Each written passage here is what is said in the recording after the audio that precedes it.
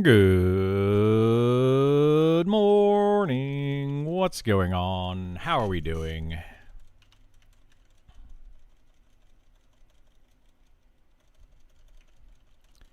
We're wrapping up Sean's stream. I think he's ending now.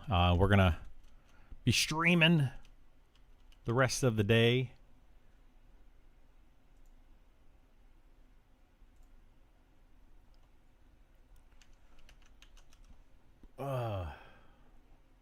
What's going on with YouTube?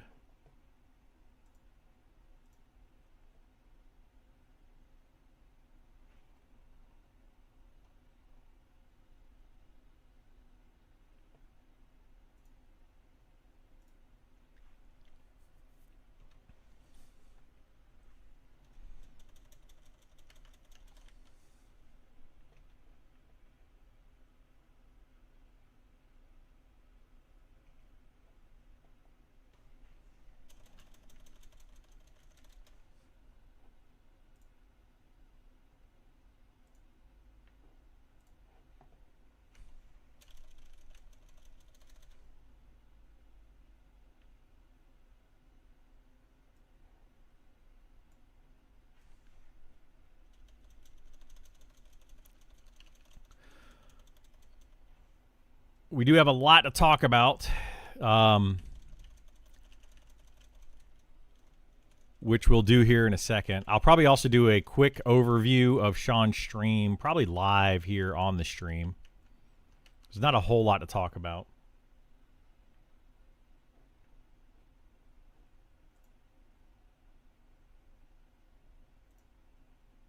Hey, what's up, Pity? How you doing, bud?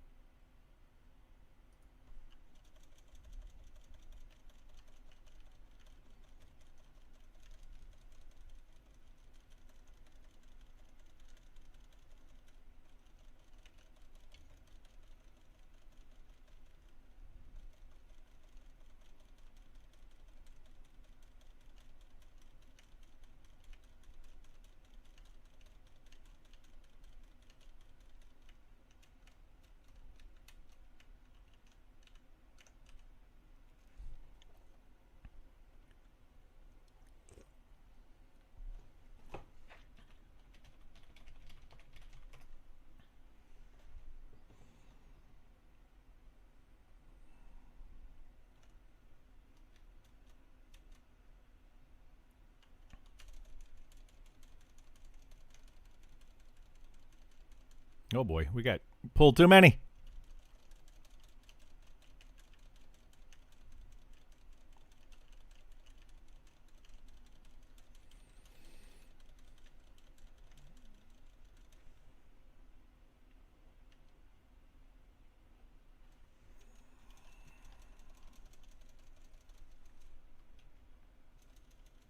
Hey, Vor, how you doing, bud?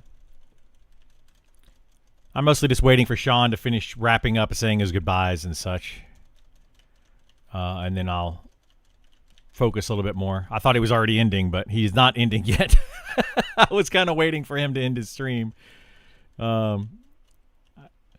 Sometimes he gets off quickly, and other times he says goodbye for an hour. Is killing goblins turn-ins best way to raise a Shira faction? Yes, that is the only way really to raise a Shira faction. Yeah, it's the best.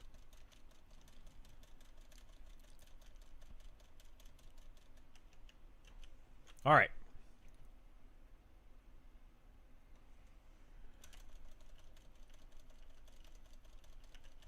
Okay, he's ended his stream finally. I do need to go back though and watch the beginning of the stream so we can talk about it.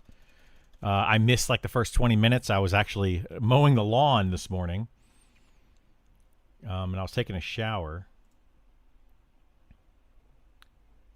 So let me. I don't think he said much.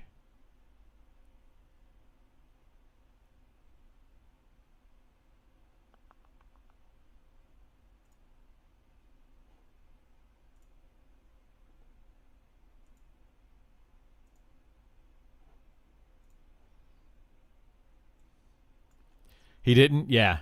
He did. He didn't. He didn't say much. Hey, good morning, Todd. How you doing, bud? He should have rated me. It's all good. I'm not worried about it. I don't care. I'm gonna listen to the first 10 or 20 minutes or so, and then we'll talk about it. But yes, I'm sure everyone will blame me. What's going on, Nova? How you doing, bud?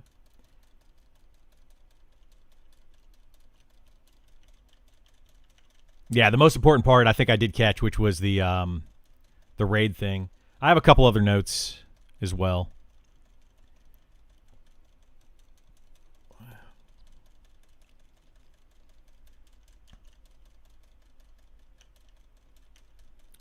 I think this group is wrapping up here momentarily.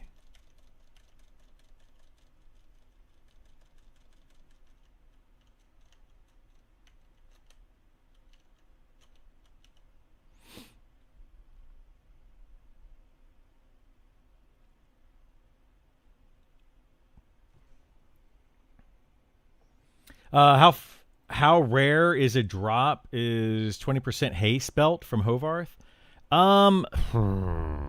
That's a tough question. It's not. It depends. You could be really lucky, but you could also be unlucky. It is his rarest drop, as far as I know, but it's also the most wanted drop that he has. So it makes it feel more rare because of that, because everybody always wants it. I would say it's probably a 5% drop chance.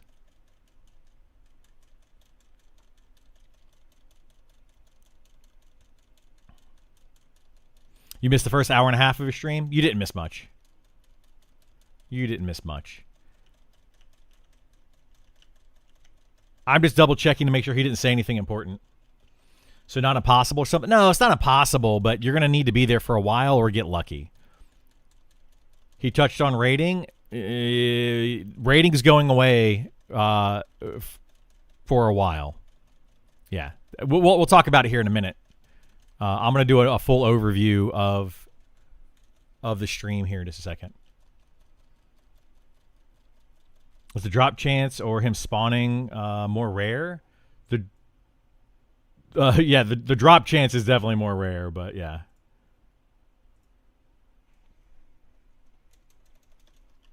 Let me stop YouTube and bring it back up again. It's bugged out on my end. Yeah,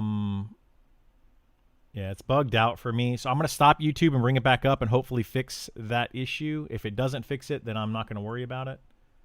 But just FYI for those over on the YouTube side, I'm going to stop it and bring it back up. Give me a minute though to set this up.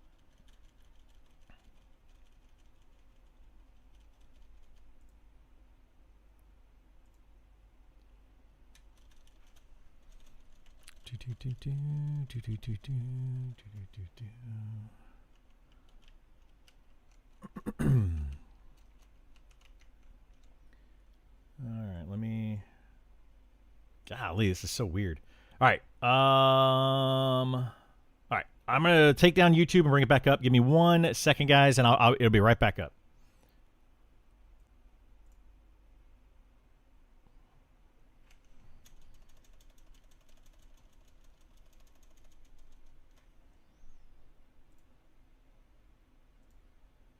All right. I don't know if that fixed my issues with chat or not. Hopefully it did. What's going on, Seminole? How are you? So I assume you saw the Discord post. I started the in-game fairness post. I mean, I assume he probably did see that. I don't think he referenced that specifically when he was talking about the raid stuff. But I'm sure that's part of the thing. Is like a lot of people are talking about that. They've been talking about it for a while. I was one of the ones that have been saying for the past several weeks, probably for several months, they need to remove the raids from the game until they get them working properly. I literally said this yesterday. I talked about it yesterday on the stream. So they're just in a bad place. Yeah, it is my fault. It's totally my fault. No, it's in a bad place. They need to fix it for sure.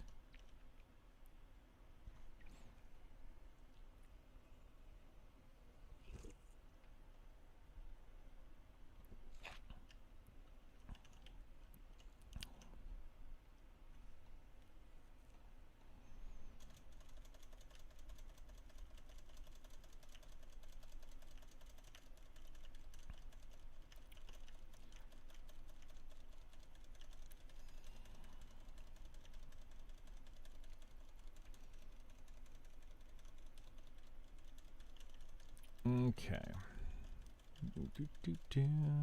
Most everyone in my guild blames you for things. That's fine. That's okay. I'm just a guy with opinions, man. Honestly, they don't listen to me as much as people think they do. I just think that I have very similar feelings for the game that some of the devs do. Like that, yeah. I'm not changing. There was an earthquake off the coast of Cuba last week. You wouldn't happen to have anything to do with that? Yeah, actually, I really wanted raid bosses to spawn in Cuba, so we did an earthquake. It's crazy. It's crazy, dude. Yeah, Taco Bell. You're not wrong. You're not wrong, Selter Smelter. You're not wrong.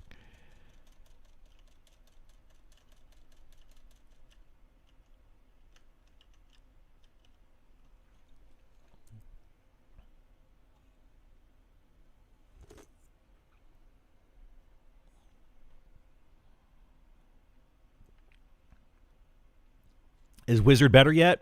They made it a little bit better with the last update, but it's not there yet. It's not there yet. We're gonna be playing the Wizard here in a minute, or in a few minutes, whenever this group is done.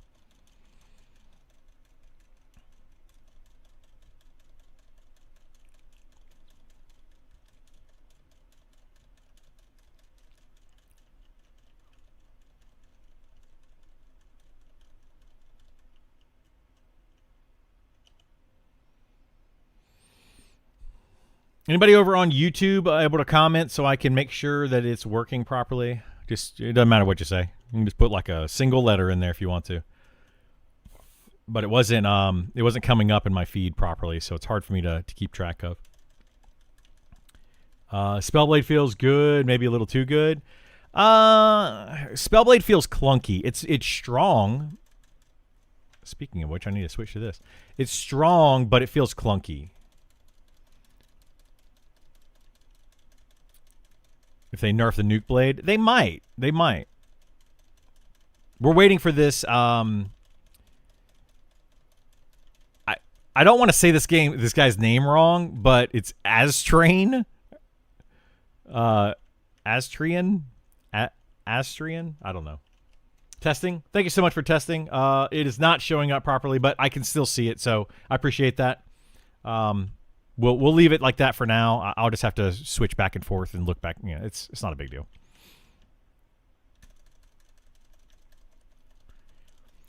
After using Conduit, having to wait global cooldown or unable to press another ability does make it feel weird. It does. I don't like using Conduit at all. I just don't like using it. Because then you got to wait, and then you got to switch your stance, and it's just awful. I wish that staying in a stance longer was worth it, you know?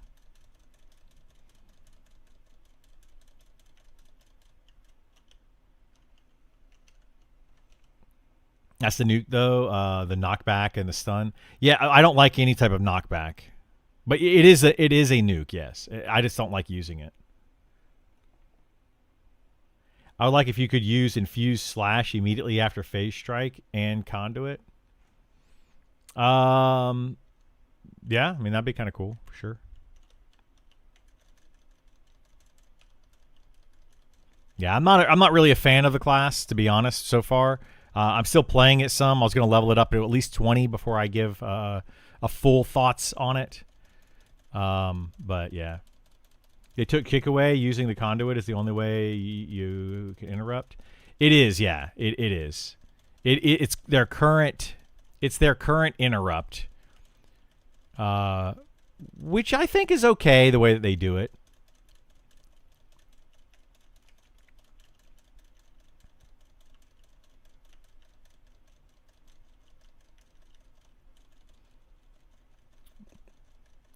Okay.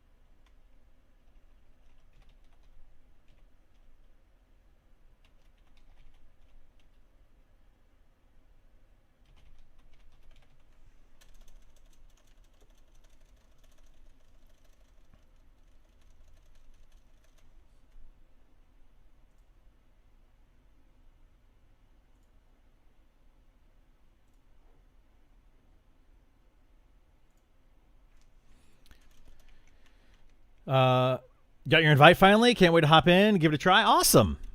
Can't wait to see you in game. What class are you representing at the moment? This is the Spellblade at the moment. Catch you later. Have a good one. Yeah, take care. Have a good one. What did I want to? You got to go adult. Yeah, I feel you, man. I feel you.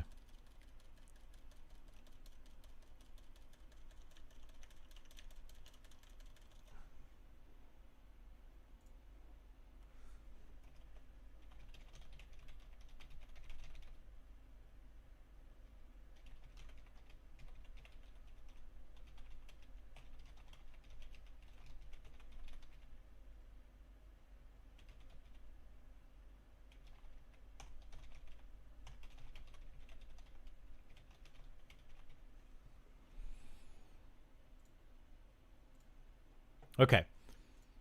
I'm going to turn off Sean's stream. I think I've got the gist of it. There's really nothing that he talked about. I only have a couple bullet points. So we'll talk about those here in just a second. And I'm going to use it now while we're playing this to make my video, and we'll upload this to YouTube. Directly from the stream. It'll be fun. It'll be a new way of doing the overview videos. Let me turn that volume down a little bit.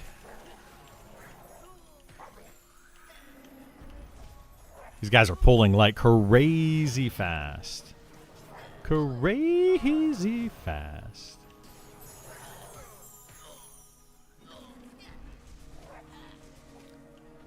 Okay, so Sean had a stream today, which is, what day is this? This is June 16th.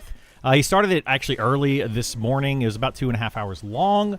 Didn't talk about a lot of stuff, but there are a couple of things that are very important that I do want to go over and give out to you. I'm also doing this while we're playing the game to try, have a little bit of background going on instead of just having my giant face. So let me know if you prefer that, or if you just prefer, my giant face with the screen in the background that says Monsters and Memories. But, so beginning of the stream, he's basically working on Rothold. He doesn't really do a whole lot of stuff in Rothold during the stream. But if you want to see a few bits and pieces of that, definitely jump through the stream and check it out. But he does start talking about classes quite a bit around the 18-minute mark. And he's talking specifically about the Wizard, but he also references to the Druid, Archer, and Spellblade. These are the 4 classes that were recently updated in the game, and he says that they are currently being worked on in heavy development. So you're going to find some things throughout the game or throughout these updates that are not to your liking, and they are going to be continually making those adjustments. So if you don't like that kind of stuff, then maybe it's time to take a break from the game and come back later on, is basically what Sean says about that. Around 51 minutes in, he does answer a question about classes flexing into other classes. So will classes be able to flex into other classes? And he said yes, but it's going to depend on the class themselves. Some are going to flex a little bit more into other classes than some of the other classes. So it just depends on the class, and then how much they're going to go into that class depends again on the class. He did specifically reference the wizard again, saying you're not going to have like a wizard using a glyph to cast a heal spell, for example. So you're not going to have wizards flexing into any type of healing role, but you might see a little bit of flexing here and there. Like right now, the druid is primarily a healer, but it can kind of flex into a DPS role. However, it will most likely never be a full-on DPS class. So just kind of keep that in mind when you are picking your characters. The last thing that I really want to talk about, and this is the biggest thing that he talked about, and a lot of you are going to want to go and listen to his words directly. So it's around an hour and 18-minute mark of the stream, and he says they are deactivating all of the raids in the game. This is going to include the level locked raids, so your Bone Construct, your 2 different elementals, as well as the higher level raids, so the level 60 mobs, or 60 plus 63, whatever mobs they are. So your Gulamane, or however you pronounce that, your Pustulax, the king, the giant king, and even the dragon. They're going to deactivate all of those until they get them the way that they want them, and they're going to reevaluate how they want to spawn those mobs, what they want to do with that, etc., and then put them back in later on. So that is a very, very big change that is happening. He does say, he goes into a lot of detail about that, saying, you know, it's causing a lot of undue stress on the devs, or on the GM specifically. They're having to deal with these issues and a lot of conflict between the guilds. This is something that I brought up several times in the past. I personally felt like this is a great idea. I'm glad that they are removing the raids for right now until they get them in a better place, and then introducing them back in when they're ready to be tested. So that is pretty much it for this update. It's a very short one. Most of the stream was him just kind of chatting about his garden and the weather and just kind of saying hi to everybody, that kind of thing, because he hasn't streamed for a while. So that's going to be most of your stream, but those are the big points, and you can jump to those if you want to. Anyway, that's going to be it for that update, and we'll be talking about the rest of this during the stream today, so definitely come on in and hang out. All right, let me upload that to YouTube. There's not a whole lot there to that, but we will upload that over on the YouTube side of things. And I will be reading all sorts of chat. What classes are underrepresented at this time? I would say, I don't know. Inquisitor is probably the most underrepresented class at the moment, in my opinion. All right, let me go upload this very quickly to YouTube.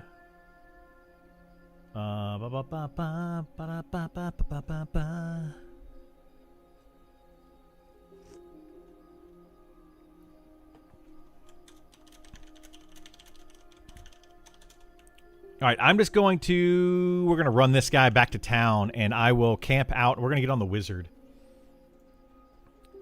You're a wizard, Harry. No, you're joking about your face, but your profile pic for Twitch reminds me of where they had the cardboard cutout placed on their store in Harry and the Hendersons with Harry grinding portrait. Nice. Just really boils down to, is it worth spending your stance for the next foreseeable future? Yeah, exactly. What weapons am I using? Right now, I am using these 2 weapons right here.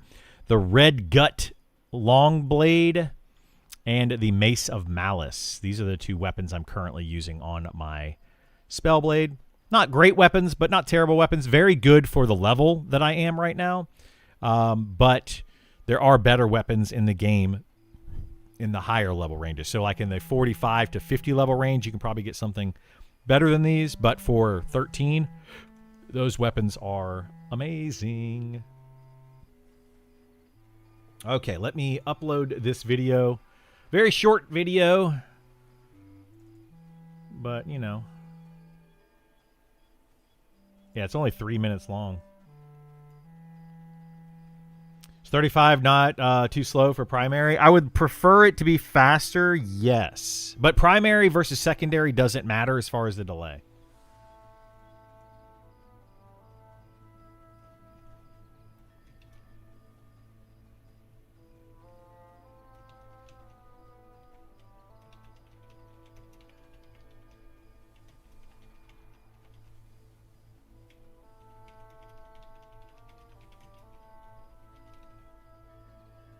All right, let me save this. We'll edit it over on the other computer. Makes it a lot easier.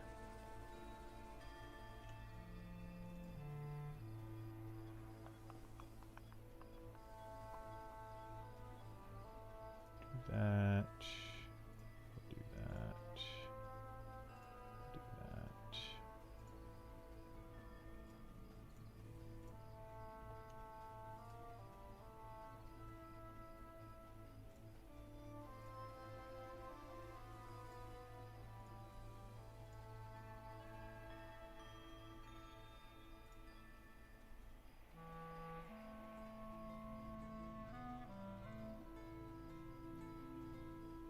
Processing video. Perfect. Okay, so we'll do that. And I can update this over on the other computer. We can do that. We can close this, move this over here. Which is bonkers. Inquisitor is great. Inquisitor is a very good class. Yeah, Jenky. I think Inquisitor is a fine class. But I do agree. I think part of it is because of the human only being able to be human. But yeah.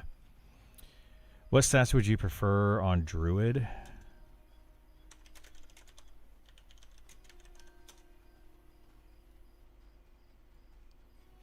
Human is the most played race at the moment. Is it really? Like, I haven't even looked. What do you mean it doesn't matter as far as delay? Sorry, dumb question. No, it's not a dumb question, Helter Smelter. So your damage or your delay doesn't matter. Like, you don't want to necessarily have a faster weapon in your main hand or a faster weapon in your offhand. That doesn't matter because your weapons swing independently of each other, right? That you don't like if your main hand swings, it doesn't trigger your offhand to swing. So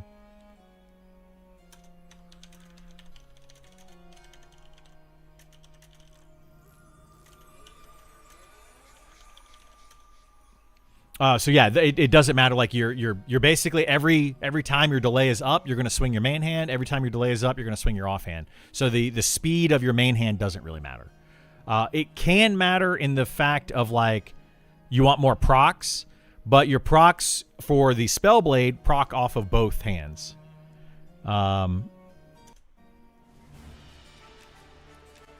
Your procs go off of both hands. So it's just you just get the for like a Spellblade, you want to have very fast weapons, but yeah, it doesn't really matter.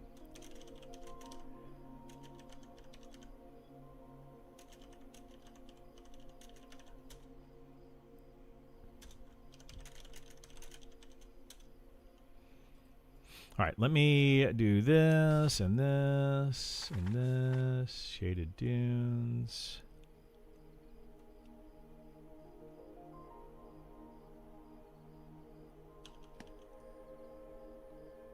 Okay. All right, give me just a second. Let me finish setting up this stuff here while we run the wizard over. I need to go to town, actually.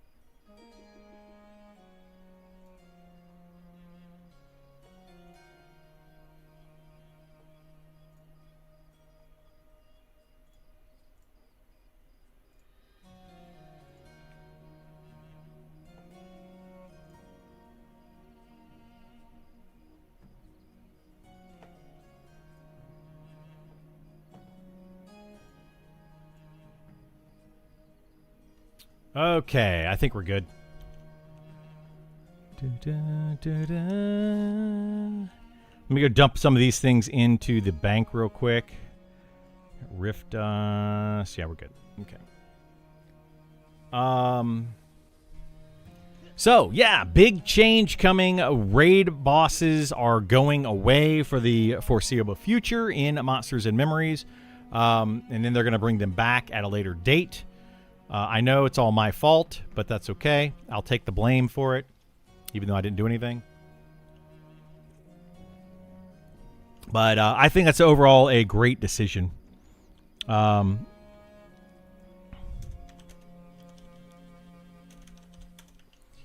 Let's see.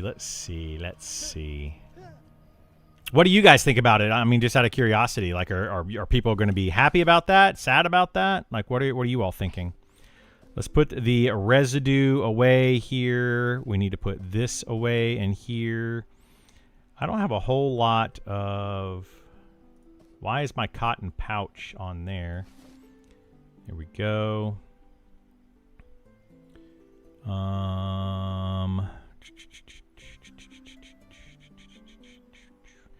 We've got a couple hours of that going there. We'll have a couple Gravewalker potions. We'll put these over here.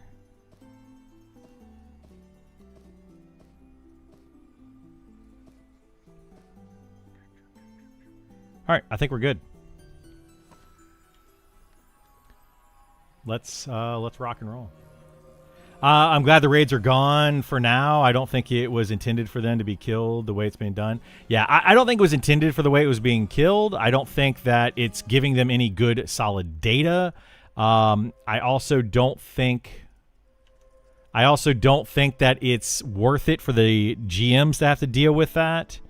So, yeah, all of that is just bad.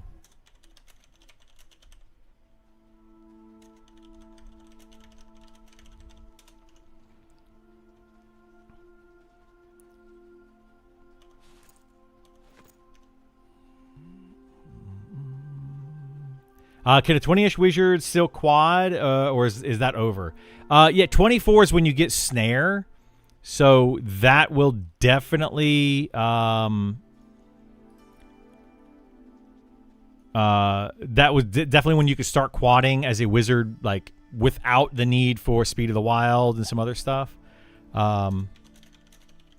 So yeah, I would say that's a good time. You can start quadding though, I think as early as level 12 now. It used to be level 8, but I think it's level 12 now based on when you get your spells. So let me look. Let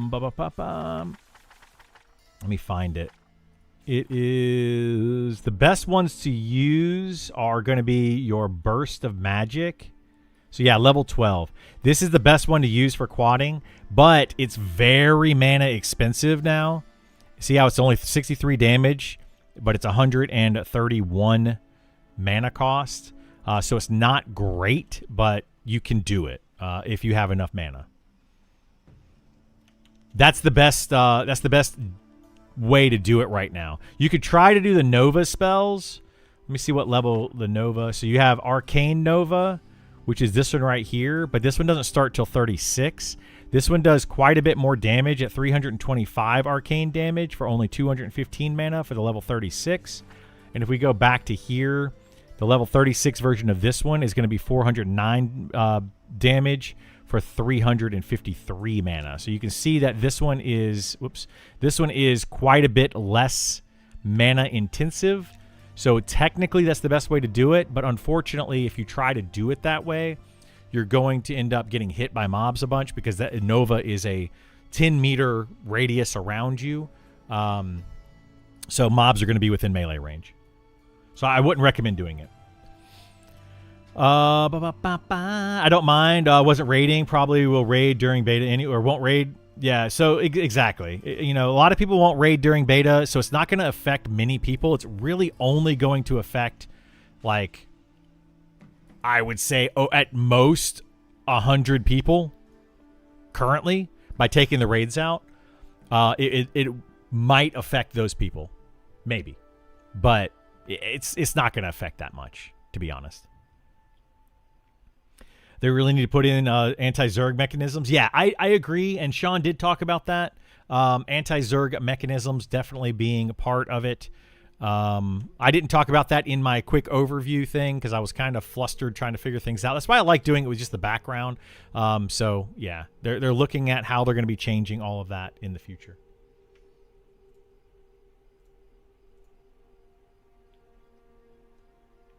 Don't worry, I'll definitely take the blame. It's the reason I made the in-game fairness. So yeah, snuck back in.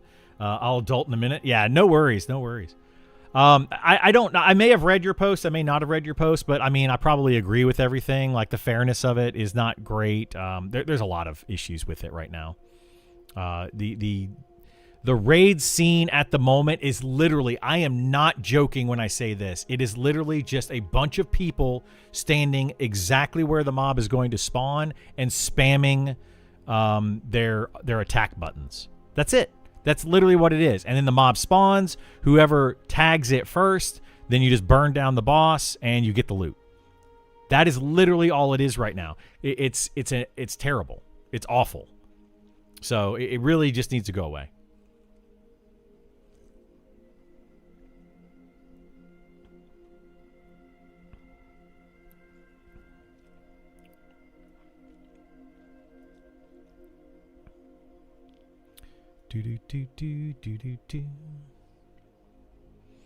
Just throw enough people at a mob and just bypass this mechanism. Exactly. Yeah, you just throw a bunch of people at it and burn it down. That's literally all that it's doing. In fact, that's exactly what happened last night. There was a Nyx raid last night, and it was just so many people standing there. They burned down the boss. They left the ads. So this particular boss has 2 ads that spawn with it. They didn't even touch the ads. They just kind of pulled them away and burned down the boss. And then they looted the mob. Everyone died after that. Literally everyone died. But they were able to burn the boss before the mob killed everyone in the raid. And then they got the loot out of it. And it's like, but they didn't technically finish the raid. They didn't do the mechanics of the boss. They just burned it down extremely fast. Which, I don't know, maybe that's intended. I don't think it is, but that's basically what happened. We need a healer. Did you want to come over and heal for us, Isar, on Gith? We're going to try to do some of these scepters, I guess, before they remove them.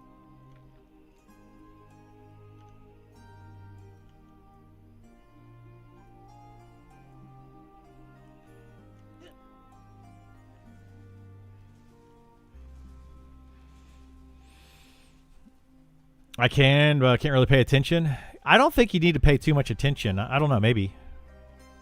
Yeah, I don't know how much attention you got to pay to these. I haven't done this since they made these changes, so I don't really know what the plan is here.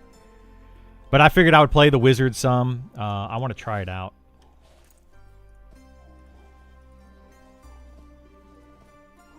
Actually, let's do this. Yeah, that's fine.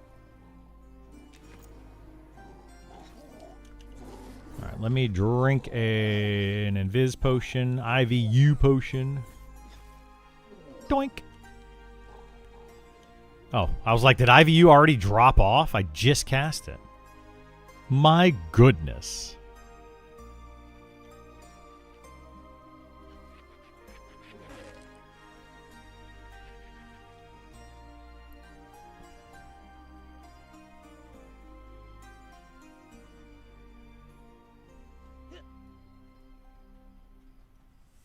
I think...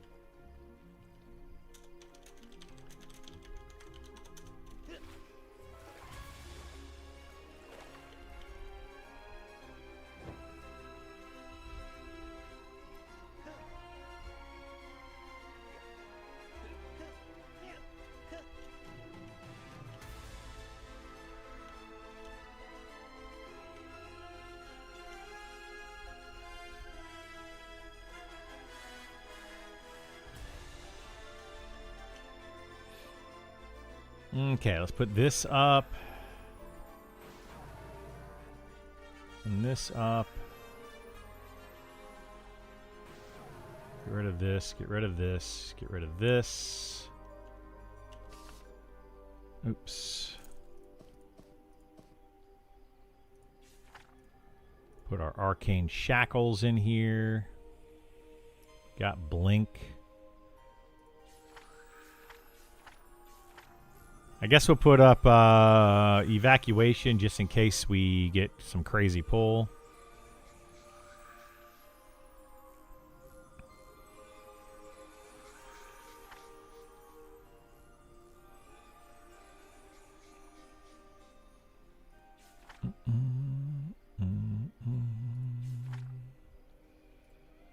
I guess I can throw Eldritch Ward in here. I don't think I'm going to be doing any AoEs. I kind of want to try out the Nova, though. Let's try out the Arcane Nova, Exceptional Arcane Nova.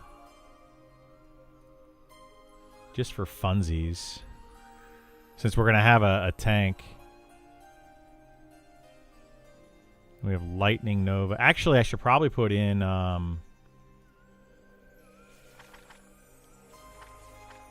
Flash of Lightning for an interrupt.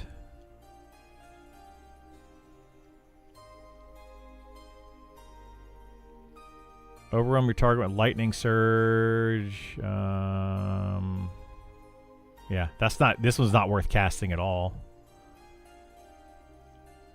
I don't think. Yeah, I'm pretty sure. So this was level 60 and it does that much damage. And this one's level... Yeah, this one's cheaper. Cast time's about the same, and it does more damage. So yeah, this will do more damage than this one. Although when you first, yeah. Anyway.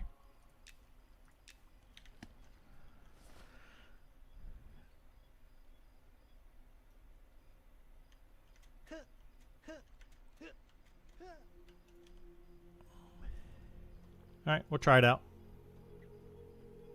Do do do do do do.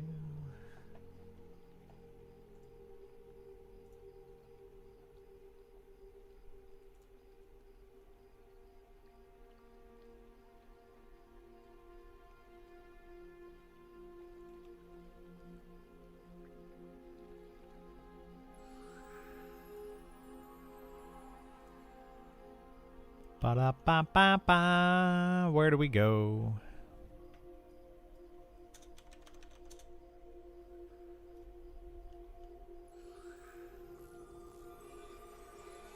Oh, we're going back down to the island? Guess we're going back over here.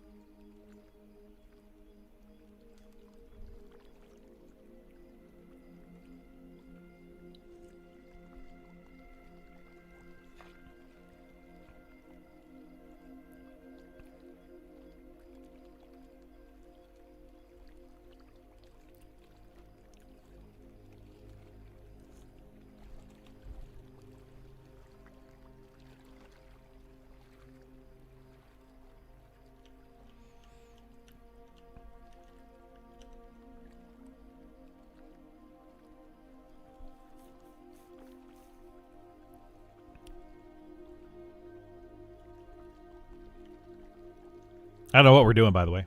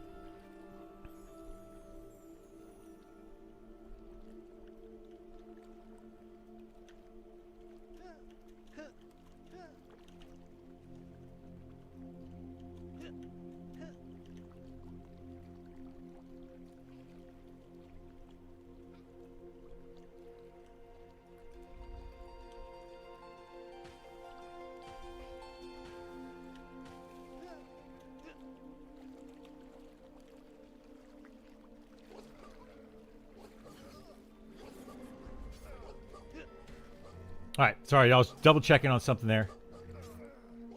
You got your $2,000 Monsters of Memories machine. Nice, nice.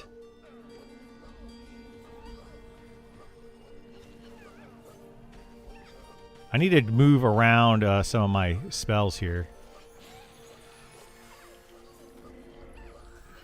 Was it 4?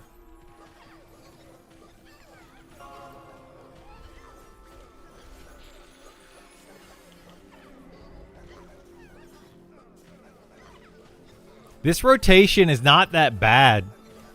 I'm able to... Oops, wrong button. I'm able to maintain a lot of mana for this now. Situ Specs price was a good deal. Yeah, I saw it this morning. I didn't get to read all the way through it, though.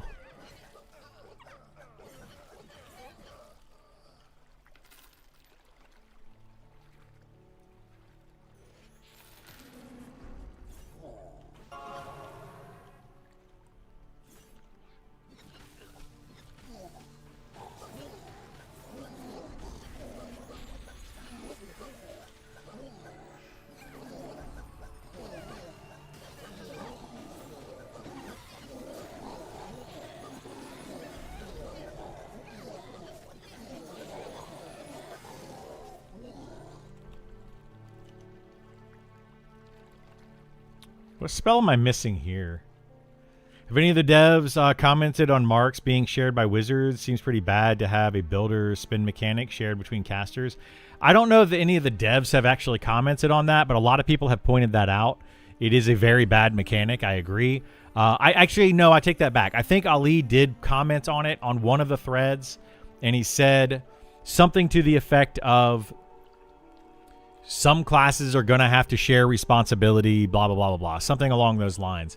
But I feel like it is a bit different on the wizards specifically because they have to use it to maintain their damage, whereas usually you would have to share responsibility, not necessarily share the benefit. So I think it's a very different situation. So I think they do need to reevaluate that. And I don't know if they're looking at that right now or not, though. But they absolutely need to reevaluate that. It's a very bad mechanic that you have to share your benefit with other classes. Like having two of the same class in a party, two wizards in a party is usually a net loss to your party. But having like two druids or two, of something else doesn't necessarily hurt as much. What happens when, say, 10 wizards on a raid target share mana recoup? Exactly. That's where the problem is going to come in. As you get to the higher level stuff and you start to get into raids and you have it's just going to be a problem.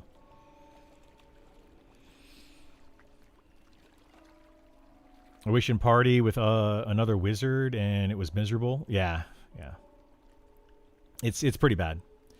Best pet class, charm included. Right now, enchanter, but that's going to be changing, hopefully.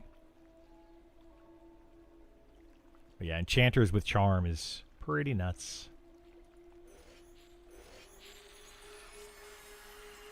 Wait, does this really not have a graphic?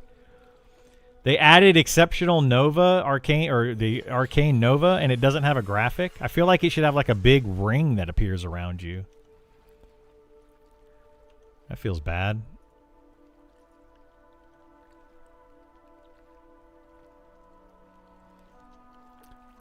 That's why I have marks with effects are bad. I mean, they're not bad as long as they don't share with another class or another player. Like, you shouldn't have to share those marks.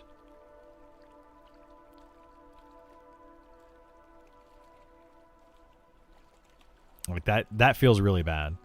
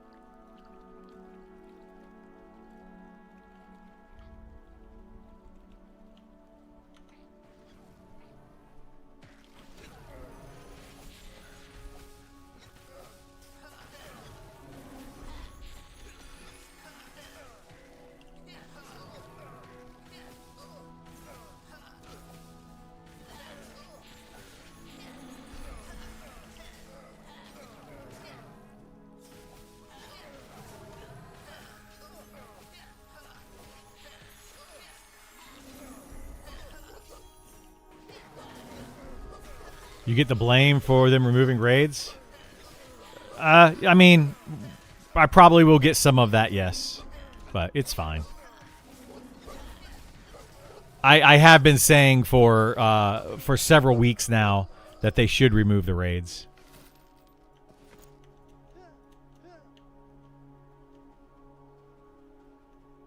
Actually, I've been saying for 6 months or more now that they should remove the raids until they're ready.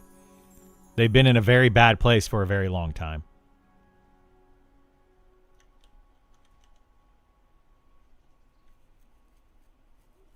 It's like Finkel and Einhorn. Einhorn is Finkel. Finkel is Einhorn.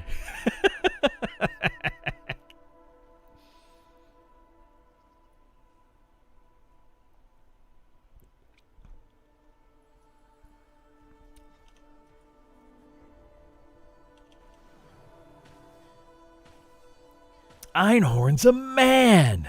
Yeah. Oh my god, I love that movie.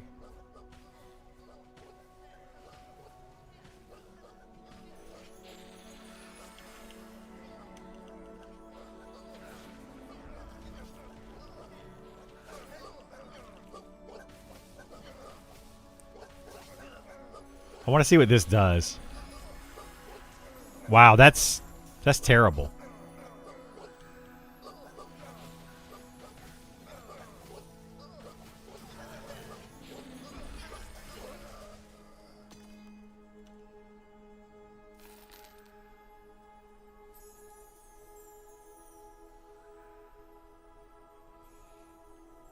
Okay,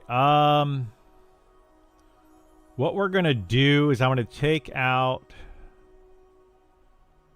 this. I don't, I'm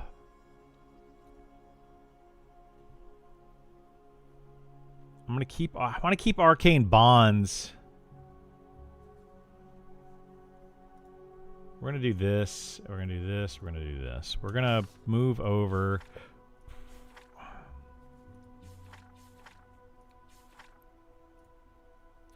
So we're going to do Fire Volley.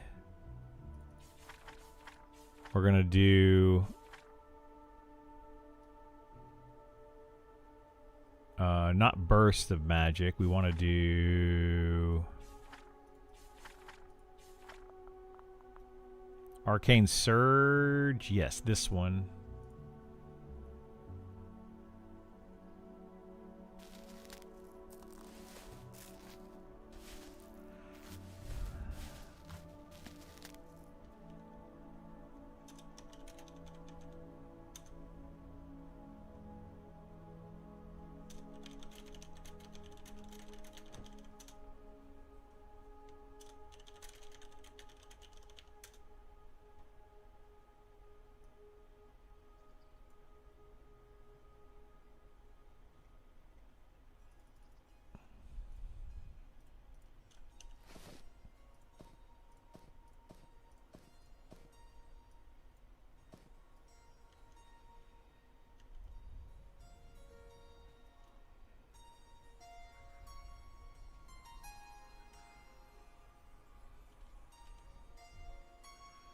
So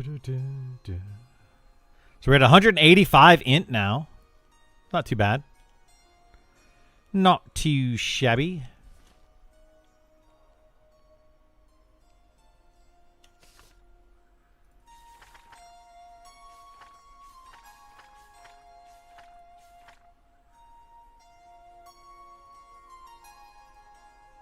I need Seal of Magic. Wait, am I not using Seal of Magic 3? I am. Okay, so Seal of Magic 3. We don't need this. Sorceress Mind. Evac. That's pretty much all we need on our bar.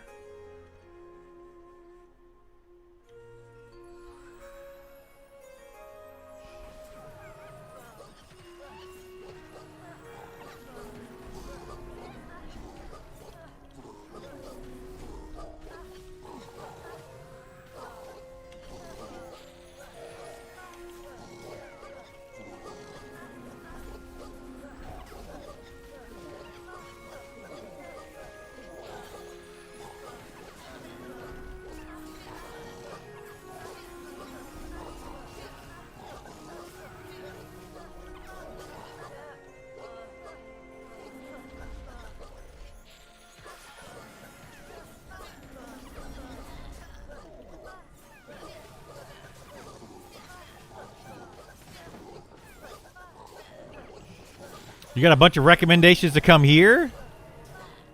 Well, I feel awesome and blessed that people told you to come here. So welcome. Glad to have you. They probably told you wrong, though.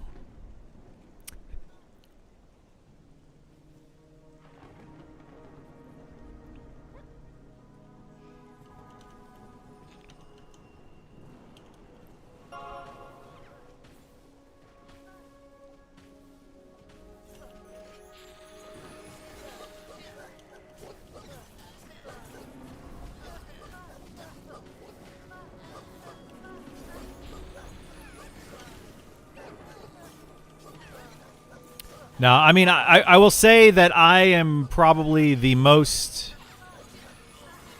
I play the game more than any other streamer, I would say, currently. So that's where that's probably coming from. That's, you know, most likely all it is. Most faithful to playing it? Absolutely. I am definitely that. I am definitely that. Hey, we've got an Esar.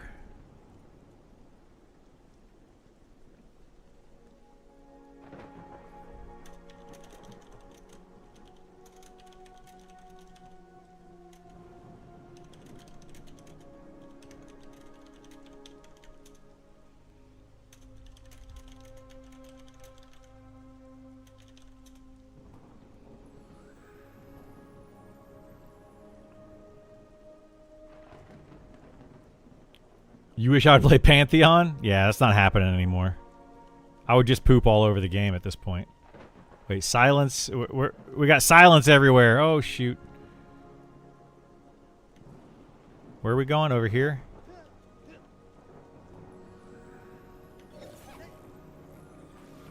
Oh, no!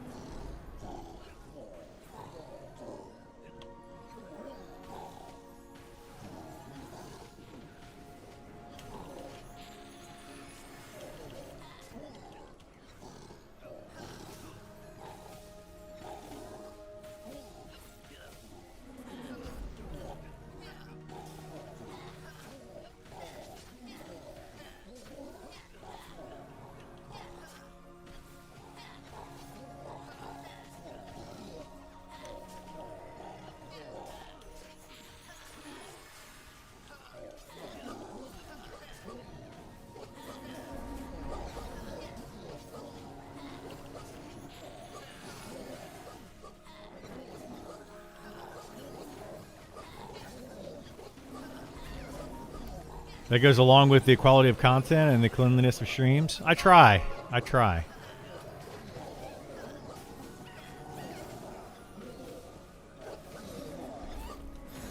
I don't know. I need to just make an assist macro. I don't know what mobs are working on here. I'm trying to split up my damage.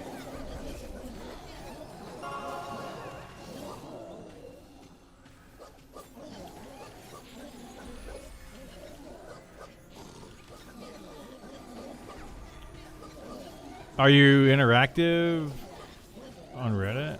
If so, I found your recommendation. Wait, what recommendation did you find?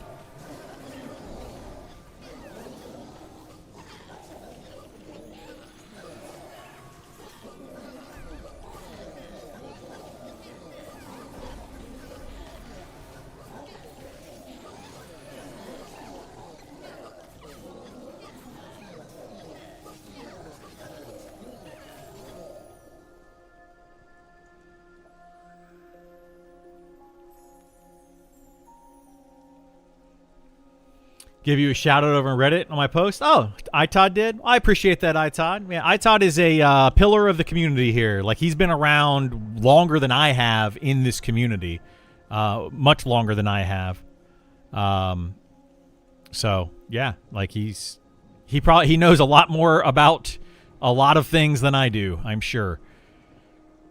He's been following this game for years. I've been playing this game for probably a year-ish, a little over a year now.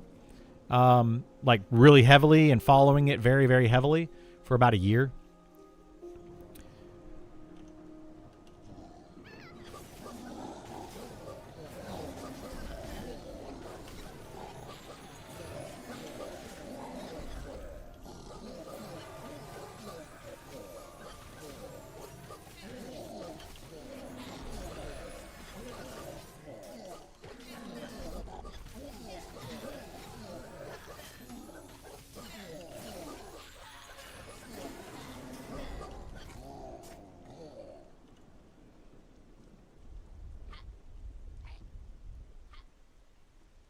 Wait, are we getting the, yeah, there it goes. Arcane Acceleration. I'm so glad that they mixed those two together. I've been aware of it for about a year, but just in the last month started looking for folks playing it, get a feel for it. Yeah, I play it a lot. I play it every day. I can probably answer most of your questions. If I can't, somebody in the stream most likely can.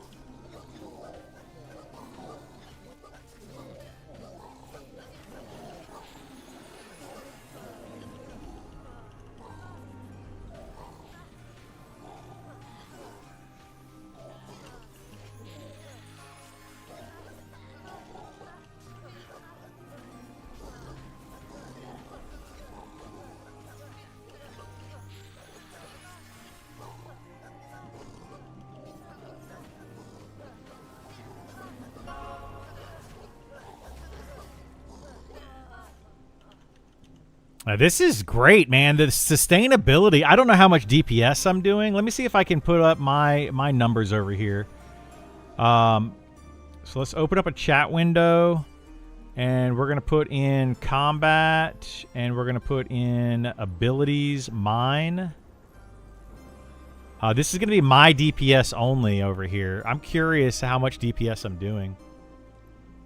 Mostly been asking for opinions of classes I'm mostly interested in, specifically Druid and Shaman. Shaman seems well regarded. Not a lot of opinions on Druid after the rework. I can give you my opinions on both of those. Right now, the Shaman is probably the best overall healer in the game because it's got some great debuffs, some great buffs. It's just overall amazing.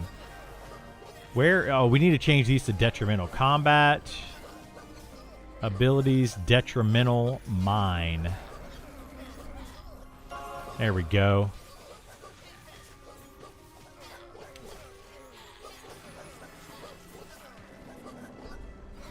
Wait, why is my damage not going up?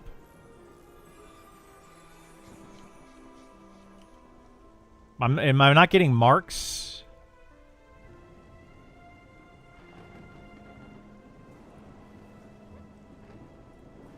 I'm only doing 58 damage, fire damage to these.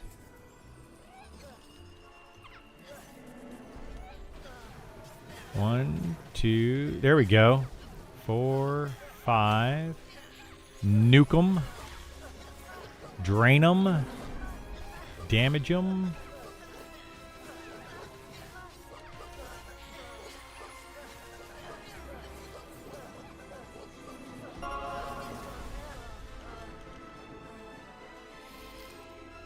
But yeah, so the Shaman is the overall best healer, I would say. The Druid is right now a very, very strong healer, and it's also got some very good damage to it with its nukes.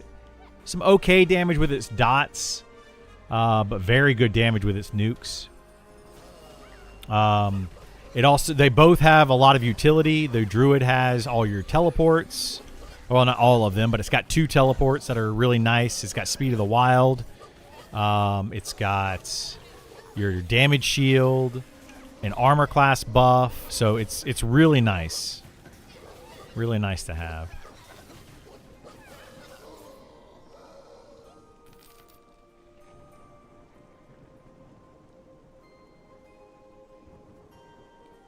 Wizard is doing some really good DPS in groups now.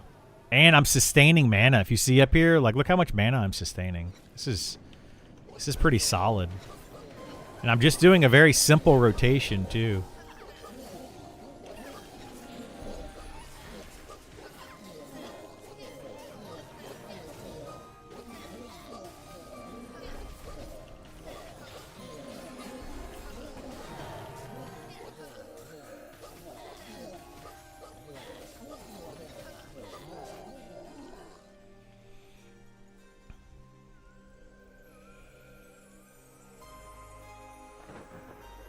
I would not recommend doing this with glyphs either. Trying to do this with glyphs would just be annoying. Because I have to hit so many more buttons. Like, yeah, I just don't like it. You only recommend Grump Criddle's channel? Yes, I'm kind of a grumpy guy. That is one thing you will get out of me is you'll find out that I'm extremely opinionated. I'm very loud, and you know, I tell you what I don't like without hesitating. Right? I'm going to tell you exactly what I like and don't like about the game. Mostly what I don't like about it. You know, clearly I like the game a lot. Otherwise, I wouldn't be playing it. But I will tell you a lot about what I don't like. Watching the wizard in a group situation like this is pretty reassuring. The glyph situation is the juice worth the squeeze is a bummer. I hope we settle on a good system for that. I do too. But yeah, right now, like this is working. I'm just doing a rotation, as you can see right over here with my spells.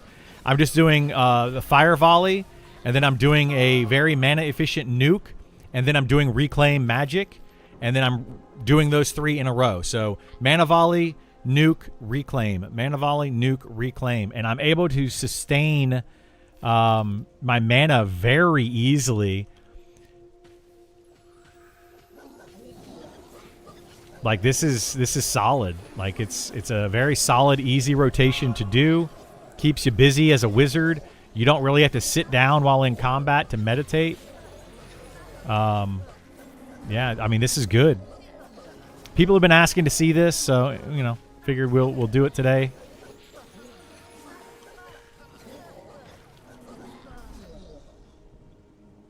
Yeah, it's basically 100% uptime. Yeah, absolutely.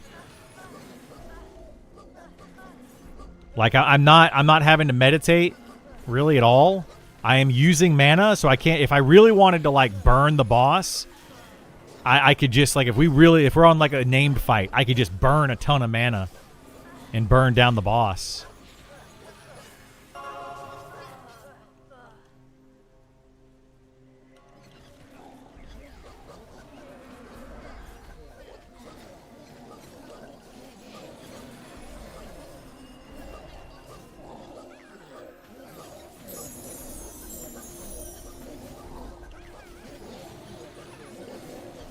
Like this boss right here, let's just burn him.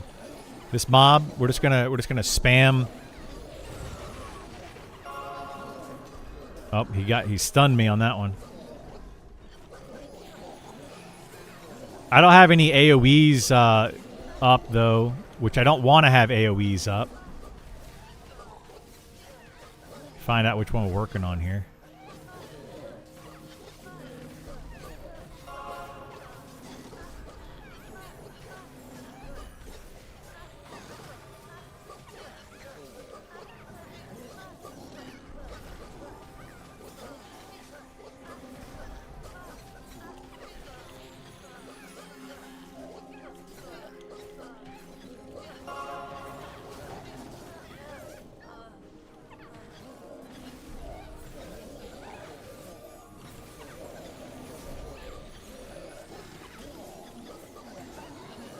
And the cool thing is too, I'll do it at the end of this fight.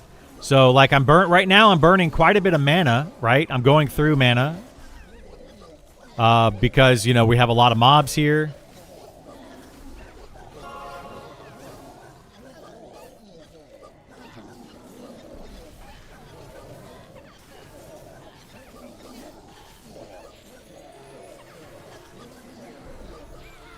But at the end of this fight,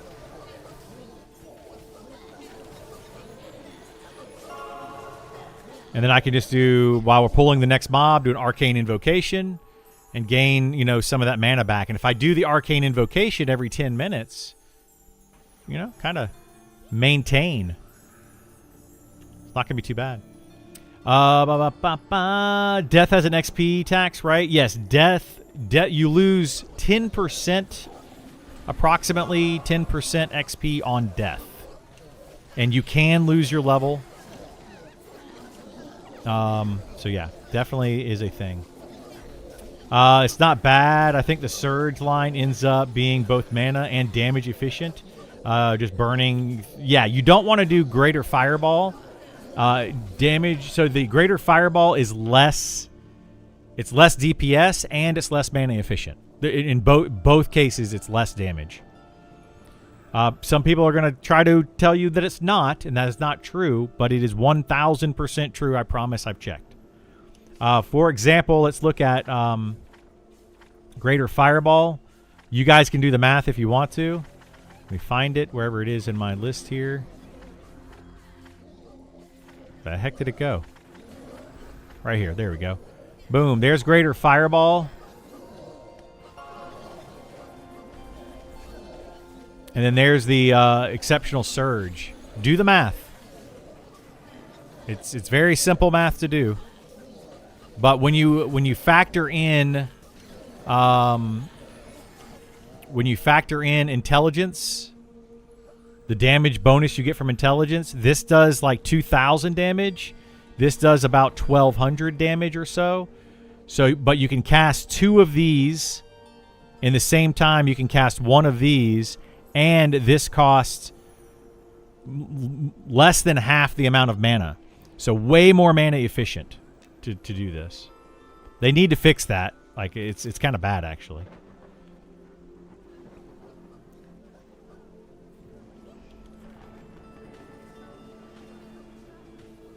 Hey, what's going on, Tinfoil Hat? How you doing, bud?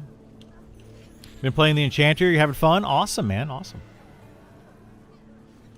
Do you guys just farm these for the name? Just asking why farm if everyone is 60? So these are we're farming the Scepter mobs, which are what spawns the raid boss, which is going away soon. So we're kind of like, we'll farm a few of these before they take the raids away. Is there a good AoE group set up, or is it mainly single target? It's in a group situation, it's mostly going to be single target. AoE, you can AoE in this game, but AoE is better done in solo play or smaller group play if you're going to do that. None of the tanks currently have the ability to hold aggro AoE wise. So this is not like your Final Fantasy or World of Warcraft.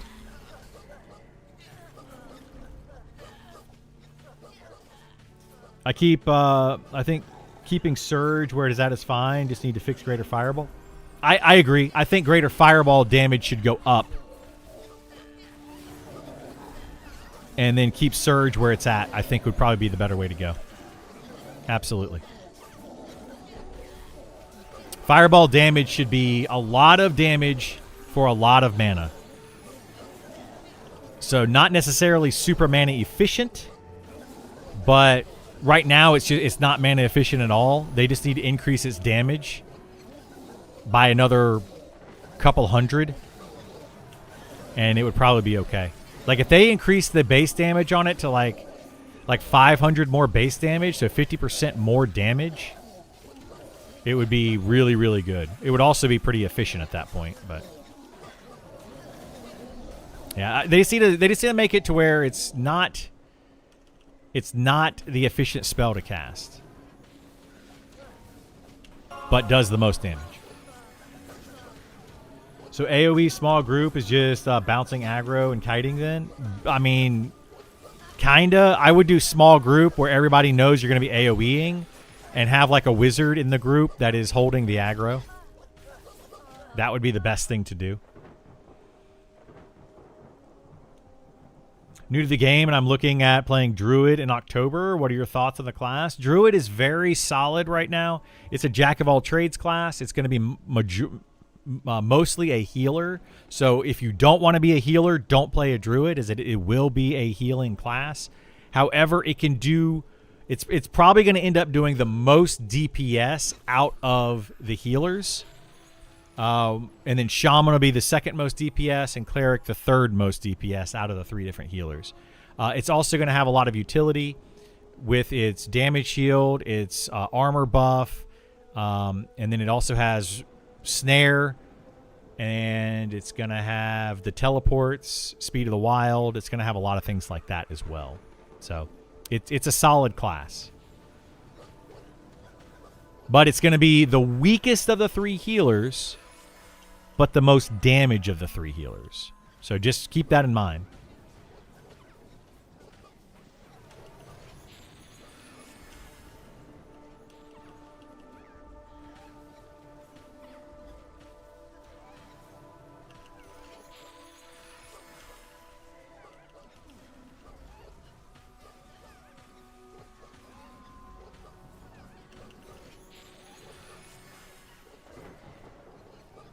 Thanks for the info. Yeah, no worries.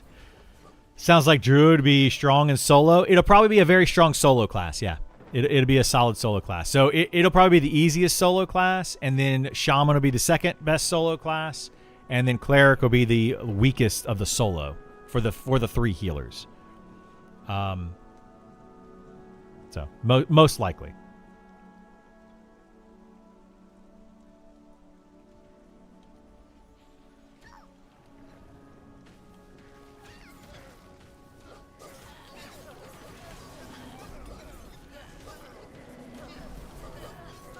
Hey, mate, just got in, and that was a doubt that I have. Which healer will be the best healer of those 3? Thanks. Yeah, no worries. No worries. Cleric is definitely going to be, at the end of the day, the Cleric will be the strongest healer. As far as recovering health, preventing damage, that kind of thing, the Cleric will be the best overall healer. Absolutely, I have no doubt in my mind, once they get all of the classes in properly and everything balanced properly, no doubt in my mind whatsoever that the Cleric will be the best healer. But that doesn't mean the Druid and Shaman won't be able to heal. They will be able to heal in parties just fine. And in fact, the Shaman might be your better group healer simply because of its debuffs. So Shaman has the attack speed slow debuff, and as long as they keep that in the game the way it currently is, it makes the Shaman one of the easiest classes to heal with, especially at higher level, because they're going to be able to reduce the amount of damage that your party takes significantly. See a Beastmaster in the party? I have not seen one yet. How are they performing in the role? Beastmasters are pretty solid. They need some reworking done. They're going to be getting some reworking done. So the Beastmaster is currently basically a shaman. It's a lesser shaman with pets. Once they do the rework on them, they're basically going to remove all of the shaman spells from the Beastmaster and focus on their interaction with their different pets. They're going to be a pretty solid DPS class. I still think that Wizard and Rogue will end up being more DPS, but the benefit that you're going to have with a Beastmaster is going to be having the added pets. So all of the added damage from the pets. It's really, really nice if you have, because you can have like 3 pets out with your Beastmaster plus your Beastmaster meleeing all at once. That's 4 characters meleeing, and if you give them all a proc of some sort, which like your Shadow Knight, for example, can give everybody a life tap proc, that transfers over to your Beastmaster pets, which just increases their DPS substantially. So they're going to be a pretty solid class to have. They're going to be decent DPS with some okay utility on them.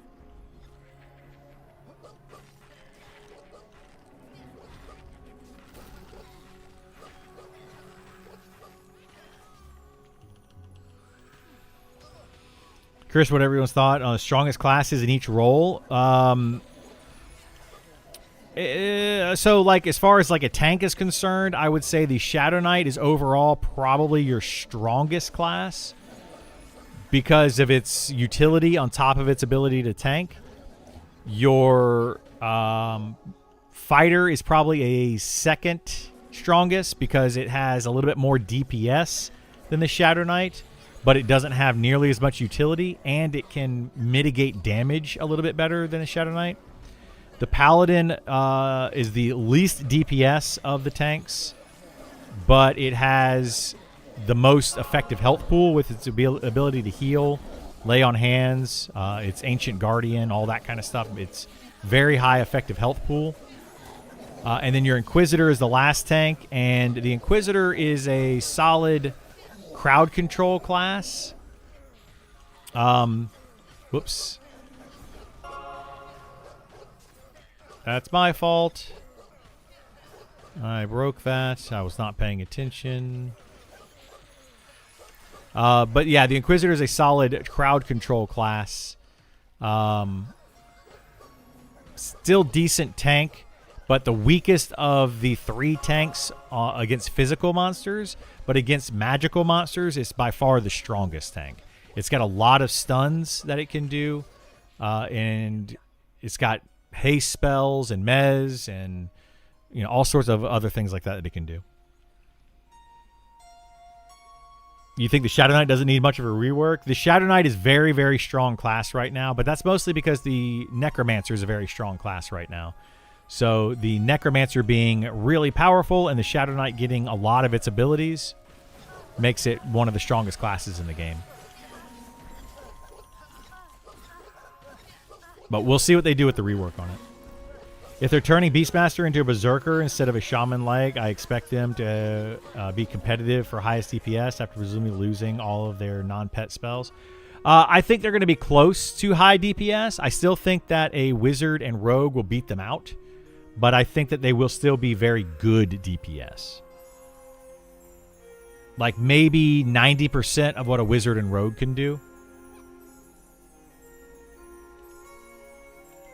But we don't know. We won't know until we actually see them in game.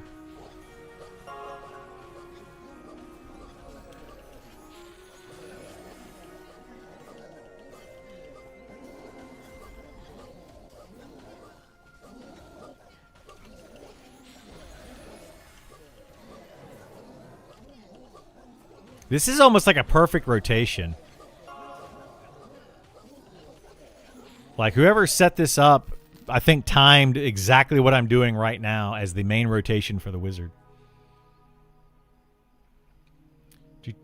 Best duo is SK Shadow Knight. I mean, that's a good duo, yeah. Shadow Knight with a Shaman. That's a solid duo. Shaman Monk is a solid duo. Shaman Spellblade is a solid duo. Pretty much, any good DPS with a Shaman is a solid duo. How do you get the mob with Gilded Spellbook? I know where they are, but can't go to them. You have to get a key.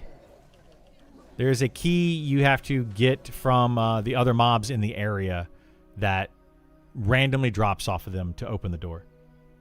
I haven't watched in a while. Have we gotten any good updates? I only asked because I got into beta. Any recommendations for a class?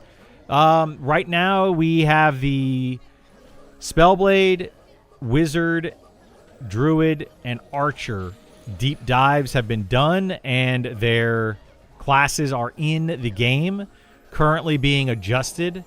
So they're not finished yet, per se, but they are the first classes that have been finished. Their update has been done, right? And they're just kind of tweaking the numbers at this point.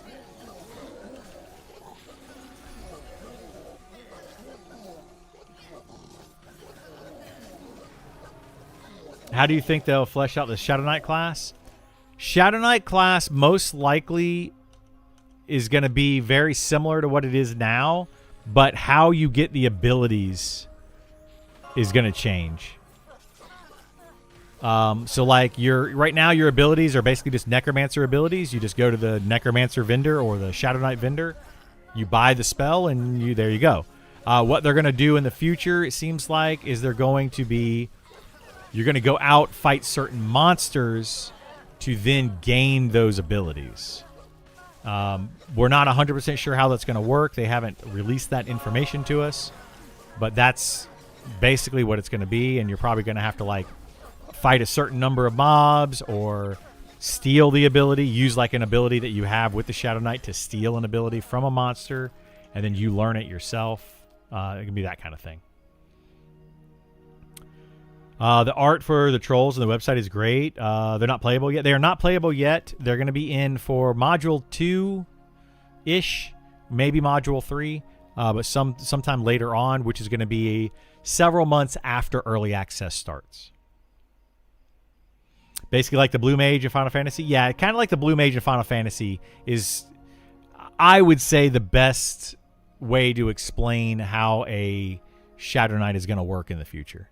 But they're not going to be stealing like all the abilities from different monsters.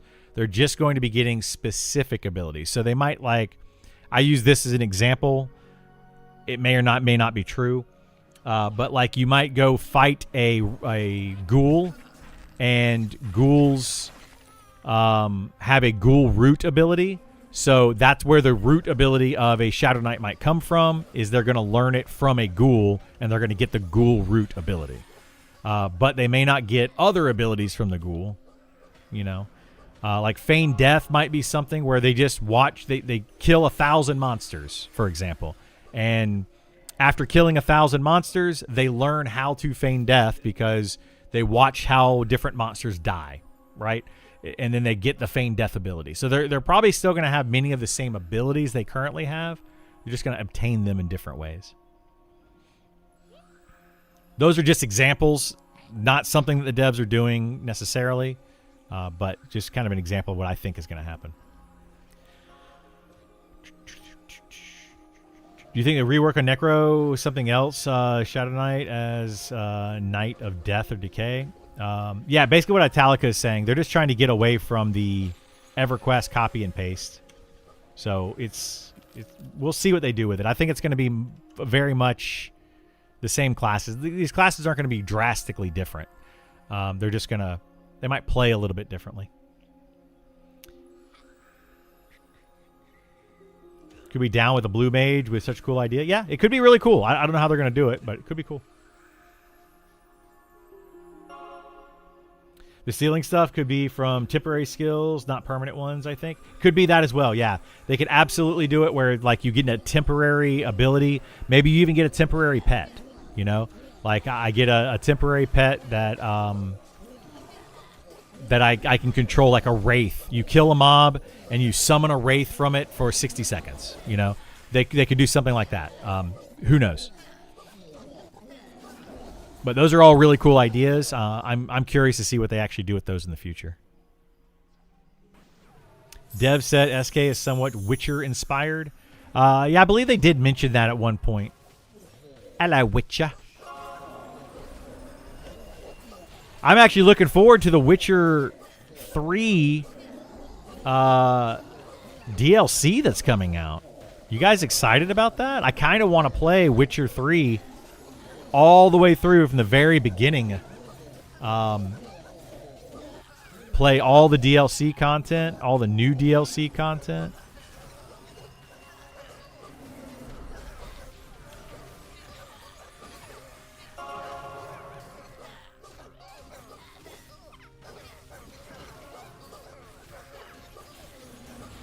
We might do that on stream. We'll see.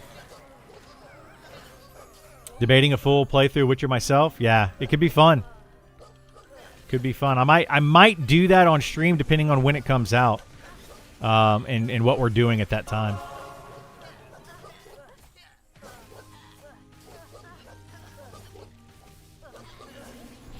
If it's before October, high chance of me doing it. If it's October to like January, low chance of me doing it.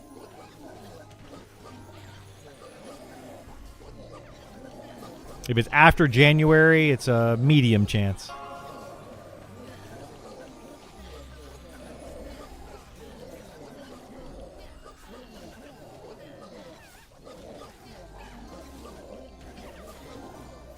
Good to know. Most interested in Goblin and Ogre currently. Troll in the long run, yeah. I hope they do something too, like what it would be really nice for this game A couple of ideas that kind of popped into my head is doing a prestige system where you play a class, level it up to level 60, and then you play the class again and level it up to 60 and gain some stats or gain something that way. But another idea that I thought of was you level a class to 60 and then you make an alt, and you might get some bonus stats based on the alt that you made. And the more alts that you make, the more bonus stats you can get, and level them up and stuff. Could be a kind of a cool way to do it. Like, let's say I make a fighter, and then I make an alt wizard. Maybe from the alt wizard getting to level 60, my fighter gains some intelligence or something. Something not major, but something a little bit, so that you get some benefit for leveling up multiple classes. It would also keep the low-level content more relevant, because people would constantly be going back and replaying it. So I don't know. That's just something that I would like to see. But who knows? As long as the Monster Hunter class keeps its dark, necrotic, morbid theme, I think it will, yeah.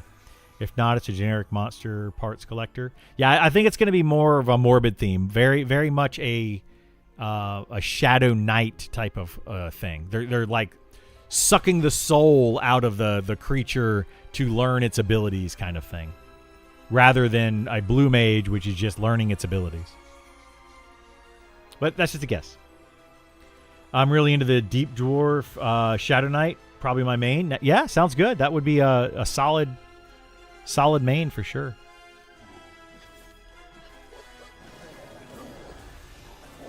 What are we fighting here? Templar? All right, I'm getting on the Templar.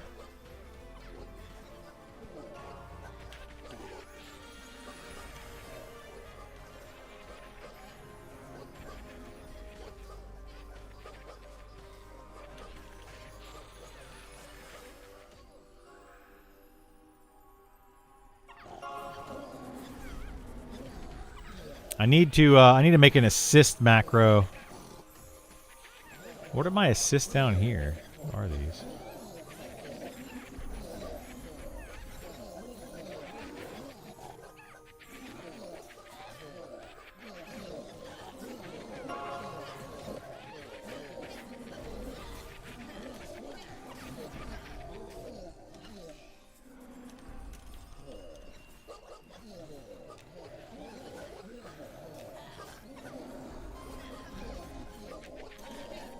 There we go. Got an assist macro for Holy now, so we can assist him.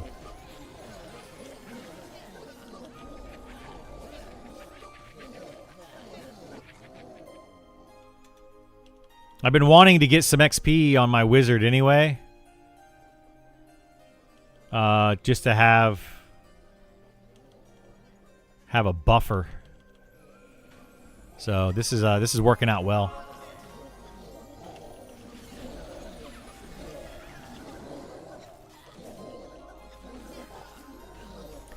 May take Dirty Mike into Deep Gnome. Little ugly buggers. Oh, goodness.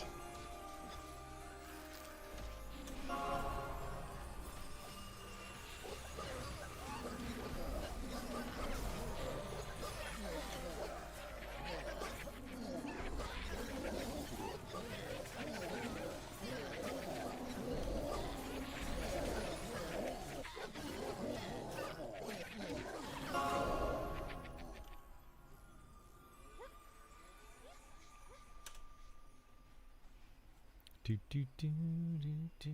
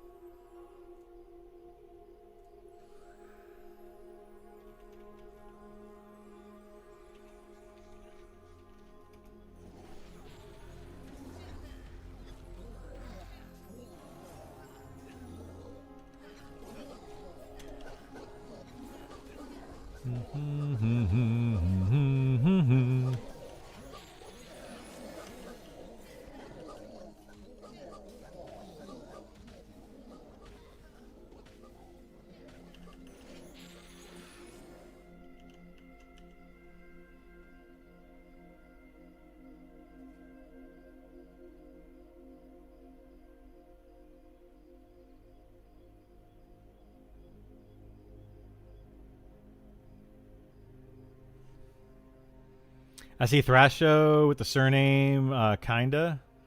Is that a character creation or something in game? So last names you can get at level 20. And you type in /surname space and then the name you want to do, and you can change that once a month, I believe. So it unlocks at level 20, and then you can change it once a month. Is the short version of that.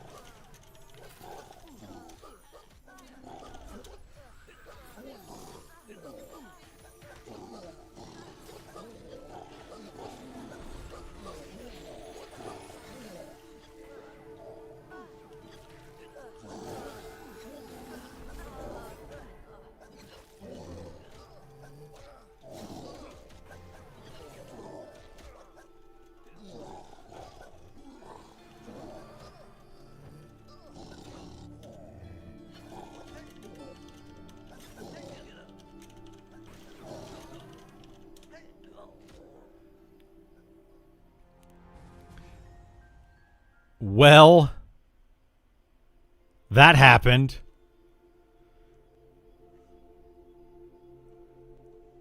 I lost my level.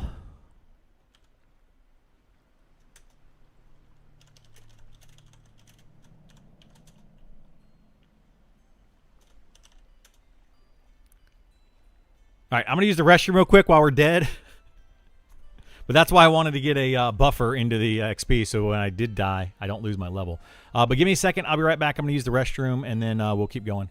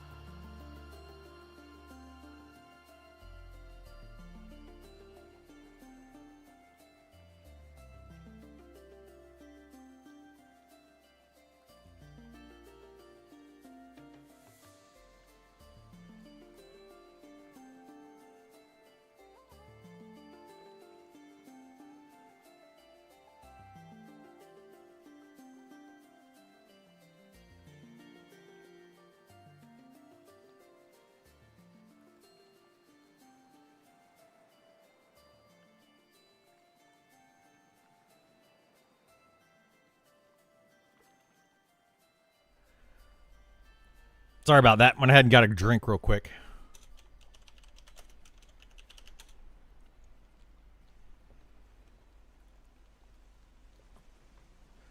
Let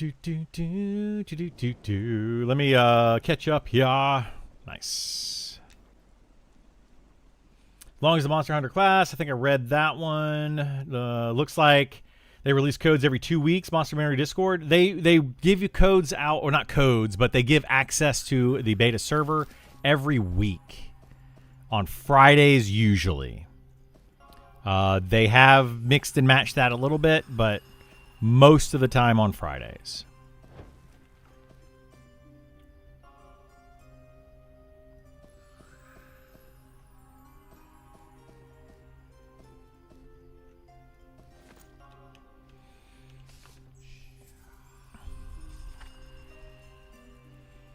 Let's see, what are we going to do here? I need to do this ability here. We need Arcane Invocation here.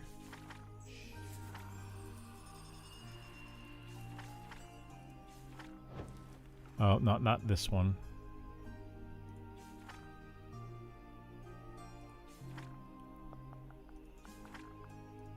This one goes here. Evacuation goes down here.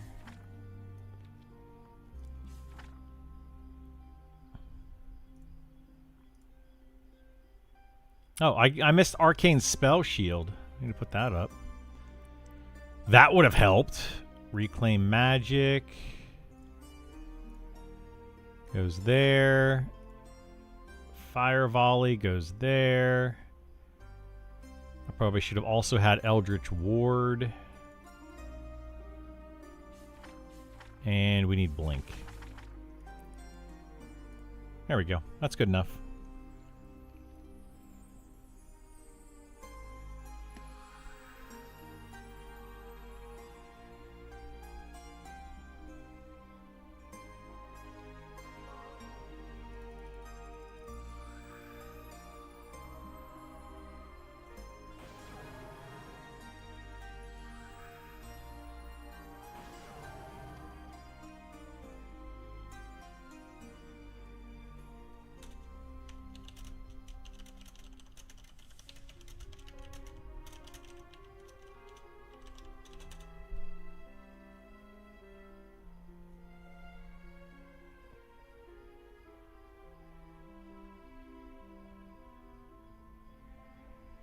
Let me join Discord.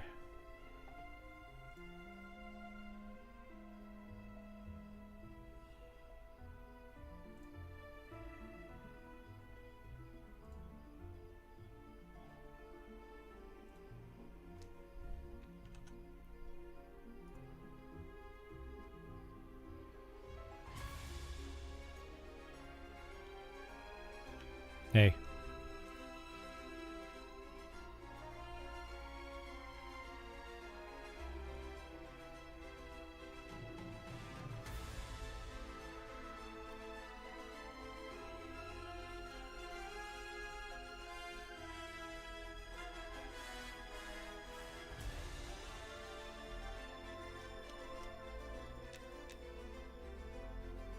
All right, do you want me to log in Kaz? I can log in Kaz and res you.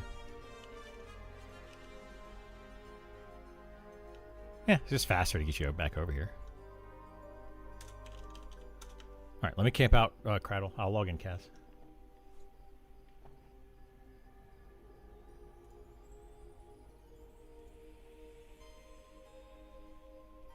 Yeah.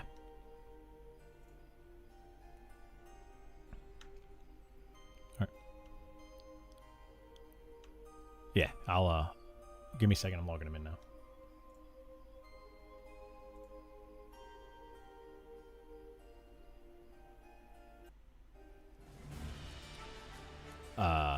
I didn't know that he changed it, but I'm logged into him, so whatever works.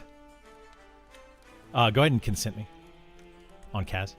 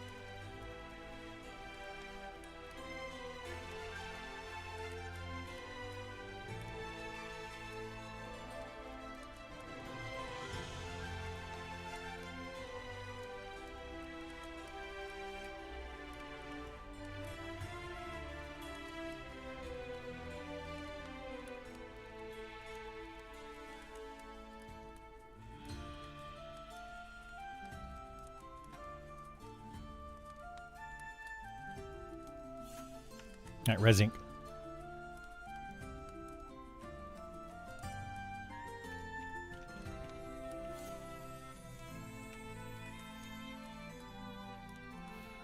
Yeah, I was, as soon as like I saw that pull, like we can't be pulling that much with Gith working.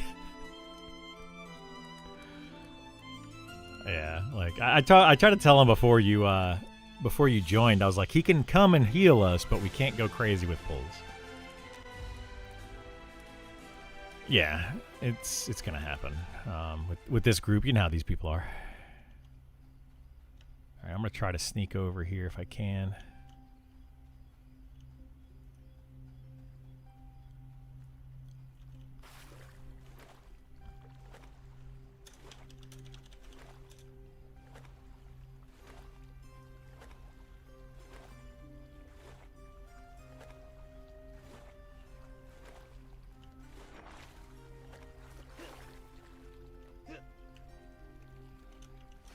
Ooh, Mage Bloom over here.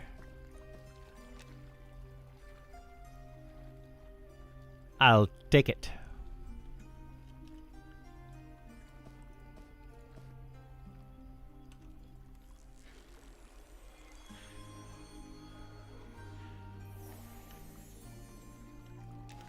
Yeah, actually, this would be a really good experience for him, probably.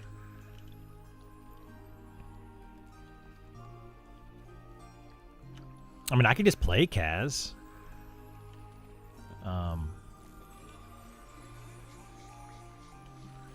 I mean, I know how to play a cleric.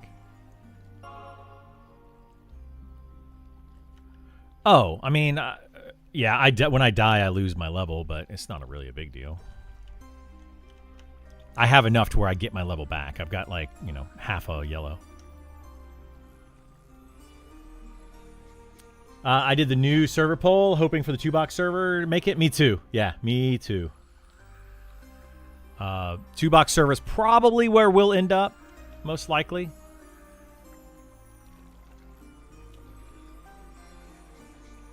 I'm hoping that the 2-box server is popular. That would be really nice.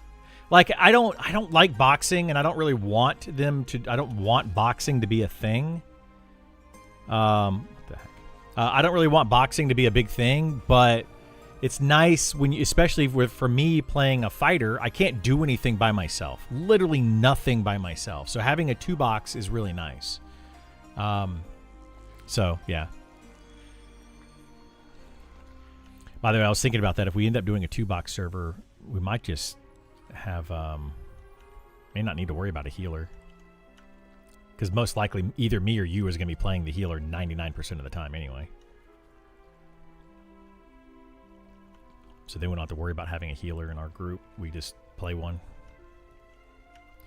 And depending on what they do with these class changes, it might be better to level up a cleric in the group, but we'll see. Shaman might be good too, but we'll see.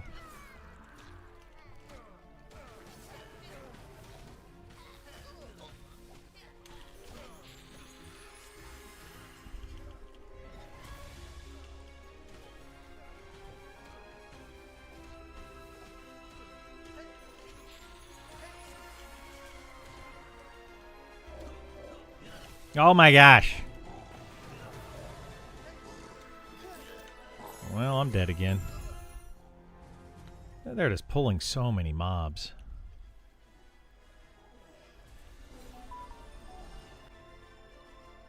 Yeah, they're pulling way too. I don't know why they're. Oh, it's because the named spawned. That's why. So they were trying to pull all those, but they're pulling them way too fast.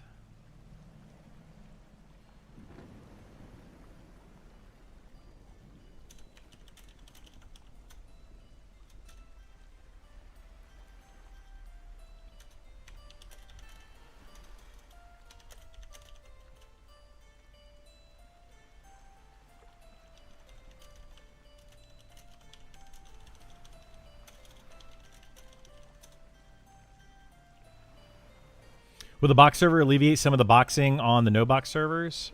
I mean, there shouldn't be any boxing on the no-box servers, so we'll have to see how what they do with that.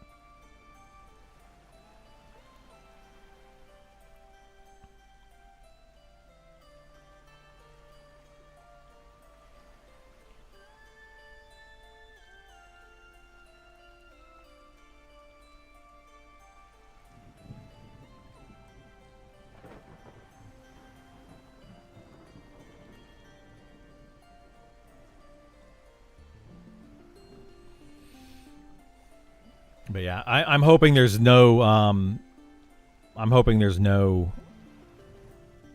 boxing on the no box servers.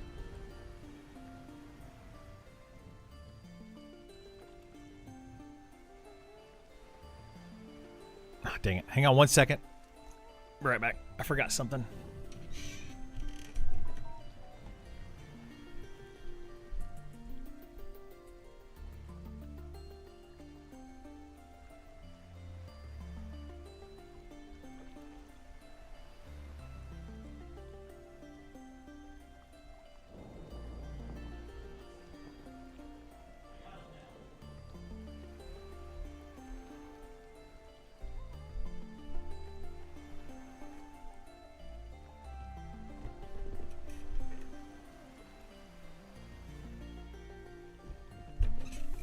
All right. I don't want full groups box. 2 box is nice for when you don't have much time to play. Yeah, I agree.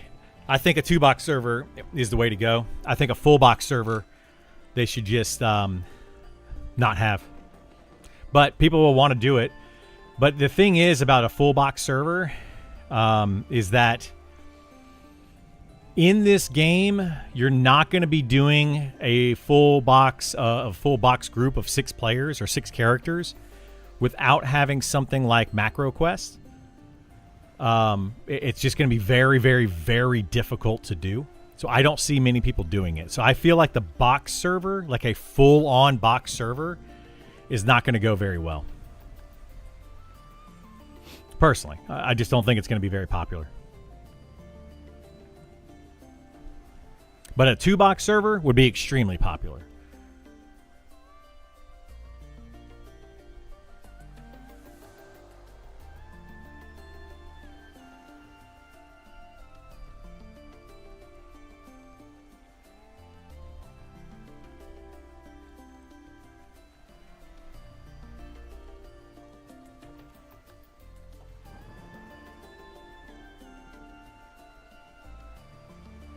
I'm going to go check out that, well, here, while we wait, I want to check out that, that thread.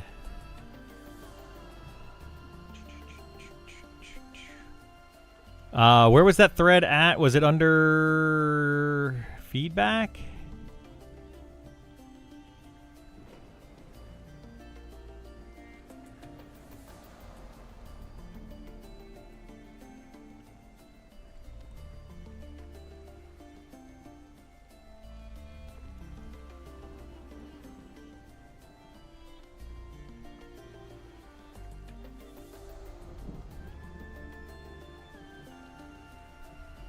In-game fairness. This is the one that, yeah.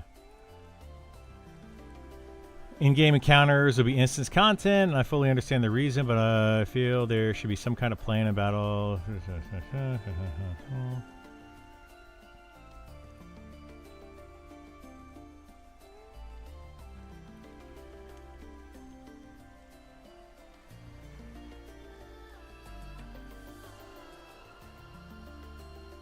Yeah. So this is actually from June 5th. So this has been around for a little while. I think I've read this one before. Yeah, and I think that is partly why, you know, I don't think it's just this one thread, but this is partly why they're taking away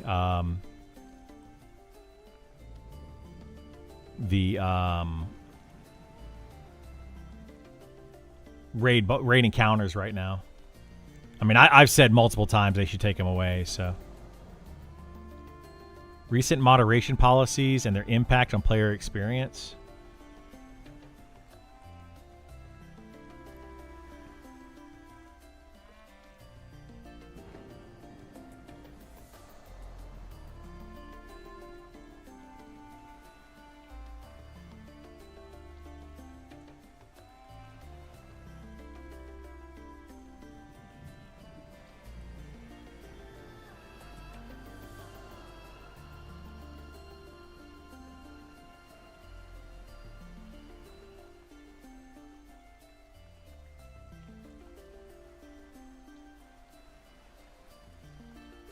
I mean, oh my gosh.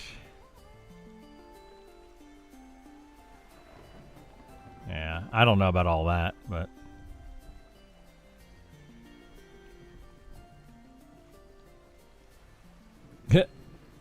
nice AI image there.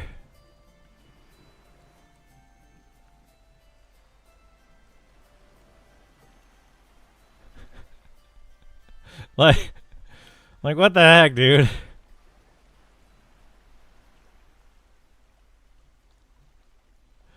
Oh, jeez. Boxing may be more profitable. I mean, it might. It may or may not. Think about it this way: if they make a server, if they make all boxing servers throughout the entire game, like nothing but everybody just free for all boxing servers, people will think, okay, well, that's going to allow those boxers to have multiple accounts, right? So they're going to own multiple accounts. But it's going to push away a bunch of people that don't want boxers. So which one is going to be more profitable? Is this one with, like, if you have 100 people that all have 6 accounts, you have 600 accounts, right? Or are you going to get 600 accounts of people that don't want to play the game because they don't want to box?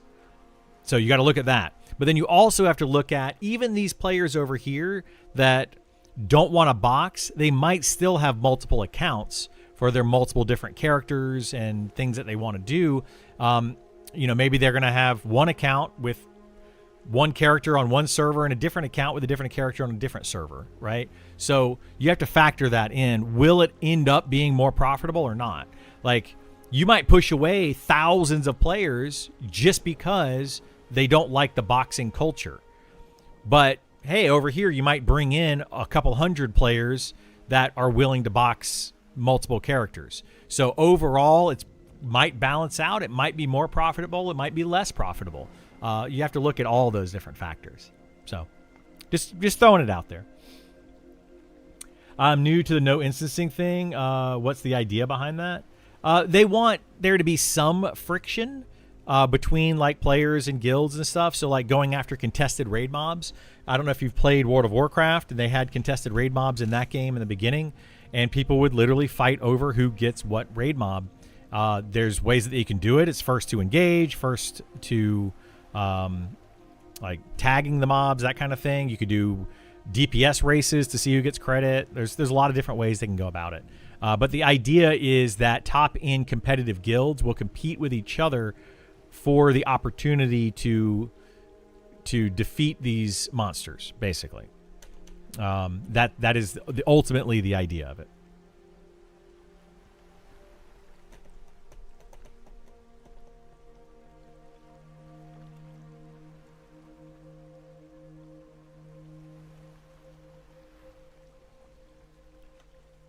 I guess. If you want to log him in, I can log him in, and we can switch back and forth. All right. Yeah, I wouldn't worry about it too much. Like, if they're going to be pulling too fast like that, I wouldn't deal with it. Like, they're getting a little bit crazy with the pulls.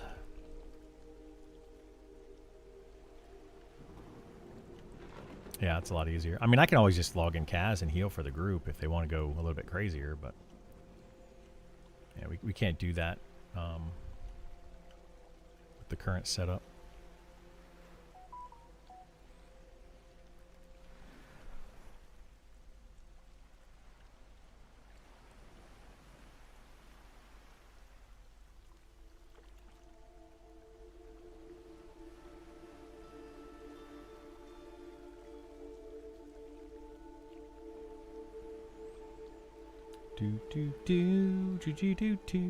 Oh, there's my res.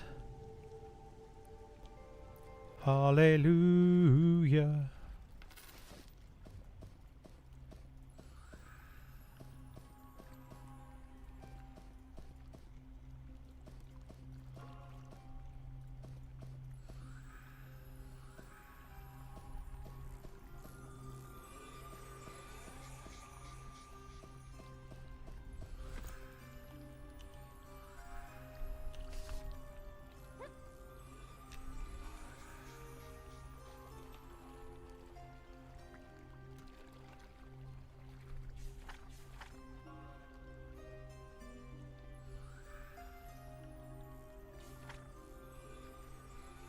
Oops.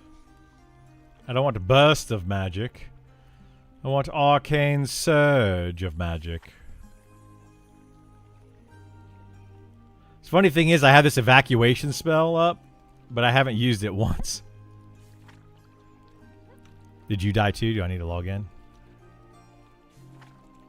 Alright, give me a second.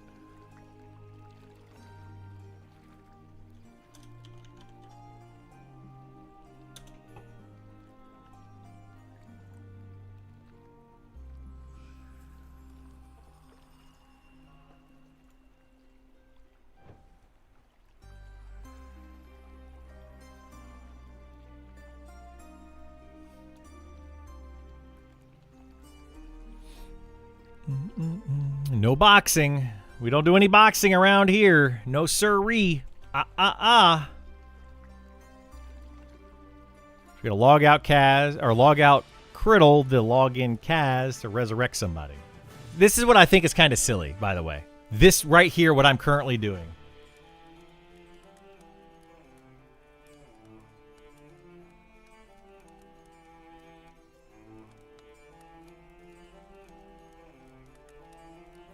Like, I literally have to log out one character to log in another character.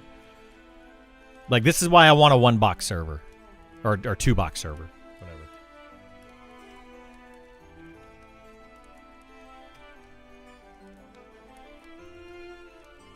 And then I got to camp out Kaz and log in Cradle. It's a whole thing. It is a whole thing. Which Kaz is currently camping.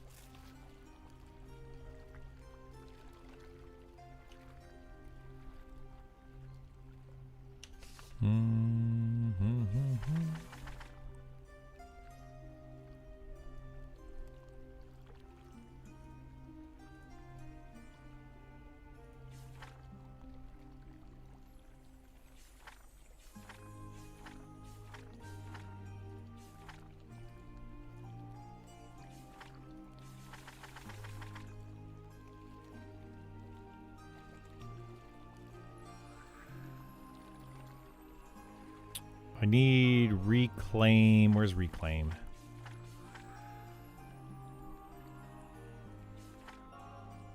Reclaim magic. Is account sharing not against TOS? No, it is not. Account sharing is if somebody does something on your account that you shared with somebody else, they will not help you get it back. But you can absolutely share accounts as much as you want. But be careful who you share it with. It's pretty much all they say.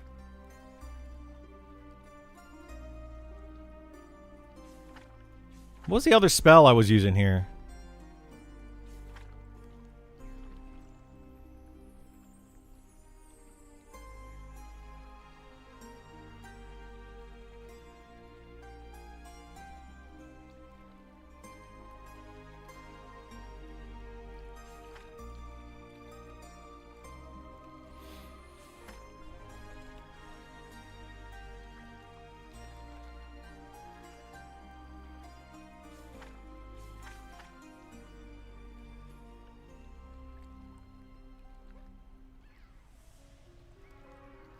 Oh, Arcane Invocation. I don't have that on here. We'll do that one here.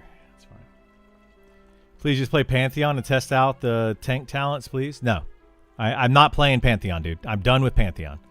All I ever do with Pantheon is crap all over the game because it's a terrible game with terrible devs that are in over their head, and people just get mad at me every single time I do it. And I get mad at myself every single time that I do it. I do not have fun doing it. I don't want to sit there and say bad things about devs all day because they're not doing their jobs properly. I don't want to do that.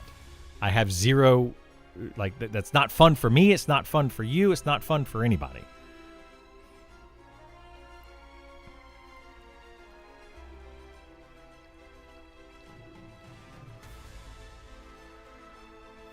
Wait, do we lose? When you die and you lose your level?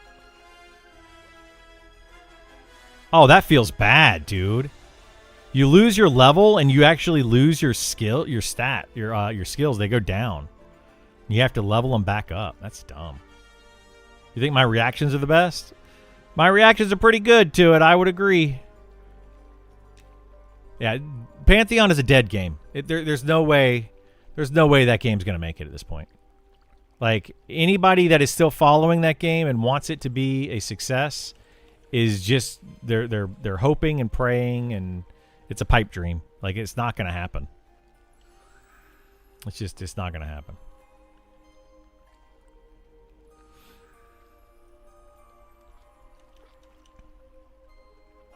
I'm just waiting for all those people that are like, yay, Pantheon, they're going to do it, guys. It's going to be, this spring update is going to be amazing. I'm just, you know, where did all those people go?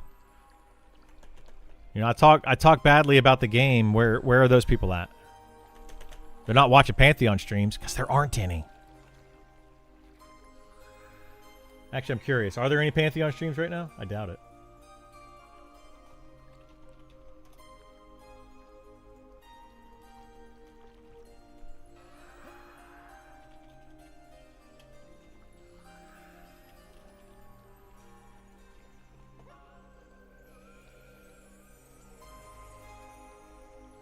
Nope. 0 Pantheon streams. There's a reason for that.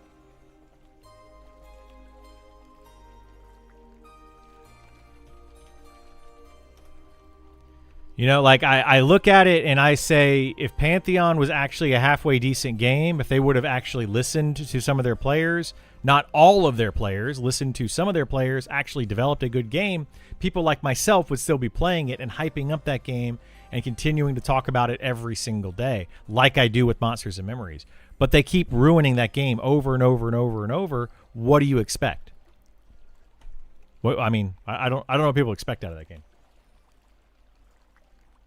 Almost sounds like the hype was the graphics. I've seen trailers and a couple years ago, but haven't watched gameplay at all. The graphics are even worse. From what you saw a couple years ago, those graphics are completely different now in Pantheon. And the gameplay has gone through many different iterations. It's the same thing basically as this game. Ultimately, some of the classes play a little bit differently, but you know, but yeah, it's just not a good game. They keep messing it up. There's too many bugs that they never fix, and then they introduce more bugs, and then they do a class overhaul, and then they introduce more bugs, and then they, you know, revamp this, revamp that. They're just constantly reinventing the game over and over and over and over and never getting anything done. They're never moving forward. It's always one step forward, 15 steps backwards every single update. I don't know what else to tell them. They're completely in over their heads. That dev team, the entire company is in over their heads. They've gone through tens of millions of dollars in the past 12 years for what? For nothing to show for it. Like, literally nothing to show for it.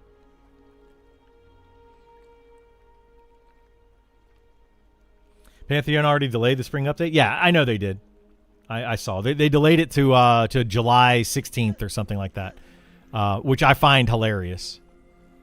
Like, I had a guy literally come in a couple weeks ago, and he was like, man, have you seen the new Pantheon updates? And he was just like really big on it. And he was like, this is amazing, blah, blah. And I was like, dude, that spring update's not happening. I don't know why you think that spring update's happening. It's not going to happen. And he's like, yeah, it will. It's definitely going to happen. I'm like, okay, you come back on June 20th, which is the last day of spring, and let me know that it came out in spring. And then like a week later, they delayed it to July 16th, which is not spring. The whole thing is just a mess. People are sitting there defending that game left and right, and it's like, why are you defending this anymore? Like, they are part of the problem at this point, because they're saying the game's going to come out, they're keeping that hype going, and the devs are thinking, oh, people are excited about the game, so we're going to keep making this game exactly the way that we've been making it. And they're not getting the hint. The devs are not getting the hint. So it's a problem.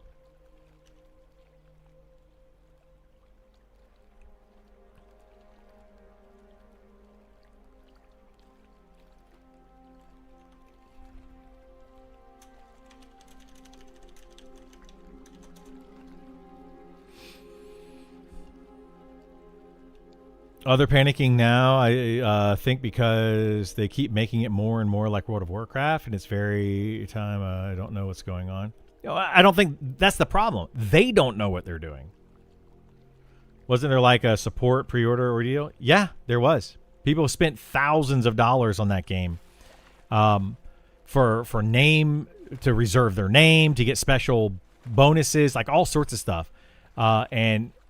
You know, yeah, now they're not getting that. What is this? Is this supposed to be a rock?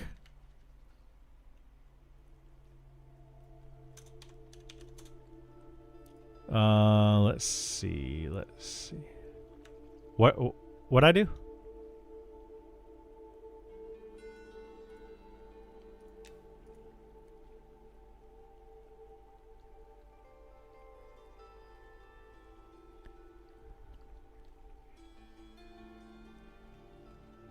Yeah. Exactly, dude. That's what I love about it. I feel so justified after that.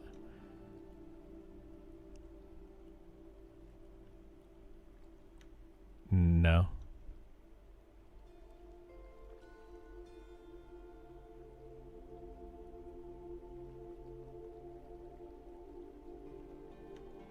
Oh, that's not true, but... Yeah, I've been saying for months they need to remove the mobs. That's fine. Sean knows that that's not true. What is this, like a floating, like, tarp texture looking thing? I don't know. He probably deleted it. But, like, I mean, I even said during the stream, I was like, people are going to blame me for it. They're totally going to blame me for it.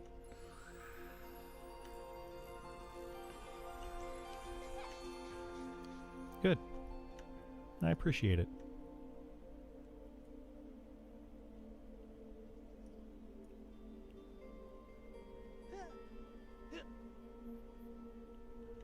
Yeah, maybe.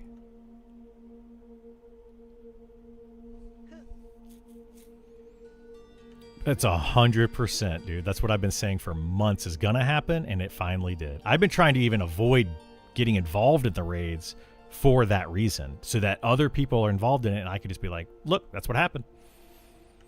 I mean, and I didn't really get involved. I showed up to the raids, but I never spoke to anybody about them. I didn't stream them. I tried to avoid the raids as much as possible because I didn't want people to be like, oh, it's Criddle specifically going in and doing the things that are going to cause them to remove it. I didn't want anything to do with that. Anyway, starts to feel like classic WoW. If we can go play classic WoW, we like EQ style games. Yeah, I do too. I prefer EQ. Looks like a 10. It does, yeah. Was that right after the stream or something, Kaz, that they started posting that?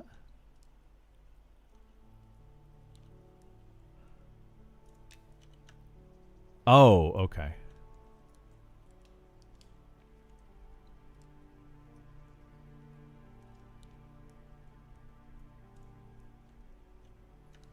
Yeah.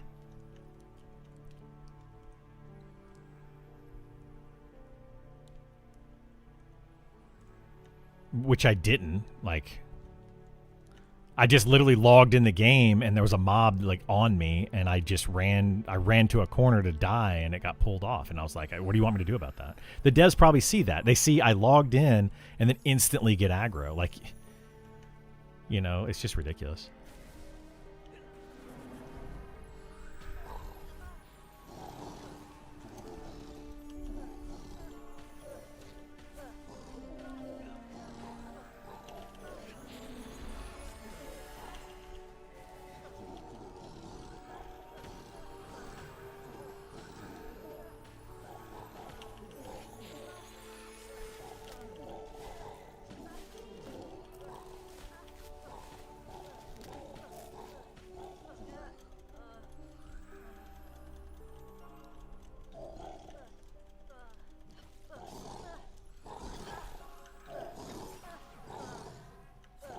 He's starting to realize that other people are right and he was wrong the entire time. Like, it just takes time, man. Like, some of these things, you don't see it until it literally starts to happen to you, and that's the problem with it.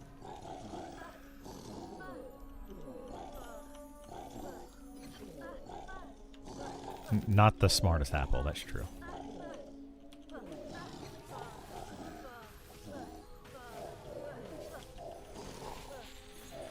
Yeah, he causes people, he causes strife between other players and then watches it unfold. Like, I don't like that kind of stuff. Not at all, no. Anyway, sorry. I'm kind of talking in Discord. I think it's crazy that like beta teams, alpha teams, test teams, whatever, they always seem to get the crummiest people that don't report bugs and exploit. Don't say anything about it. Yeah, people do that all the time. That's true. I have started to make sure that I am reporting bugs that I find as I find them. I don't always do it, but I'm trying to do it more and more and more to show people that I am actually testing the game. Because a lot of people think that I'm just playing the game and I'm not testing it. So I'm trying to do that more on stream as I find them. I'm not posting in Discord as much anymore because I feel like a lot of things get drowned out there. But yeah.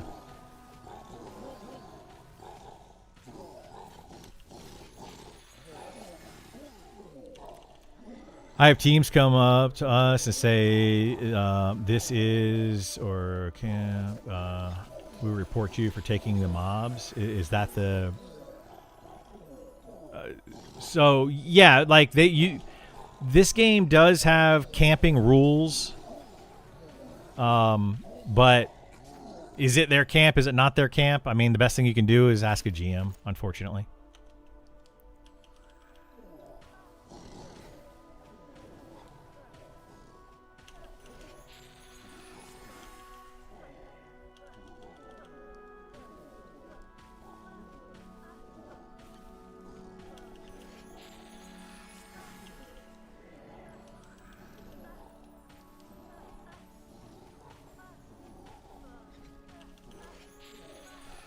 It's any slot, though. Yeah. Hoku got one while I was over there camping that a long time ago. Yeah, that would be a fun one to go camp. I'd camp that with you if you want to at some point, Isar. But that's a fun one to go camp because just... yeah. And it's not guaranteed to spawn during the full moon.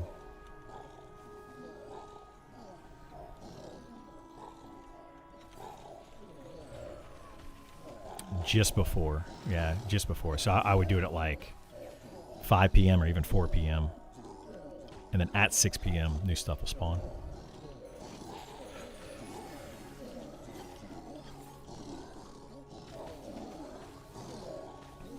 We can go camp that and get wolf hearts too.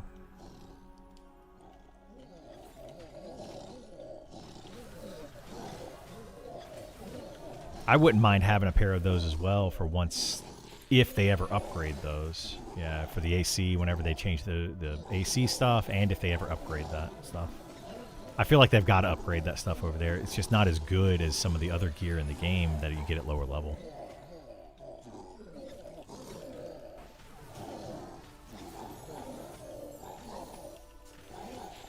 Hey, what's going on, Stefan? How you doing, bud?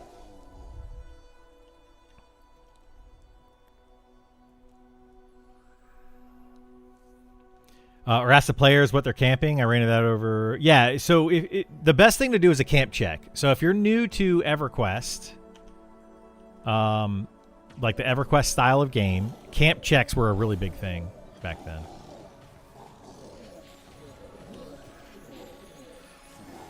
So yeah, do a camp check. Find out what people are camping. Make sure that you let people know if you see a camp check, like you are camping XYZ, whatever. I'll just run up to a camp and then ask them what they're focused on. Sometimes I get outright ignored by everyone, but not often. Yeah, normally you don't. Well, they don't need much heals, but they pulled like 15 mobs at once a couple times.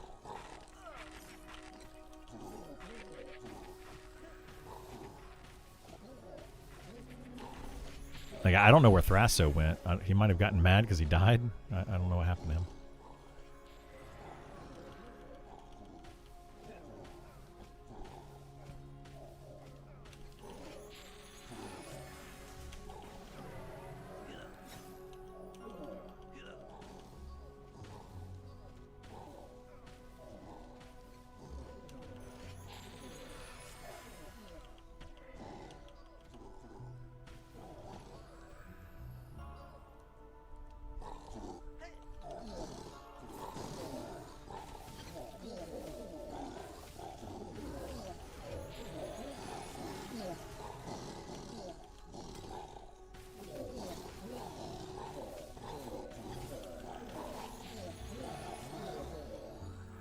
This new rotation on the Wizard is actually pretty good, Kaz. They can pretty much indefinitely, like, DPS. Like, I haven't run out of mana once. Yeah, it's really good. Like, you use a little bit of mana every fight, and as long as you have a little bit of downtime, but then also adding in Arcane Invocation, you could pretty much just DPS 100% of the time.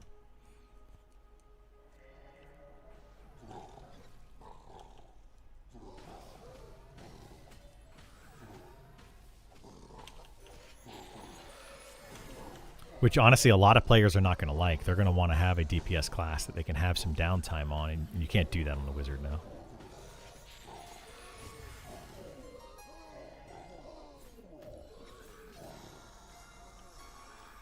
On mine? Yeah. Yeah, you'll do 10% more damage, but I'm taking it off. So what I'm doing is I'm doing Arcane Volley, Big Nuke, well, not Big Nuke, but a nuke, and then I'm doing Reclaim Magic to gain mana back, and then doing the Arcane Volley.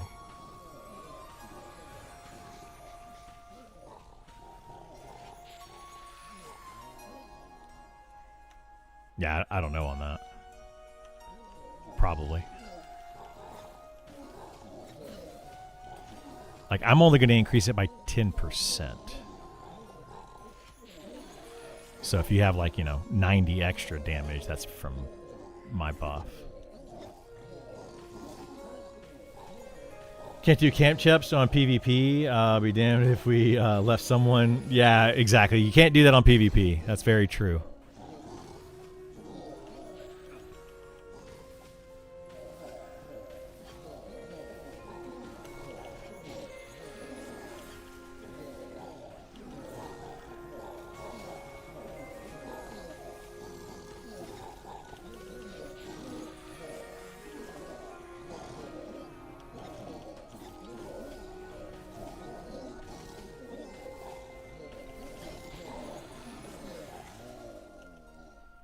Yeah, it should be really good.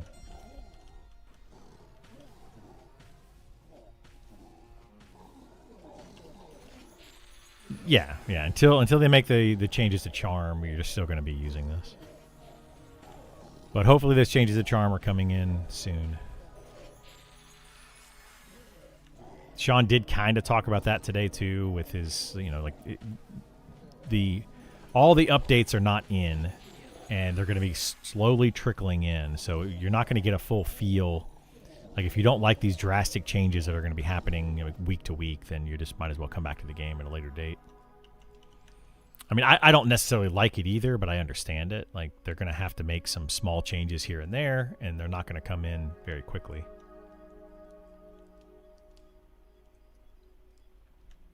But it does feel bad when they bring in certain changes and your class is like super overpowered or underpowered, and they tweak it. So like from one day to the next day, you might be like drastically different in your power level. Like, that's what I don't like. So I'm looking at it more just from the developer perspective, not necessarily what the classes are doing, but like when they get the math completely wrong. And it's like, that doesn't bode well when you constantly are getting the math wrong. And we're constantly having to have different updates, like, to fix the math. Like, you don't really know where you want the DPS to be for the Wizard, so you just put in some numbers and like, okay, guys, test that for a few days, and now we're going to tweak it, and now test that for a few days. Like, maybe do a little bit of internal testing.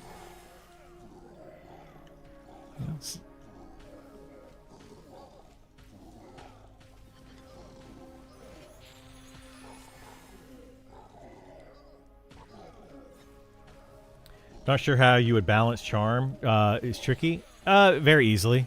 You could balance charm extremely easily. There's a lot of different ways you can do it. Like one way is when you charm a mob, give 100% of the threat of that mob to the enchanter. If the charm breaks, then that mob, all the threat that it generates goes to the enchanter. So therefore, like, when that mob breaks, the enchanter's in trouble because it's going to be very high on the threat list. You can't stun it. You can't charm. You can't, like, CC it for, let's say, 15 seconds after the mob breaks. That's one way to do it. That increases the risk. So there's a huge risk for the reward that you get out of it. That's one way. Another way to do it is limit the time that you can charm something. Have a charm last for 60 seconds, but make it a 10-minute cooldown. Guaranteed 60 seconds, 10-minute cooldown. Nerfs charm. It still very powerful ability, but it nerfs charm. Another way they can do it is by reducing the effectiveness of a mob's DPS by 50% when it's charmed. It literally just does 50% less damage across the board. Just gets a debuff on it and just does less damage. There's so many different ways that they could balance charm, and they have done none of those. So hopefully we'll see what they do in the future. They're looking at changing that, but we'll have to see. Yeah, exactly, DJ. DJ's right. Like, where to balance charm, you need to find out where you want it to be DPS-wise. And then, you need to find out where every other class you want to be DPS-wise. Let's say every class in the game, the highest DPS is 100 DPS. And then you say, okay, now where do we want charm to be? Do we want charm to be at 100 DPS with 100% uptime? Do we want it to be 50 DPS with 100% uptime? Do we want it to be 100 DPS but only 50% uptime? Like, where do you want charm to fall in line with all the other DPS? That would be the first way that I would do it.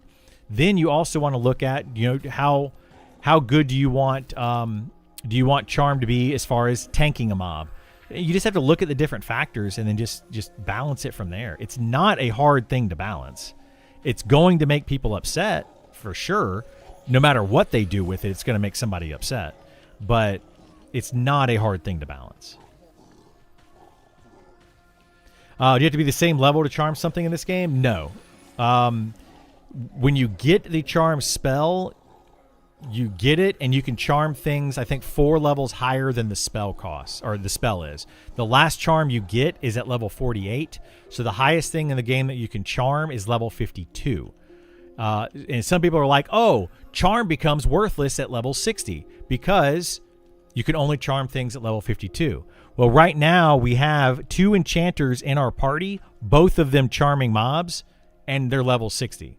So it does not become worthless. Not nearly as much as people think that it does. And that's another thing that frustrates me is you have people that are like level 20 being like, charm isn't good, it sucks. There's no way it's going to be good at high level, et cetera, et cetera. And it's because they don't know how it works. They're just not using it. Once you learn how to use charm effectively, it becomes extremely overpowered. Until you learn that, though, it's, not that great of a spell. But once you learn it, it's amazing. Absolutely a phenomenal ability. Bar charm is a good CC charm. Yeah. Charm is a CC with added damage. That's the thing. That's why charm is so stinking powerful. It kills 2 birds with 1 stone. Actually, it can kill 3 birds with 1 stone. Because let's say you pull 3 mobs. Normally the enchanter would have to mez 2 of those while you DPS 1. Well, if I can charm one of those, have it tank the other one, so 1 spell takes away both of those mobs, right? Then the rest of the group is DPSing this one. By the time they kill this one, these 2 mobs are at half health. So they've literally killed 3 birds with 1 stone. They have crowd controlled 2 mobs. they have also DPS'd 2 mobs in that time, basically killing 1 additional mob in the party. It's just way too powerful when used properly. Way too powerful. And anybody that doesn't see that just doesn't want to see it. Or they don't understand how the skill works. Yeah, when Mez, they're not doing damage, exactly. Enchanter Charm could be a CC charm if you couldn't recharm a mob. Yeah. There's so many ways that they could fix it. So many ways. More risk is needed with charm? Absolutely. Yeah, I agree with that. I like how DOC balanced charm. You could only charm up to blue con. Threat went to the pet until mob died. Once dead, the player got all the threat. Yep, that's a great way to do it. I think that's a good balancing mechanism. Of course, it probably needs to be tweaked a little bit, but it's a good balancing mechanism.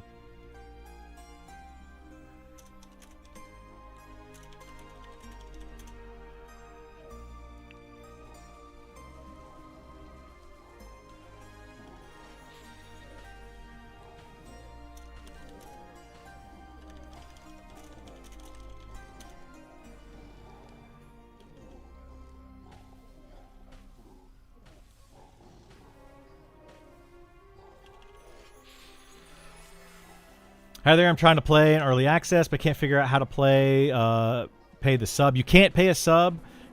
You can opt in.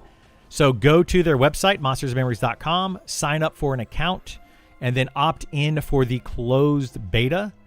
And then you may get selected on Fridays. They do a drawing every Friday for like 1,000 players right now. It's a random drawing that they do. And you may get in.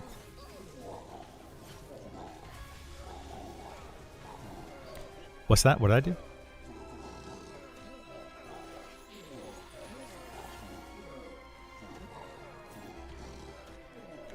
Yeah.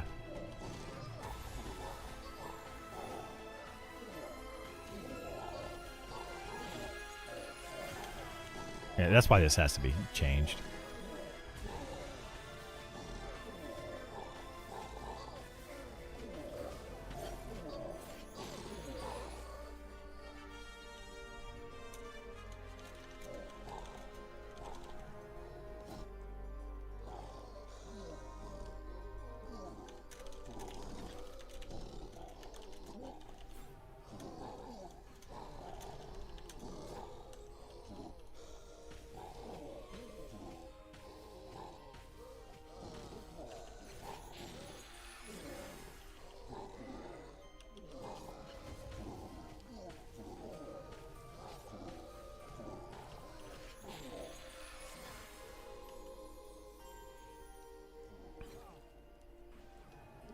Supposed to go EA by June 1st. They pulled the rug.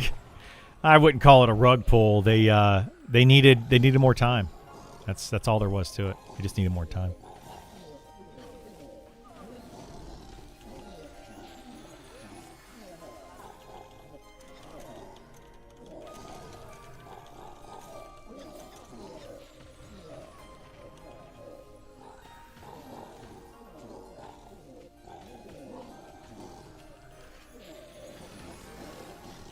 I like to have a name, though, so it's just easier that way.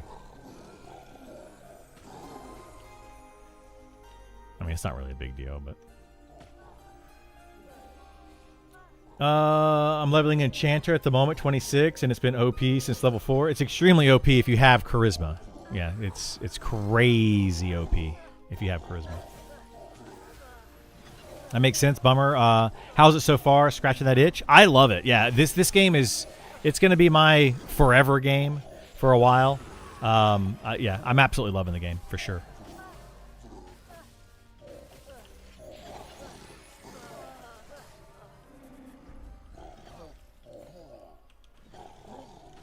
You're healing the pets, though, right?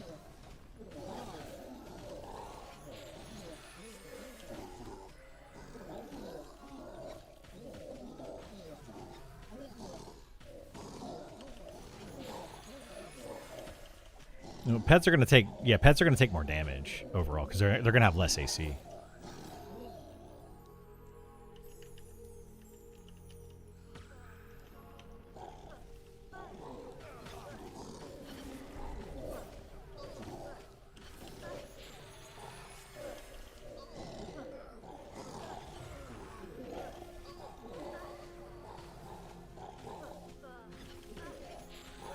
Yeah, I'm gonna wait till they get in the shaman and cleric heals before I make any like major comments on that.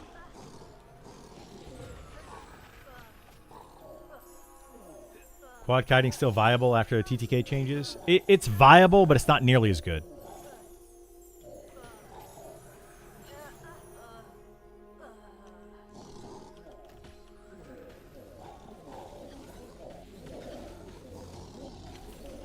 Yeah, that's why, like, arguably the Inquisitor is the best tank, because they can effectively perm stun a mob that they're fighting.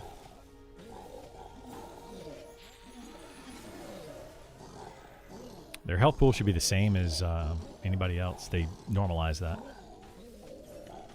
Yeah, they normalized it, so it's the exact same health pool, which I don't think it should be the case. I think that fighters should have more health than the other race or the other tanks. Like slightly more health and slightly more armor class than all of the other ones. Like, it doesn't need to be much. Like 5% would be enough.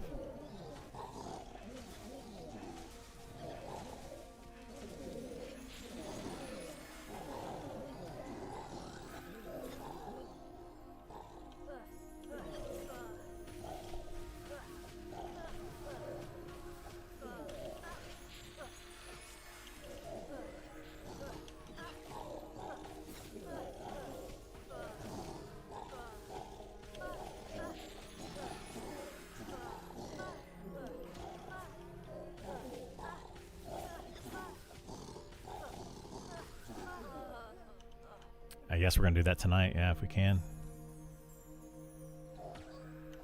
That's the plan, anyway.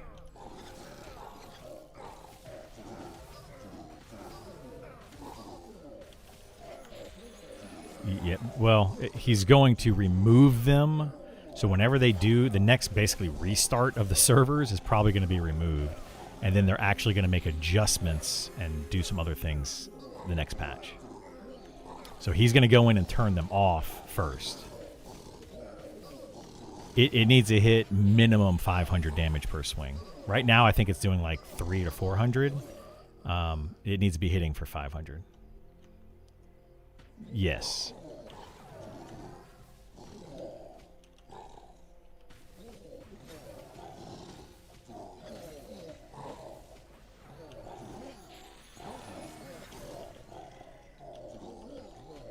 Yeah.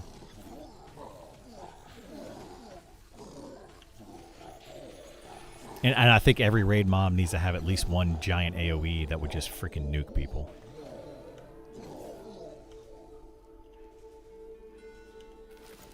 Yep. Well, it should destroy anybody except for a well-geared tank with a defensive cooldown up. That should be the whole point of a defensive cooldown.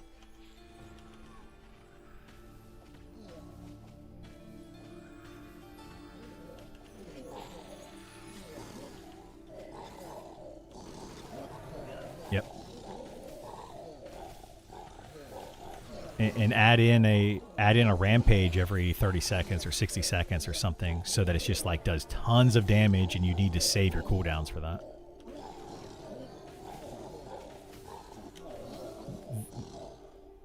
There's mobs in the game. There's mobs in the game that have rampage. It doesn't work right, but they definitely have mobs. Like you could fight a mob and it'll be like, it rampages, and it says the text, but it doesn't do anything. How hard is the late game content right now in general? It's extremely easy, which is why they removed it. Part of the reason. Who's that? Oh, yeah, yeah.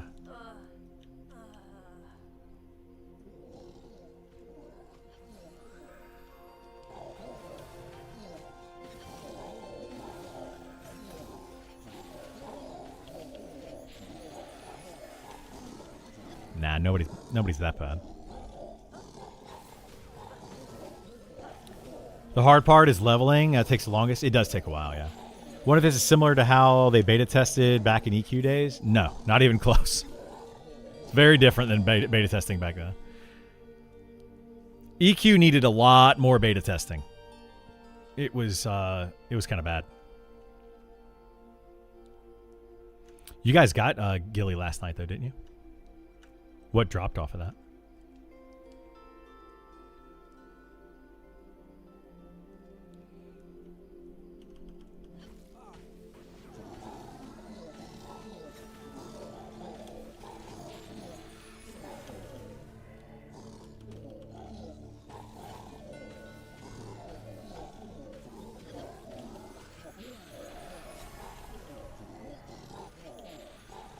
Yeah, and people might get in trouble for that, but I think that's part of the thing, right? Like, you're not supposed to do that. And that's what I was telling, that's what I've been telling the devs. It's like people are going to be encouraged to do that more. Even though you're telling them not to, they're going to be encouraged to do it more.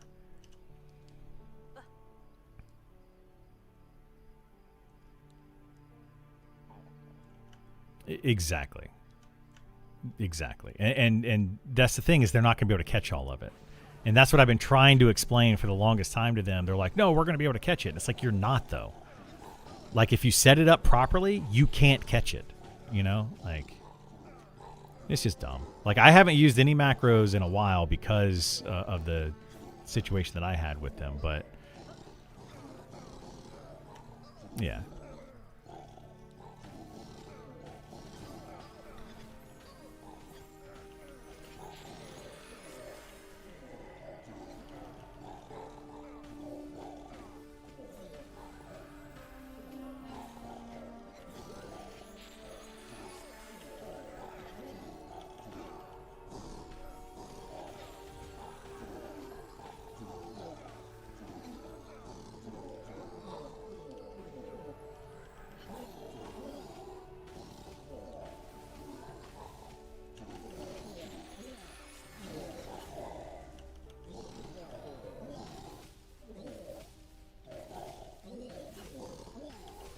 Yeah, I used to do that all the time. But, yeah, it's so easy to do when you have a macro going. Everybody is, dude. And that's because, like, when you build a game around who smashes a button fastest, that's what's going to happen.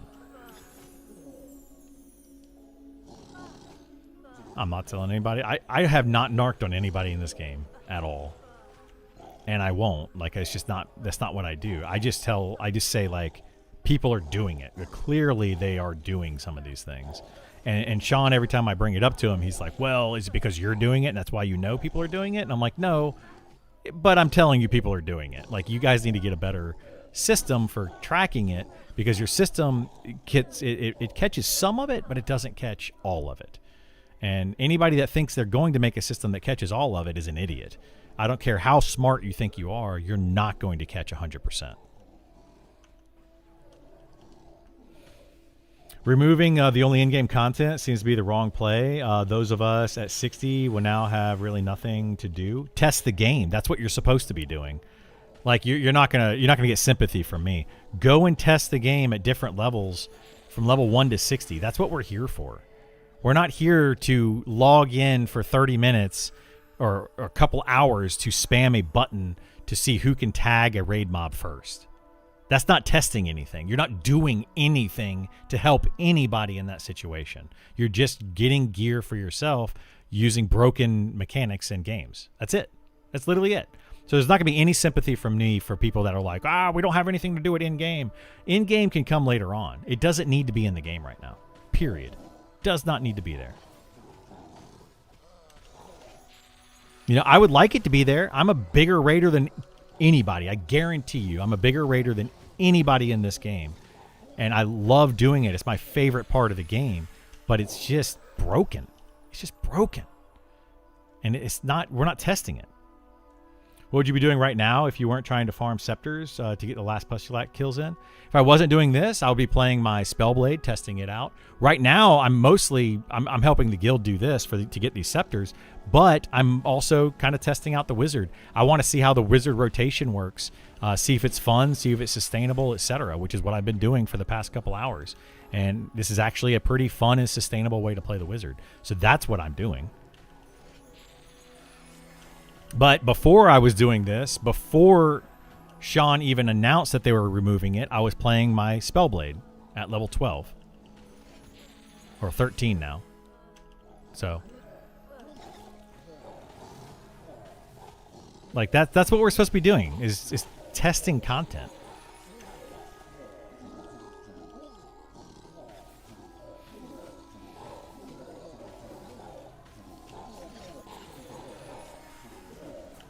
That's what they did. What?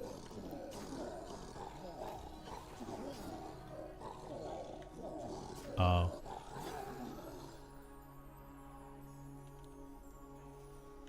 Nice.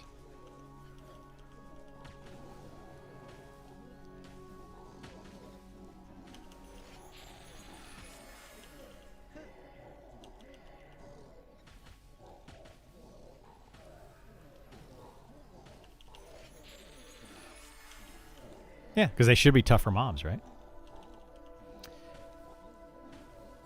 Sounded like they were removing the bosses more because GM tickets than because it was too easy for the because it was too easy. Well, it's multiple reasons, right? One is because of GM tickets, which is exactly what I've been saying for months. It's going to just cause people to abuse the GM system, and they're going to be tattletaling on each other constantly. GMs are now going to have to sit there at a raid boss for 6 hours while people are spamming one button to get first to engage. That's it. That's what they're going to end up doing. And I literally called that 6 months ago. You know, that's what's happening now. So yeah, that is a major part of it.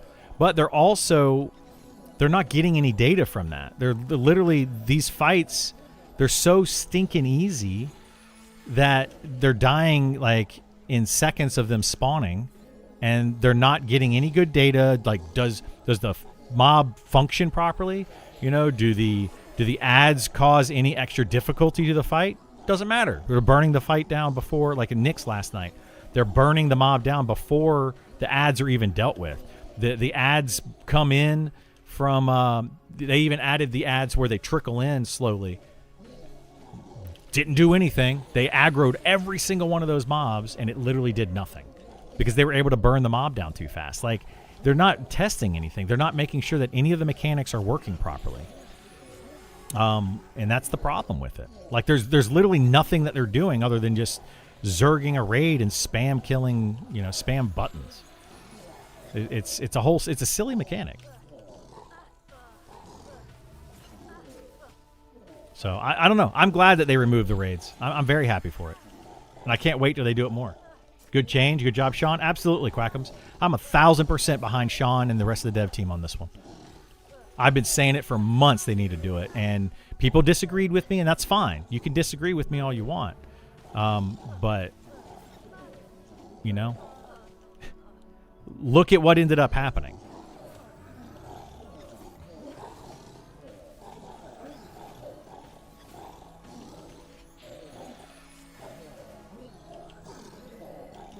And people can be mad at me for it. They can be mad at Sean for it. They can be mad at all the devs for it. I mean, you can be mad at a lot of people for it, sure. But honestly, people should be mad at themselves.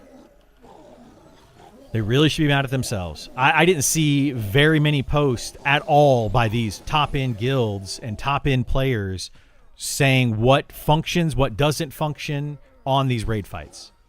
I saw very few Discord posts about it. Sure, they may have done it privately. They may have sent in feedback somewhere else. I don't know. But, yeah. What's that?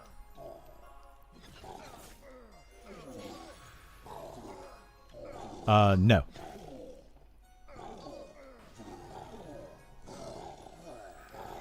Criddle's once right again? I mean, I don't like to toot my own horn, but I've been playing MMOs longer than some people that are playing this game have been alive. Right? Like, I mean, I've been playing MMOs for 30 years. I've been playing MMOs longer than any of the devs on this game have been making these games. I can tell you that. Sean, I think, is the longest one. It's been 25 years or so that he's been making games. I've been playing these games longer than that. MMOs, since Meridian 59, which has been now 32 years. So, yeah, I mean, I kind of know what I'm talking about. I'm not trying to say that I know everything, because I don't. but I kind of know what I'm talking about.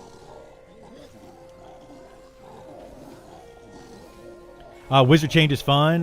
Group AoE and single AoE, single target. Yeah, good variety, man efficient. I'm loving this this group content. Like, I haven't done any of the grouping with the wizard so far.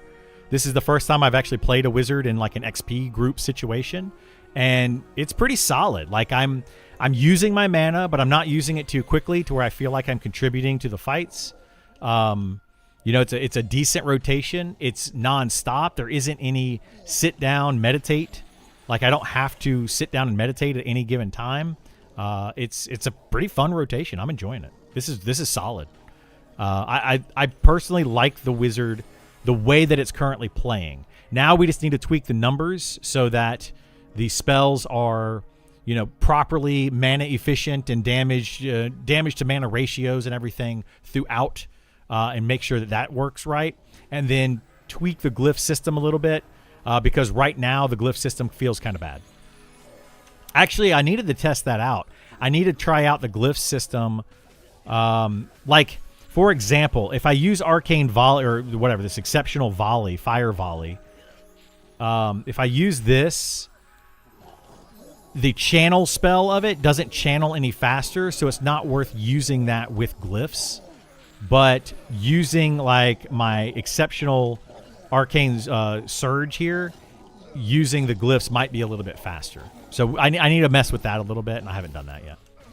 But mostly because I'm kind of talking and stuff, and it's that becomes a little too much focus for me. Like, I don't want to have to focus on trying to hit the right glyphs and everything. So I prefer to play this way. This is a much more casual way of playing, and I like it a lot. This is solid. This is very solid gameplay. I do hope there are hard things to do late game. It'll be disappointing if there isn't. There will be hard things to do late game, absolutely. So don't think that them taking out the raid mobs right now is going to mean that they're not going to have raid mobs later. They absolutely want to have raid mobs in the game. They will be challenging. They just haven't had time to work on them because they're trying to work on a lot of other things.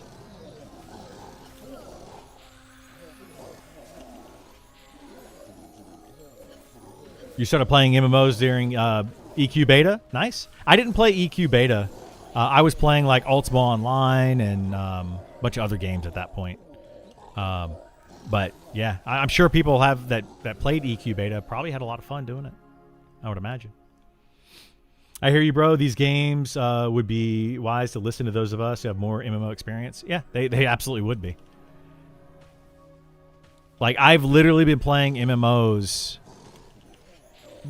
I mean, tens of thousands of hours, right? Like, people are like, oh, I put in, 5,000 hours into EverQuest, or I put in, 5,000 or 10,000 hours into World of Warcraft. Great. I put in 5,000 to 10,000 hours on EverQuest, World of Warcraft, Ultima Online, Meridian 59, Dark Age of Camelot, EverQuest 2, Final Fantasy 14. I mean, thousands of hours on all of those games. Like, I have put in more time into MMOs than I've put into anything else in my entire life. So, like, I know MMOs extremely well. Extremely well. Started MMOs in 1999. You were 9 years old. Awesome. I love it. Yeah. I was 18 when that's another thing, Again, not trying to pat myself on the back and say that I know everything. I don't.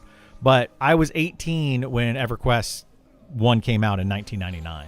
So, I was a senior in high school, graduating that year, turning 18, going into college. Like, I was an adult, so I understand how to play the game. Not saying that, younger kids don't know how to play, but they play very differently. Some of these people that come in, they're like, man, I was playing EverQuest in 1999 when I was 8 years old. And I'm like, yeah, but you were playing the game very differently than the top players. Guarantee it. There's no way that you were like, hey, I'm going to be in a top-end raid guild, and I'm going to be dealing with all these things, and I'm going to be doing all the different content in the game. There's no way. Like, you didn't have the ability to do that at that point. You're like, I was playing Mario Brothers at that point at 8 years old. Mario 1, like, And we get so distracted at that age so easily. You know, you're jumping from one thing to another one. You're not really like focusing in on a game. You're about the same age? Yeah. It was janky. Oh, dude, EverQuest was super janky. Yeah, when it first came out, super janky. Oh my gosh, guys, it was, and that's the thing. They didn't really beta test it very well. Again, probably because they had a bunch of 8, 9, 10-year-old kids beta testing it. I beta tested Meridian 59 for like a year before it came out. I was only 14 years old. I didn't beta test a dang thing, dude. Like I was, 13, 14 years old at the time. I wasn't beta testing. I was just playing the game. Like, I wasn't beta testing anything. You know, I wasn't making sure anything worked properly. I wasn't making sure, you know, like the leveling process felt good. I wasn't doing any of that. I was just playing a video game, goofing off with people, and acting a fool in a video game because I could play it online. It was a graphical chat room. That's all it was. Playing Lineage 2. Yeah, dude, Lineage 2. I played that one as well. I played that one. 64K modem, yeah. What did I do? I'm losing buffs? So? Oh, I'm doing spell haste every like 20 seconds or so.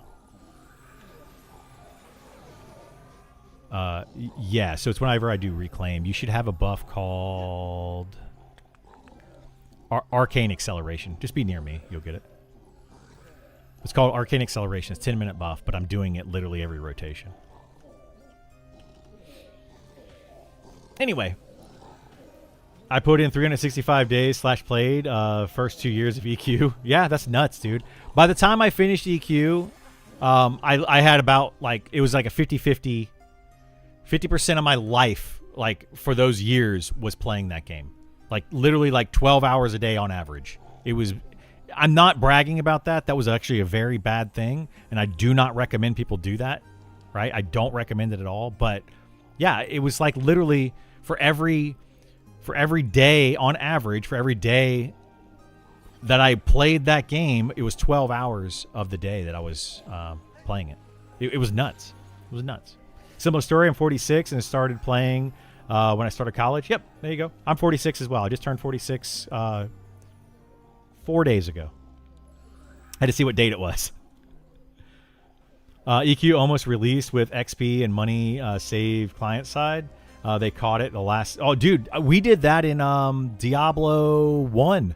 Everything was saved client side. And then Diablo 2, they had to change that, and you would still find a lot of cheats and hacks and stuff. So, not bragging either, but when EQ came out, I literally went a whole year without seeing a single ray of sunlight. I mean, I went to school. I had to finish up high school because it came out in March of 1999, and I was graduating in 1999. So I did have to finish up high school. But yeah, after that, man, it completely destroyed my college. Yeah, I went to college for 2 years after that, and I think I passed like 2 classes. You know, like it destroyed my life for years. That's why I don't recommend it to people today to do that same thing. Do not let a video game destroy your life. I was very fortunate that I was able to get out of that. I did finish my college degree, you know, and you know, it worked out for the most part.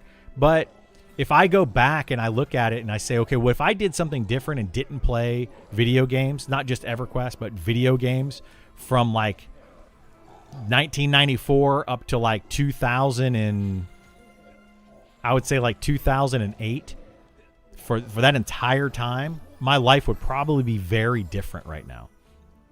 Could be worse, could be better, but it would be very different.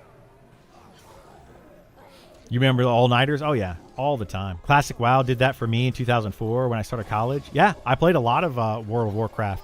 I did that, though. So I went from EverQuest into EverQuest 2, and then I played World of Warcraft around 2006 or so, 2007 maybe. Yeah. Like, I played some Classic WoW, but I really wasn't into Classic WoW. What the heck is going on here, dude? We have so many mobs.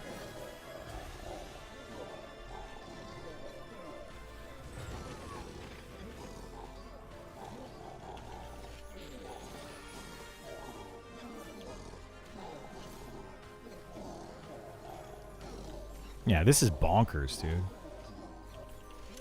I wasn't DPSing for a minute. I was actually medding there. EQ was my first game / time played in a game for an entire weekend with no sleep. Yeah, it's rough, man. It's rough.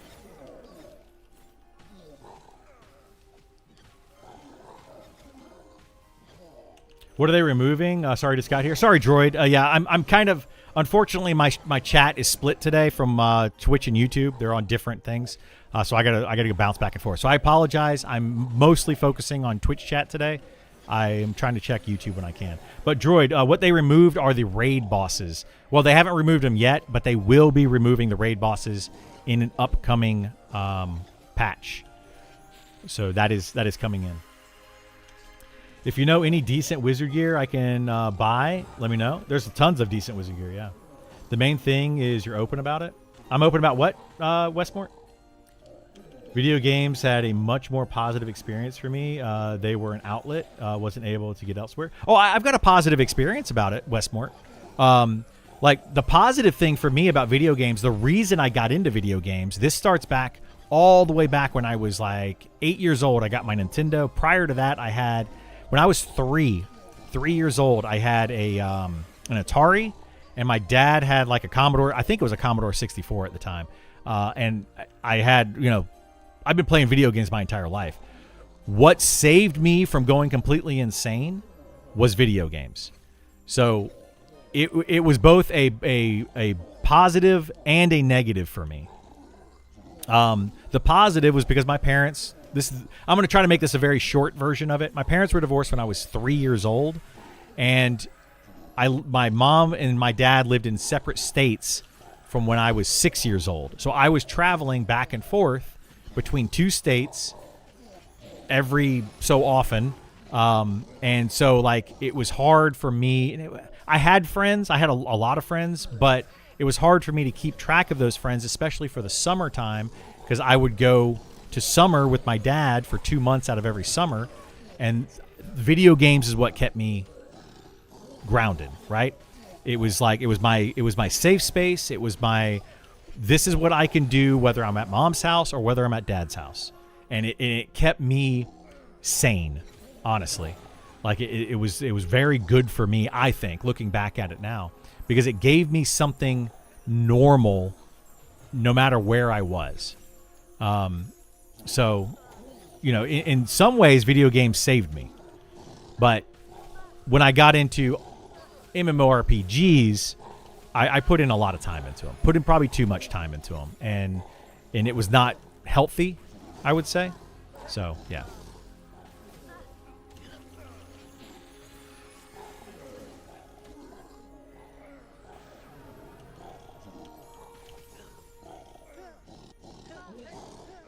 All right, I'm running away from this thing.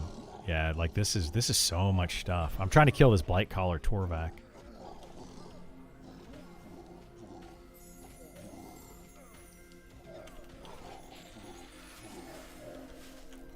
I can evac.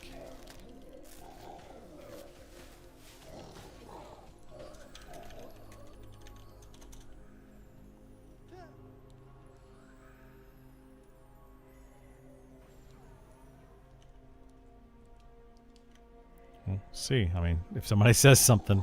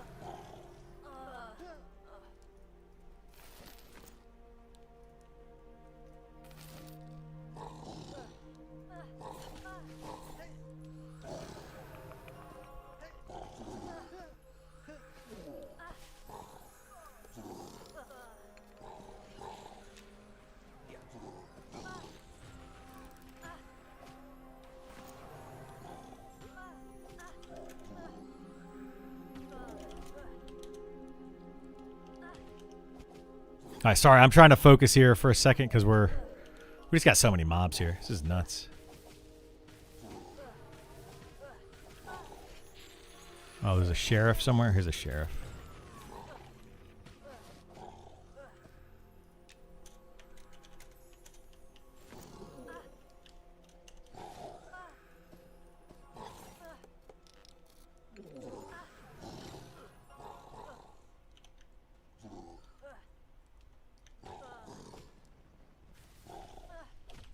All right. I just jumped in. Video games has such more positive. Same here. They had a positive experience for you too, Wolf. Yeah. I think they can be a positive thing. Like I like to talk about video games in a very positive light because I think they are a very positive thing for some people. I just don't like there's a line, right? This is true for anything. If you like drinking a glass of wine, right? 1 glass of wine a day, a normal like 4 to 6 ounce glass of wine, good for you. It's actually good for your digestive system. It's good for your heart. It's good for a lot of things. Drinking a bottle of wine a day is bad for you. So just anything in excess is bad. I think video games are very good for a lot of people, which is why I used to volunteer at a children's hospital a lot because I wanted to make sure that, you know, they had somebody to play video games with, whole thing there. But yeah, too much oxygen will kill you. I mean, it probably will. Too much straight oxygen will kill you. Yeah. So, EQ2 is your main MMO. Played EQ for 3 years. Then I played EQ2 for about 15 years. Awesome. Yeah. And I love it. Like, I met some of my best friends playing EQ2. I still talk to people that I played EQ1 with. They're friends with me on Facebook. You know, I've been friends with them for over 27 years, 28 years now. You know, it's a guy named Alan who played a cleric. Another guy named Tim who played a druid. Like, I mean, I'm friends with these people, and I've been friends with them. This Kaz right here, Esar that you guys may know of. Like, I've been playing video games with those guys for 20 plus years now, like 22, 23 years. So yeah, I think it's great. Took me 2 years to get 365 days on EQ, 4 years to get 365 on Final Fantasy 11, and 10 years to get 365 on WoW. So I'm getting better. That's good. I'm glad you're getting better. I mean, that's why I made it a career for me, right? Like, I'm kind of lucky in that fact that I'm able to do this and turn it into a job.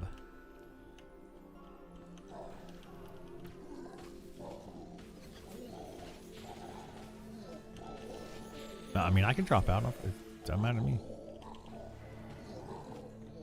Actually, let me get to at least a full yellow.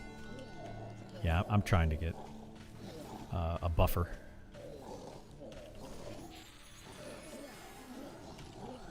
There seems to be a common thread. Jeff Kaplan poop socked the heck out of EQ, and he was suffering from severe depression with an alcohol problem. Severe that he had to get electroconvulsive therapy. That's weird. Never even heard of that. Hopefully I said that right. We need a class action suit against Sony. So, I mean, I think that it is tied to depression. I have been diagnosed with depression since they started diagnosing with depression. It's been an issue for me my entire life, and video games is kind of where I went to. It was my coping mechanism, good or bad. It was my coping mechanism. Instead of going out and partying and getting in trouble and all that drama, I just worked and gamed. Yeah, absolutely. I saved so much money probably from playing video games. That's another good thing about video games. You're at home and you're saving money. Like, people might think, oh, you bought like a $2,000 computer and you bought a $60 video game and you're paying $15 a month to play it, right? Okay, well, how much are you spending on a weekly basis? My friends would spend $200-$300 a weekend easily. This is back in the 90s and early 2000s.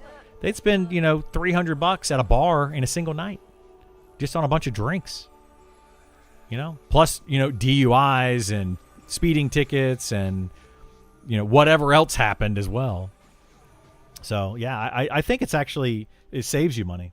For me, I'm basically retired. However, I was rear-ended and ended up getting a brain injury that affects my mobility, short-term memory, and speech. Ooh, that's rough, Westmort. I'm sorry to hear that, man. That's why, I advocate for people specifically like you, though. I advocate for as much quality of life we can get in a game like this, where we need things like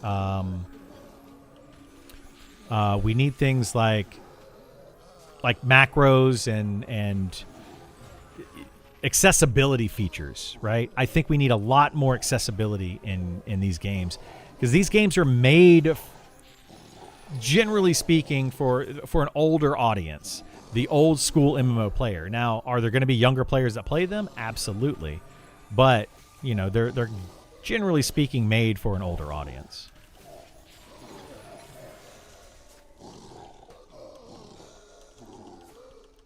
So, you know, accessibility is huge for me in video games. I grew up in a tumultuous home as well. Video games were my safe space. Yeah, absolutely. Quackums. I mean, I had very loving parents. I can't say anything bad about either of my parents. There's, of course, there's some negative, you know, on both sides.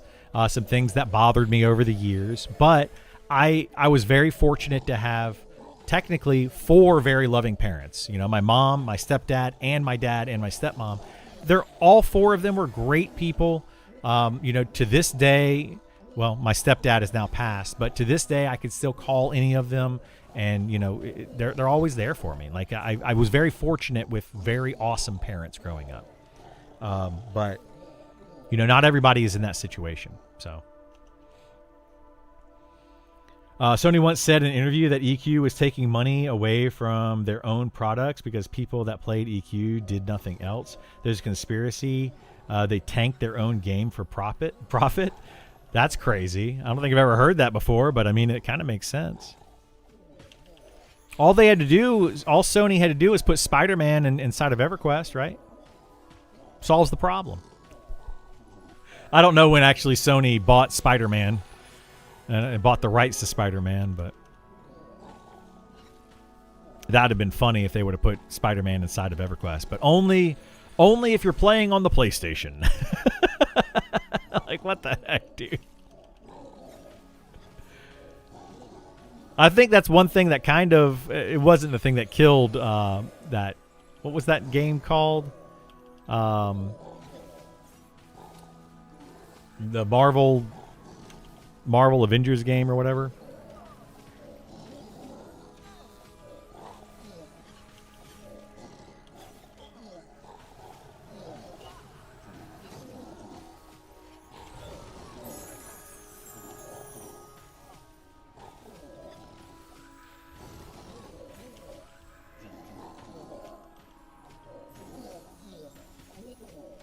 City of Heroes? No, not that one. There was one that came out not too long ago. It was a fantastic game, but they just kind of discontinued it. No, not Marvel Rivals. God, I forget what it was called. But yeah, anyway, what they did with it is they put Spider-Man only on the PlayStation version of the game. Sony did. Yeah, but it was for PlayStation, Xbox, and PC. Marvel Heroes? No, it was... let's see if we can find it real quick.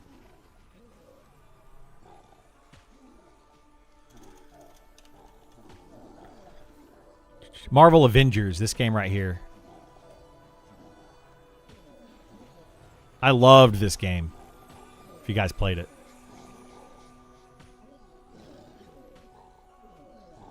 Like an awesome game, but unfortunately, they kind of stopped developing it.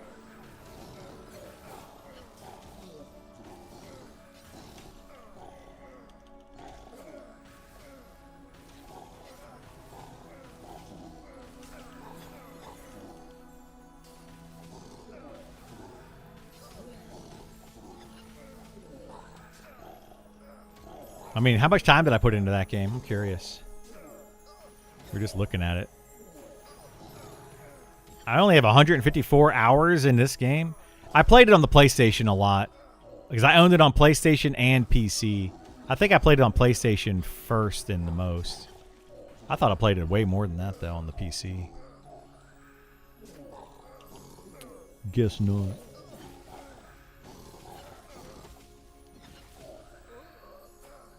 Happy you're still here with us. Who are you talking to?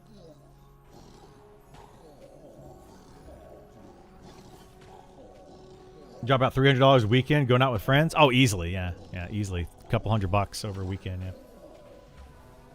Is there any double A or AA system to keep progression? Not right now. They've talked about that quite a bit. Sean has mentioned it. Sean is the lead developer and majority owner of the company. He's talked about it quite a bit, that they would like to do something like that in the future.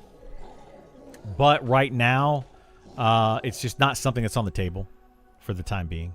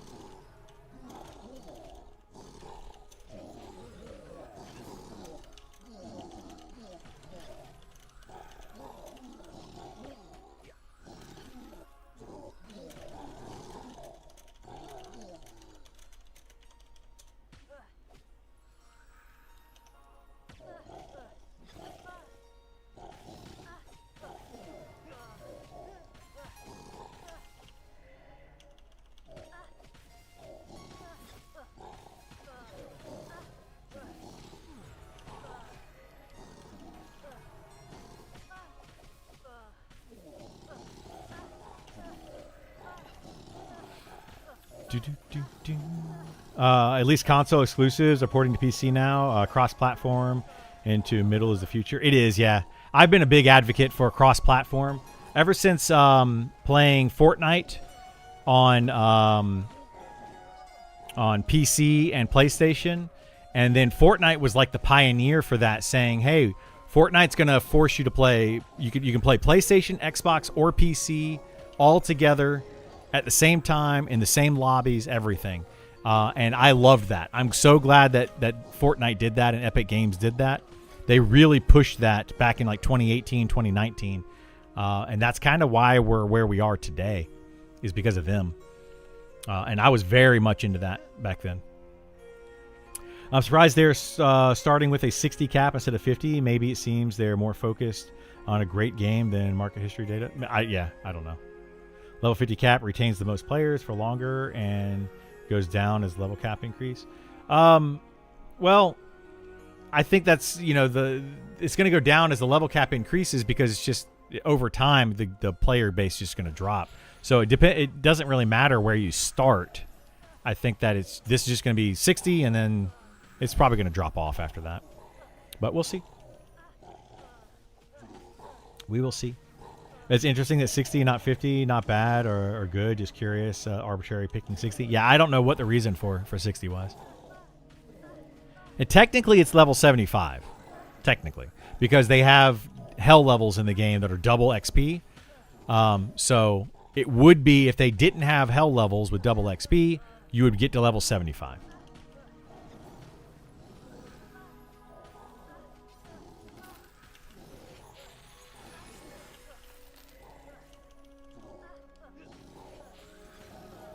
Technically 77. Is it 77? I don't know. Whatever it would be. Well, actually...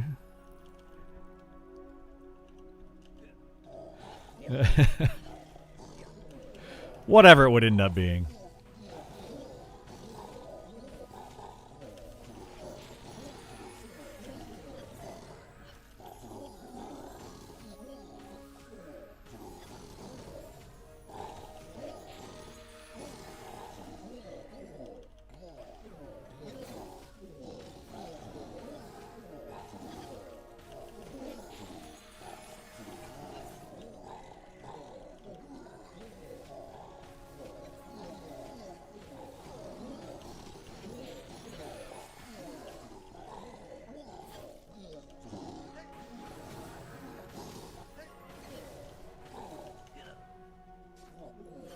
Whoops.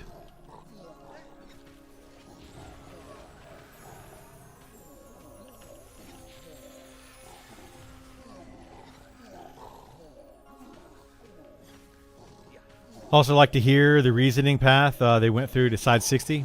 Yeah, I mean, ask Sean one day when he's streaming. He said he's going to try to stream again this week. So, yeah.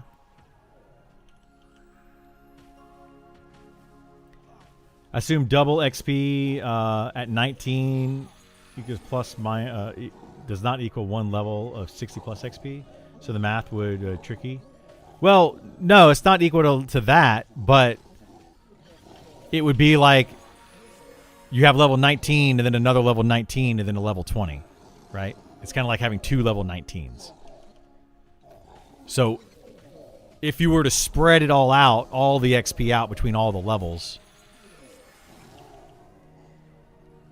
it would end up being approximately, it's like 75 levels or whatever.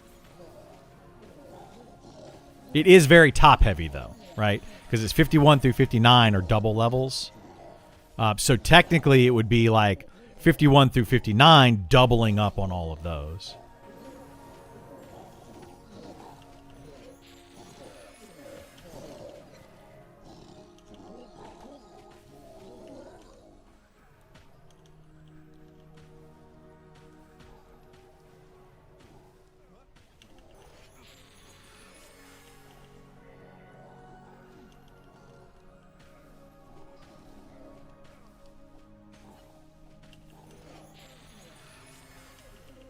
When you hit level cap, are you able to gain XP still?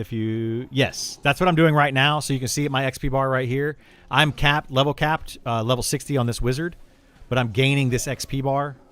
I don't know if you can see it. I don't know if I'm right there. That's my XP bar.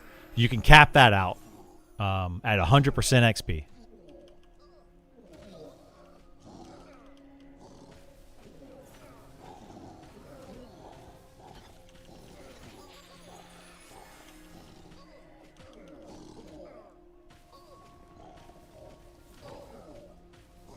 So at level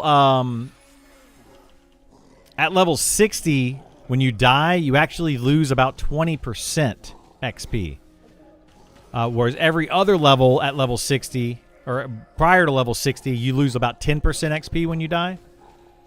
But at this level, you lose 20%. Give or take. I don't know exact numbers, but it's about 20%. That's why I'm trying to get this to a full yellow bubble. So that when I die, I don't lose my level.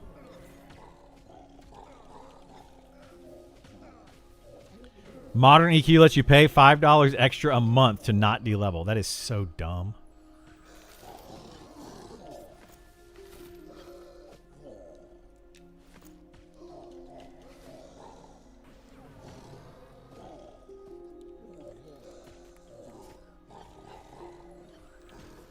Absolutely stupid. That's another reason I don't want to play EQ Legends, by the way. It's another reason. They incorporate RMT directly into their pricing. They're just it's a shady company. I don't like them. I don't like them. Daybreak is just a crappy money just puts a bad taste in my mouth. What about mounts? Are they usable? I saw a druid can res animals. So yes, it is for mounts. That is what it's for. Mounts in this game are usable, but they're mostly as pack animals. So they're going to be for going out in the world and collecting a bunch of gear and then trying to get that gear back to town. They cannot teleport. Right now, they're kind of janky if you try to put them on a boat. I don't think they go on a boat very well, if at all. So, yeah, that's basically how those work. You cannot, like in EverQuest, you can meditate while sitting on a mount and basically have super fast run speed as well. You do not run any faster on a mount in this game. They're literally made for transporting goods, and that's it. Daybreaks is squeezing every penny out of you? Absolutely they are. That's why I don't like them. One of the reasons.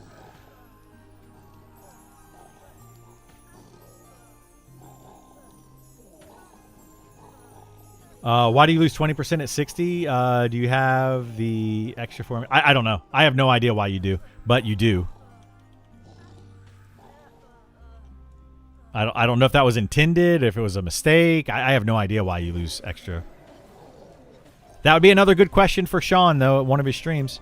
I know you've been asking him a lot of questions. Just let me play during his streams when he does them.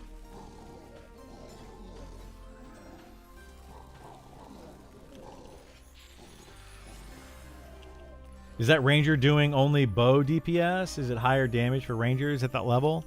I don't know. I haven't been watching him. But maybe.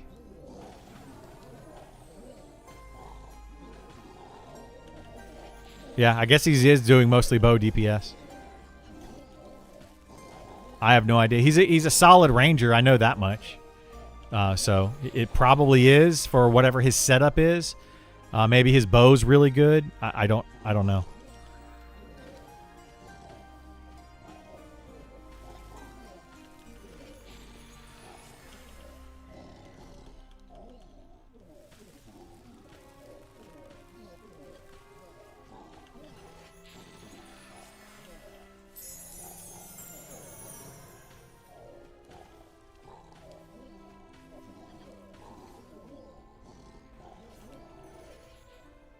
Do you lose XP? You might. Just let me play. It might be because you lose XP based on the previous level. That literally might be what it is. Because the previous level would be 59 and it's a hell level. So you lose XP based on that, which would be double what this level is. So you might lose like the 19% or 20% or whatever. They haven't fixed the duplicating invis bug thing. They have not. Well, they have fixed it about 3 times since I've been playing the game. That's the sad part. They literally have fixed it and then broken it and then fixed it and then broken it and then fixed it and then broken it. So, yeah, they just need to fix it again.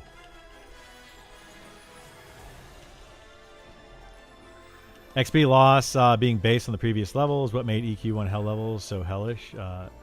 Yeah, I mean, it could be what they do in this game, too. I don't know.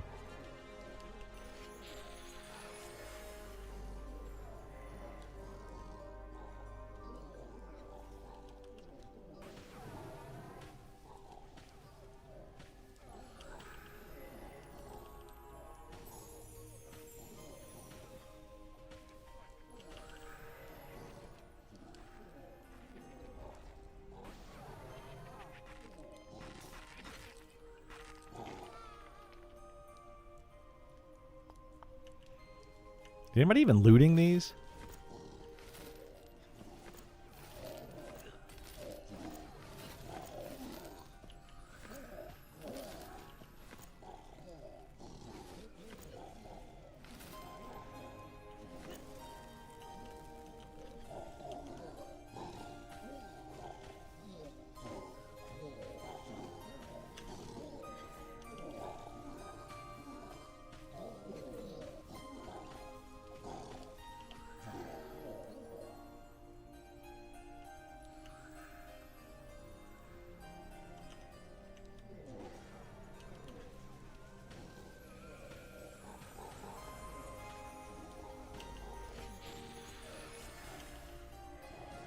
See, this is another thing that I've been saying for a while, too. See how much XP we're getting right now? We don't even have a tank in this party. We have 1 healer, 2 enchanters, or sorry, 2 healers, a cleric, a shaman, 2 enchanters, a ranger, and then a wizard. No tank. This is why I've been saying that charm is just strong, man. It's so stinking strong. Completely negates the need for a tank. Which shouldn't be the case.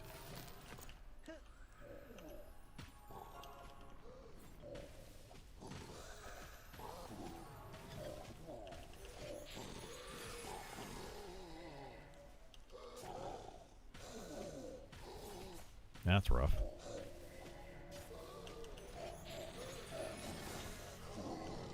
Yeah, it's going to be until 8 a.m. It won't be.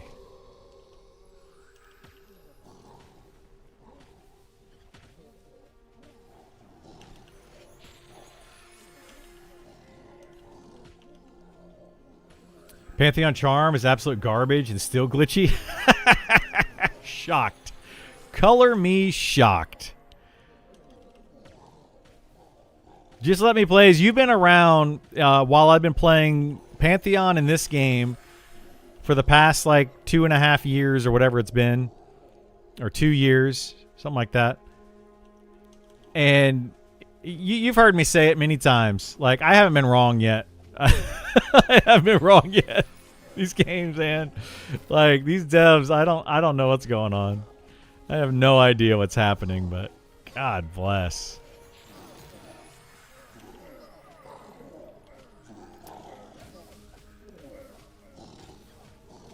What's funny to me is for the past like 2 years that Pantheon has been around, we had Joppa like, oh yeah, I'm gonna get Charm in, guys. We're gonna get Charm in. It's just too strong right now. We got to make sure that it works properly, etc., etc. They put it in, it still doesn't work properly. Like, how long does it take you to get one ability working? I don't understand. Crazy. Trying to make sure you found MnM in time for early access. Glad you're on it. Absolutely. Yeah, I think you're probably the one that got me to play it. And I didn't like it at first. I was like, man, this game is way too janky. It's way too much EverQuest. But, yeah. Turned out much better. I'm glad that I've been playing this and not Pantheon for the past year. If this game didn't come out, I probably would have just given up on MMOs. Honestly. Like, if I didn't have this game to play, I'd just be like, nope, I'm done with MMOs.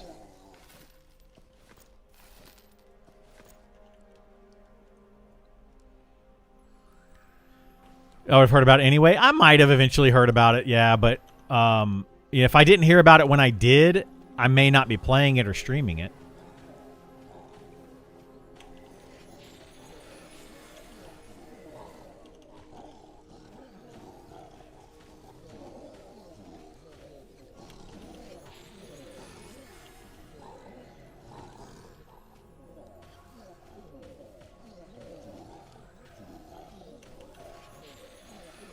I'm impressed how good MnM is looking. I didn't expect it to improve this much. I didn't either.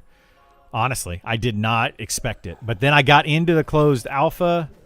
And when I got into the closed alpha, I started playing it. Couldn't stream it. So I was watching it really closely. I was playing it a bunch. And I just watched its progress for like 2 or 3 months. And I was like, man, they are making some progress in this game.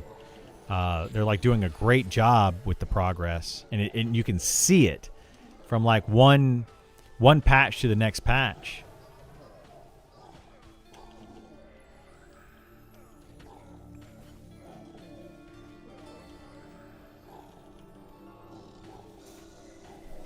Yeah, I got to give them kudos to that, you know? Like, I don't praise the devs in this game enough, I don't feel like. I do pick on them a lot because they do make some questionable choices. But I got to give it to them, you know? They're doing a really good job, especially for being on such a small budget. Which, to me, a small budget is more challenging than a small team. Like, the whole small team thing, they need to stop saying they're a small indie team. They got 46 people on their team now. You know, they're not really a small team anymore, in my opinion. It's small for an MMO, generally speaking. But, you know, it's not really a small team anymore. They have more devs on this game than Pantheon does. Pantheon only has like 10, 15 devs. But for them to do this with less than, like, it's like $160,000 budget or something, like, that's insane. Yeah, exactly. Less than $200,000 in debt with taking zero money from anybody. That right there alone, you know, makes me like, okay, they're doing something special here. Yeah, volunteers, exactly. Like you have people that are obviously passionate about it and willing to work for free. You know?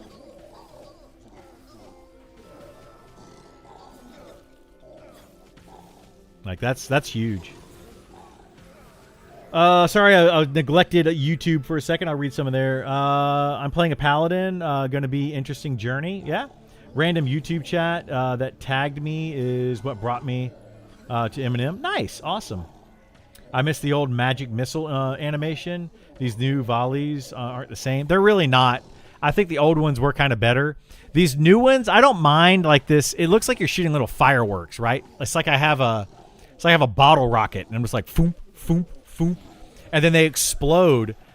I do not want to play a tank with a wizard in my group at you know, whatever level where they explode. That would get so annoying. Like this right here, what I'm talking about. Like if you were right here, this explosion, that fire explosion, like that would be so annoying if I was constantly tanking these mobs. I would hate it. Absolutely hate it.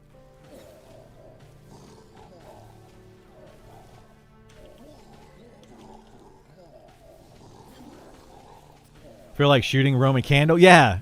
Is that what they're called? I was thinking bottle rockets, but yeah, Roman candles where you just hold like a little stick and it's just like foom, foom, foom. God.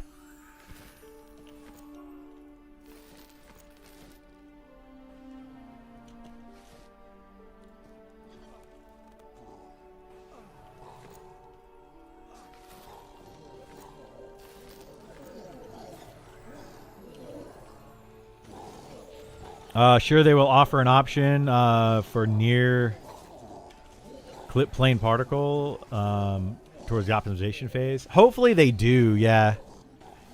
Something like some accessibility things or quality of life things like that would be nice. Like this is getting, you know, as they are adding in more VFX, the game is starting to get a little too. It's getting a little too clustered with all the visuals, and it's going to be overwhelming. I would like to see a feature where you can, you know, reduce it down to yours only or just your group or everyone. Like those three options would be really nice. I don't know how hard that is to set up, but it would be really nice if they could do that.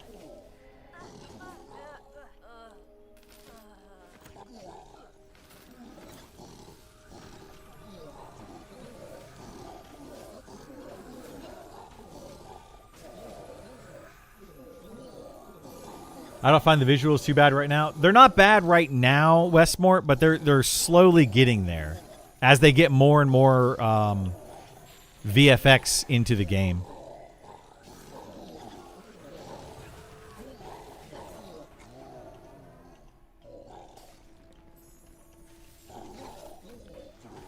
Final Fantasy 14, on the other hand, oh god, dude, Final Fantasy 14, man, doing like some of those raids.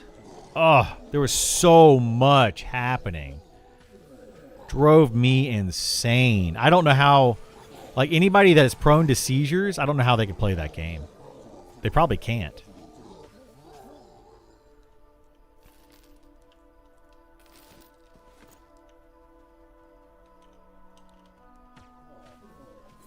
Used to love the Ranger Ice Nuke on the Giants where it would light up your entire screen.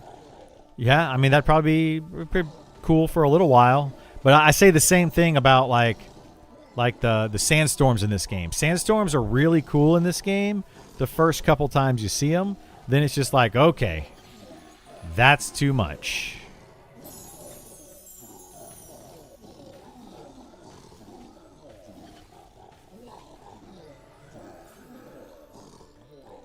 Well, I'll use the feature of making only your VFX be super flashy and everyone else is toned down. I prefer the ability to set it however you want. Near clip plane. Yeah, that'd be nice. The more features, the better that way. I agree.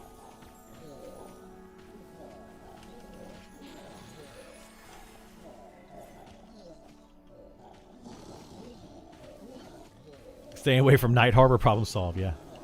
I love the style of the spell effects in general in Monster Memories, but yeah, turning effects down or whatever is crucial. Yeah, especially the more they add more effects. Like it would be nice if you could turn off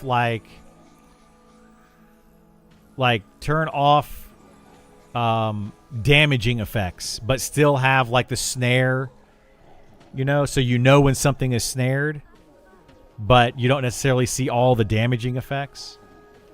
So hopefully we get more features that way.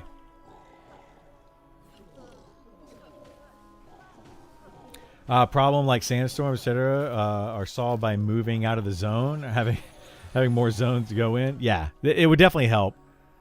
I think they should add in like a XP bonus for during sandstorms. 10% XP bonus during a sandstorm would be awesome.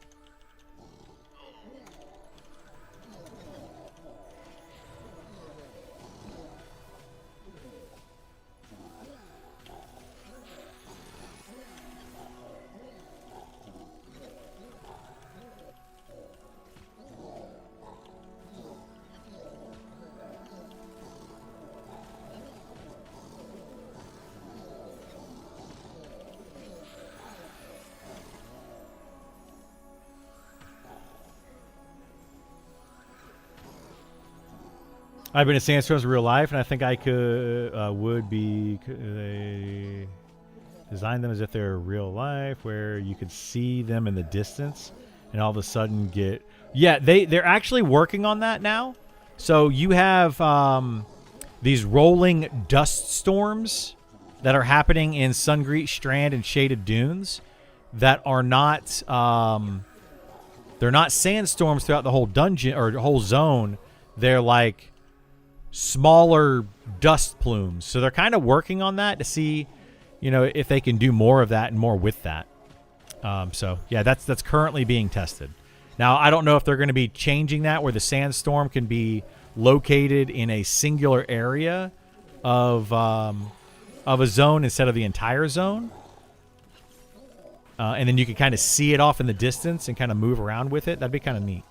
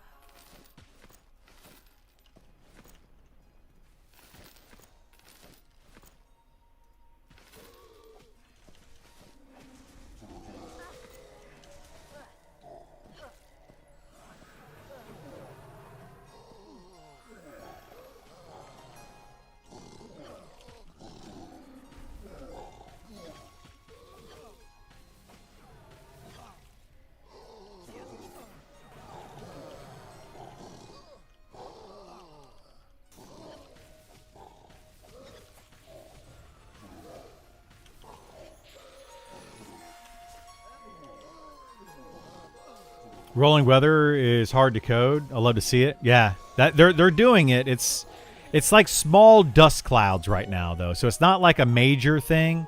They're kind of hard to see, but they are currently doing it. I've seen a few of them.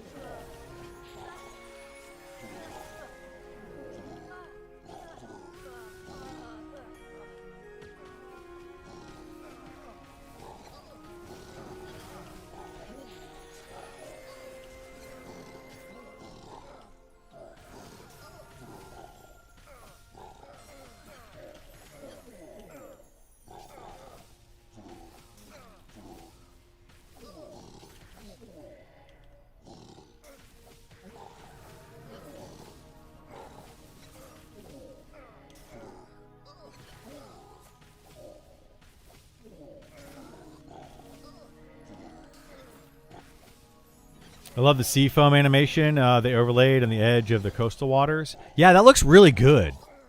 Their water is one of the things that they actually store-bought.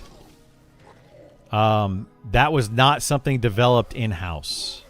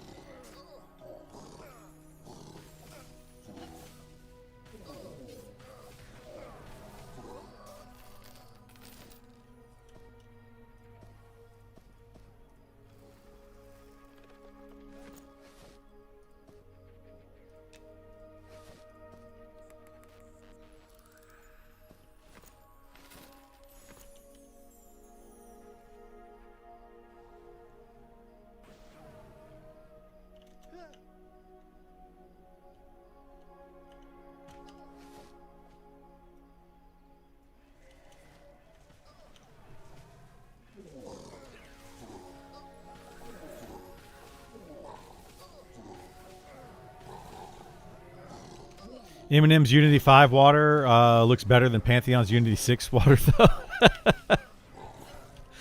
They did a good job with it for sure. Whoever created it.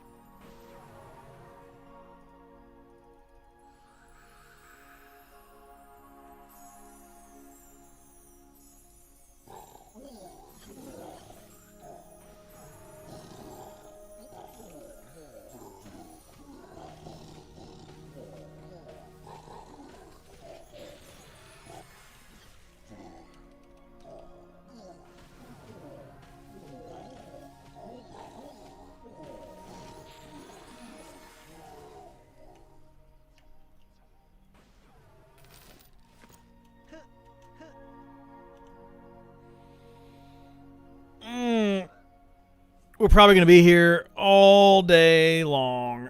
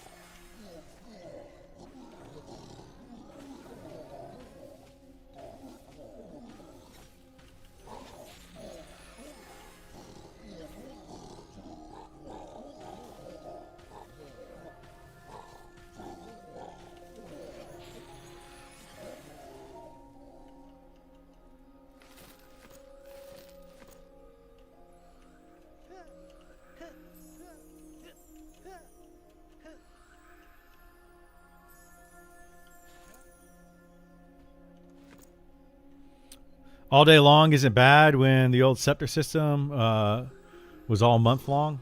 Well, yeah, that's true. The old system was awful. This is definitely a lot better, but I don't mind camping stuff. Like, this is what I enjoy out of MMOs, is sitting here with a group of people and just hanging out, chilling, you know, burning through some mobs. I don't know. I enjoy it. I like it.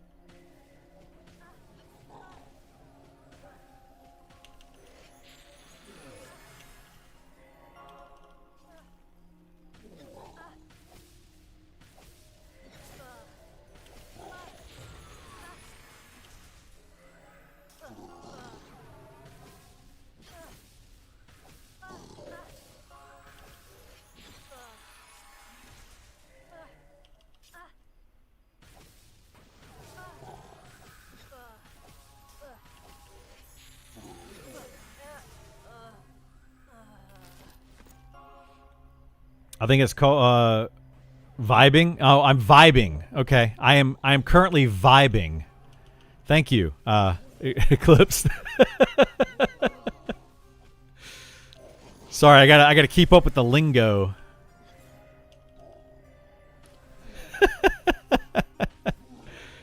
Oh my god. I do have a soon-to-be 2 teenagers in the house.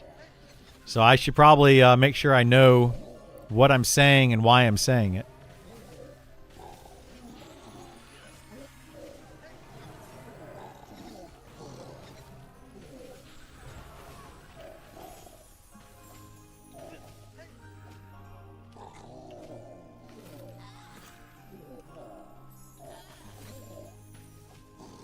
Oh, you're Wolf from YouTube? Okay, gotcha. I try to read both. I sometimes miss stuff. Have you ever nuked yourself by mistake? Oh, yeah. Many times. Many, many times.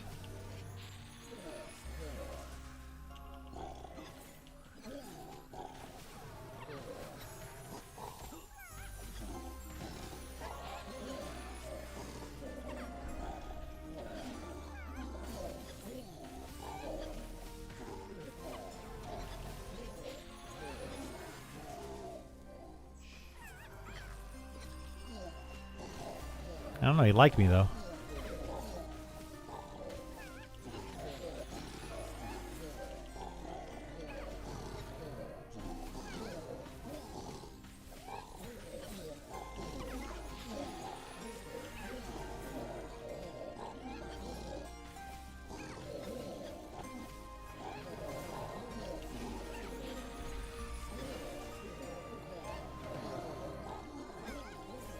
Did you play Asheron's Call? I played a little bit of it when it first came out. I didn't get into it, and it was a very broken game at the time, so I didn't put a ton of time into it.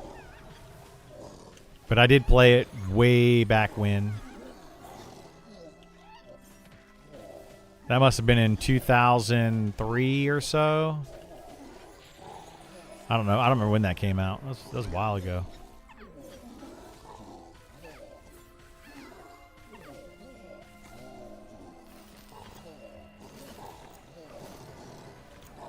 Guys, did you log out? Are you in our group?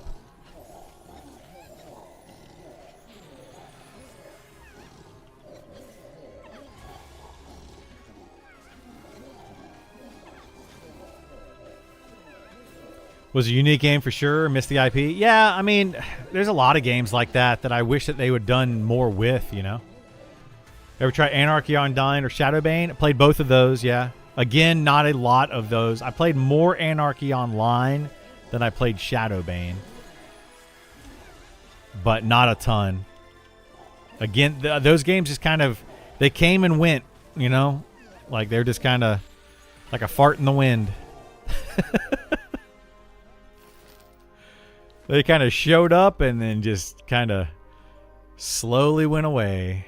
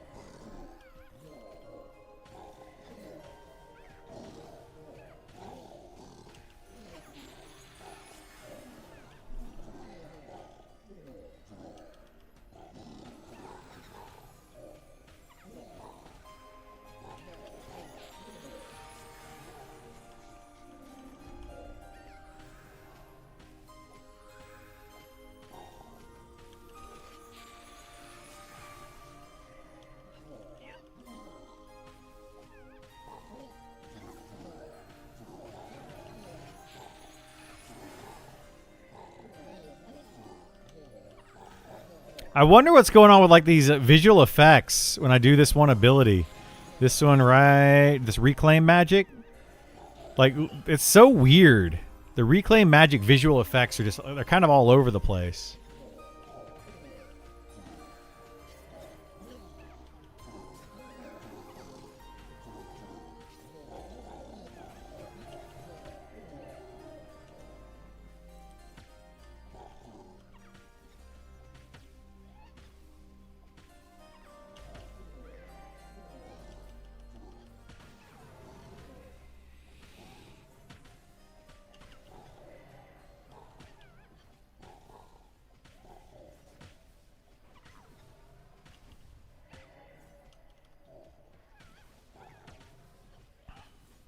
Is it common for a glitter explosion celebration to occur when reclaiming one's magic? I mean, yeah. I think it would be.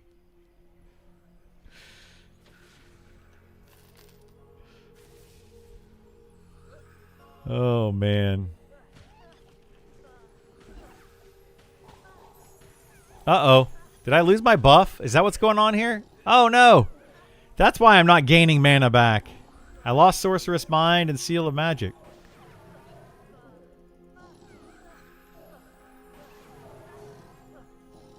I was like, why is my mana not going up? Oopsies.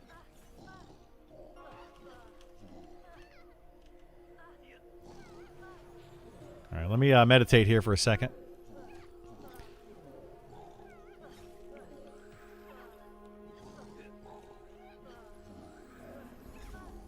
My abjuration skill, that's really low.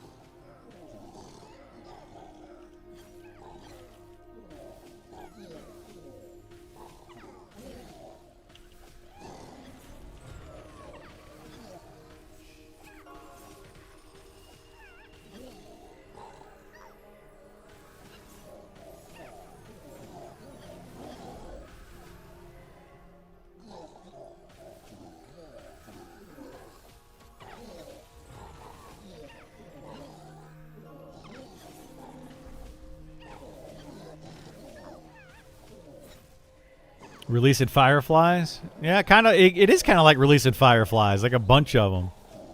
It's like, what are those gifts that you can buy people now, where you like open it up and like butterflies come out of it and go everywhere? It's kind of like that. Scam likely, scam unlikely. Phone.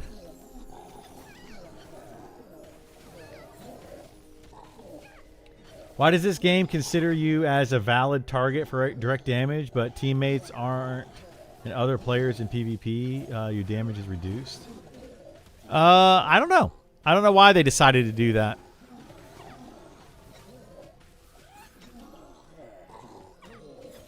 This is relaxing, just questing while I watch my skew cook. Nice, nice. Or why did I say skew? Your stew cook? This is like, to me, this is super relaxing. Like, I'm just sitting here, you know, I'm doing the same button rotation over and over and over, but I'm like, you know, chatting or having some fun at the same time. Like, this is like peak gameplay for me. Like, I love doing raids, but this right here is what I really enjoy out of MMOs. Is just sitting here burning through mobs, camping something, and just hanging out with people. Absolutely love it. This is a cool concept for wizards here. They can do damage while recovering mana. Makes them more group friendly, unlike original EQ. Absolutely, yeah. This is awesome. This is fantastic.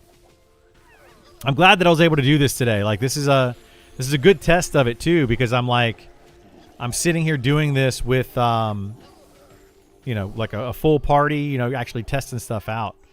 I'm glad we're able to do this today. I was curious how the wizard would do.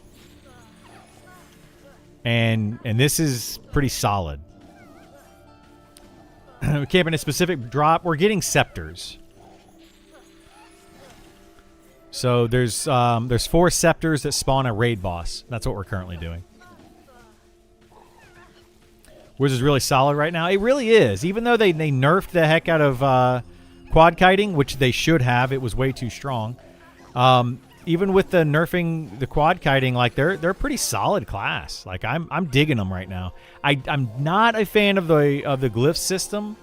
As you can see, I'm not even using the glyph system, but you know, like there's good and bad to it, but it's just not necessary for normal gameplay. I feel like the glyph system overall is not worth. What do they call it? Where the juice is not worth the squeeze. But you don't have to play that way, and I'm not playing that way. I'm just literally not even using the glyph system.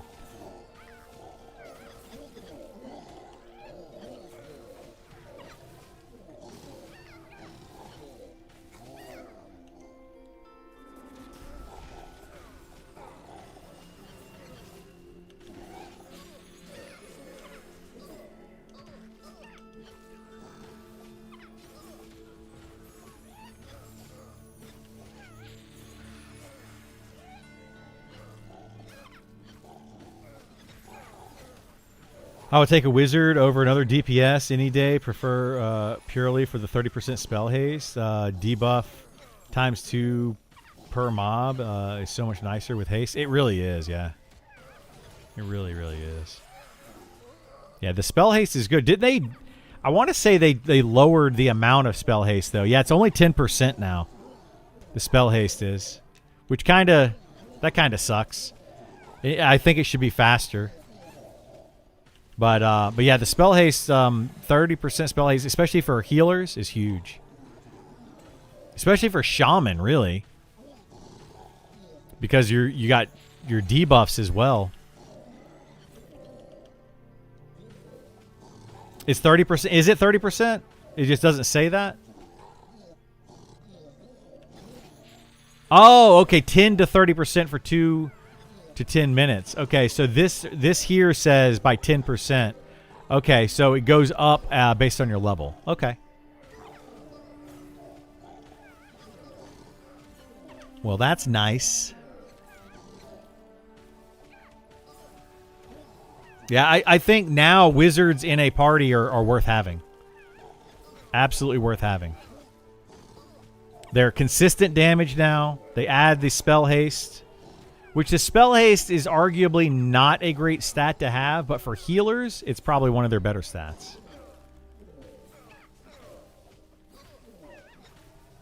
And if you get that 22% spell haste item as well, like, come on, dude.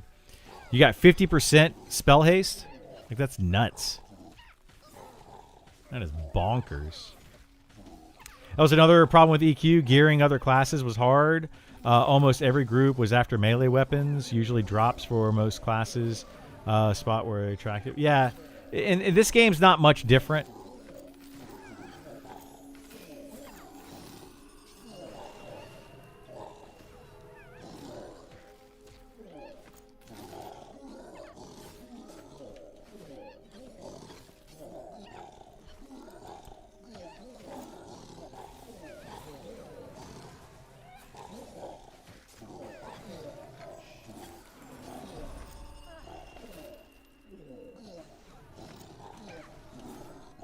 Oh, shoot. Did I hit the right one?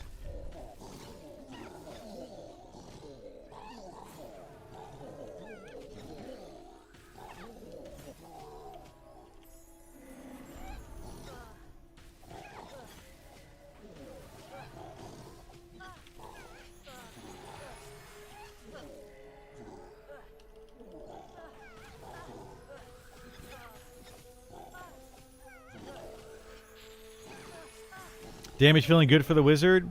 The damage is okay for the wizard. I think it could go up a little bit. But right now I'm using the mana efficiency. And I think that's kind of the better way to play the wizard right now.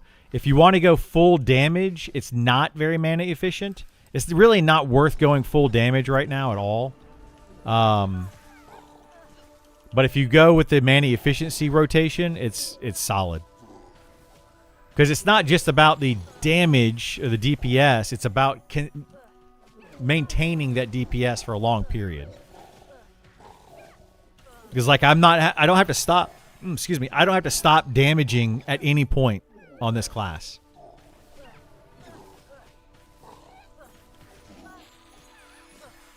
Whereas, like, in EverQuest, you would stop, like, you would nuke a bunch, and then you would stop, and you would meditate for 5 minutes, 10 minutes, and then you would be able to nuke, and then you would meditate, and it just felt bad. But now in this game, it's just consistent damage all the time. I love it. This is what the wizard has needed. The glyph system, not so much, but this rotation is perfect. I hope they don't change that.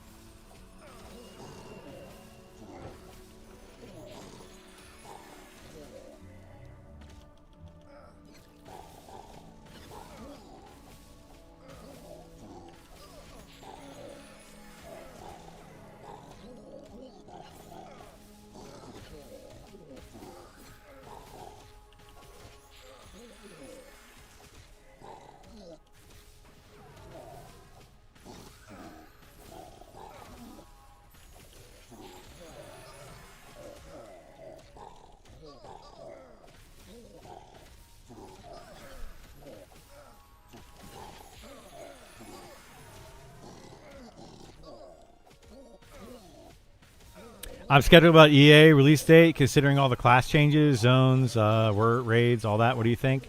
3.5 months is not a very long time to develop that and test that. It's not. I'm nervous about it right now too. Yeah, absolutely nervous about it.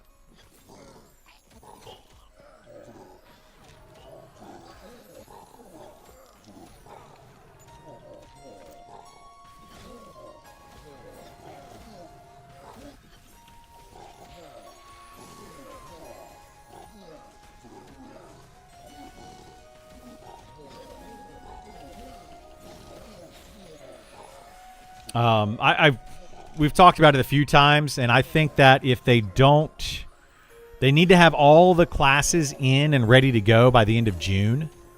Otherwise, well, if they have them in by the end of June, that gives them August to test and make tweaks to them, and then September to clean up any major bugs and things like that, and then release in October. That is my timeline that I have in my head. I don't know what the devs have in their head for their timeline. So I think they only have a couple weeks to get all 18 of those classes in if they want them to be tested thoroughly before early access actually hits. Unfortunately, I'm going to say this in a very bad way, but I don't mean it in any like super negative way. The devs are not very good at testing their own game. They have not been this entire time. Like, since I've been playing it, it's just the internal testing. I'm sure to get some stuff and it catches some things, but there's a lot of things that they're not catching, unfortunately.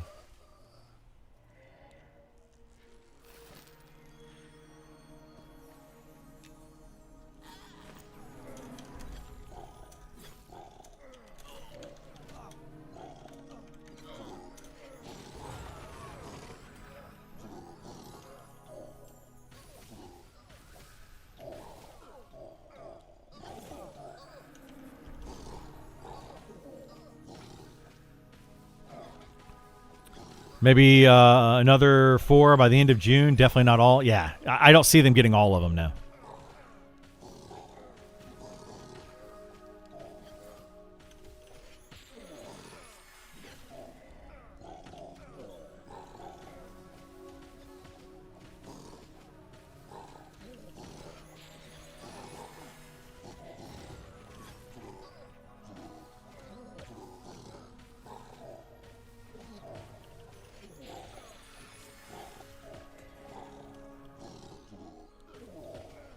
So right now, I know that what they're trying to do is they're working on like the classes that are going to be the most work and need the most, like the biggest changes first. That's why they did Wizard. That's why they did the Druid. So we'll just have to see, what they do in the future, right? We just have to see what they do with it.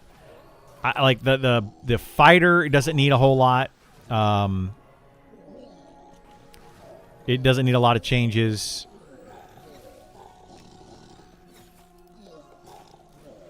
All right, so we gotta save this one. We're gonna put it over here. Put that over there. Like fighter doesn't need a lot of changes, like a lot of updates. It just needs to have its abilities reworked. Some of the other classes they don't really need much. So I don't think we're gonna get many changes at all for the fighter between now and early access. Like we'll eventually see that. It might be one of the last ones done. Monk needs some love. Monk does need some love. It doesn't need a lot of love, though, so I don't think it's going to be one of those later ones. Or, sorry, I do think it'll be one of the later ones because it doesn't need a ton of work, but it does need something for sure. I think we need to see the Shadow Knight, the Ranger, the Rogue, Paladin, Inquisitor. The Elementalist needs a big overhaul, I think. Huge overhaul. So, yeah, we'll just have to see. We'll see what they do.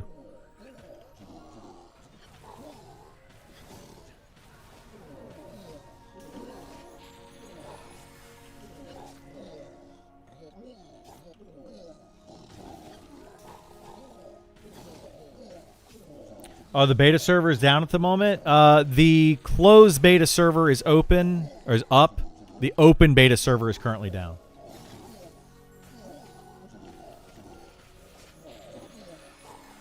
Hey, what's going on, Vince? How you doing, bud? Welcome back. Welcome back.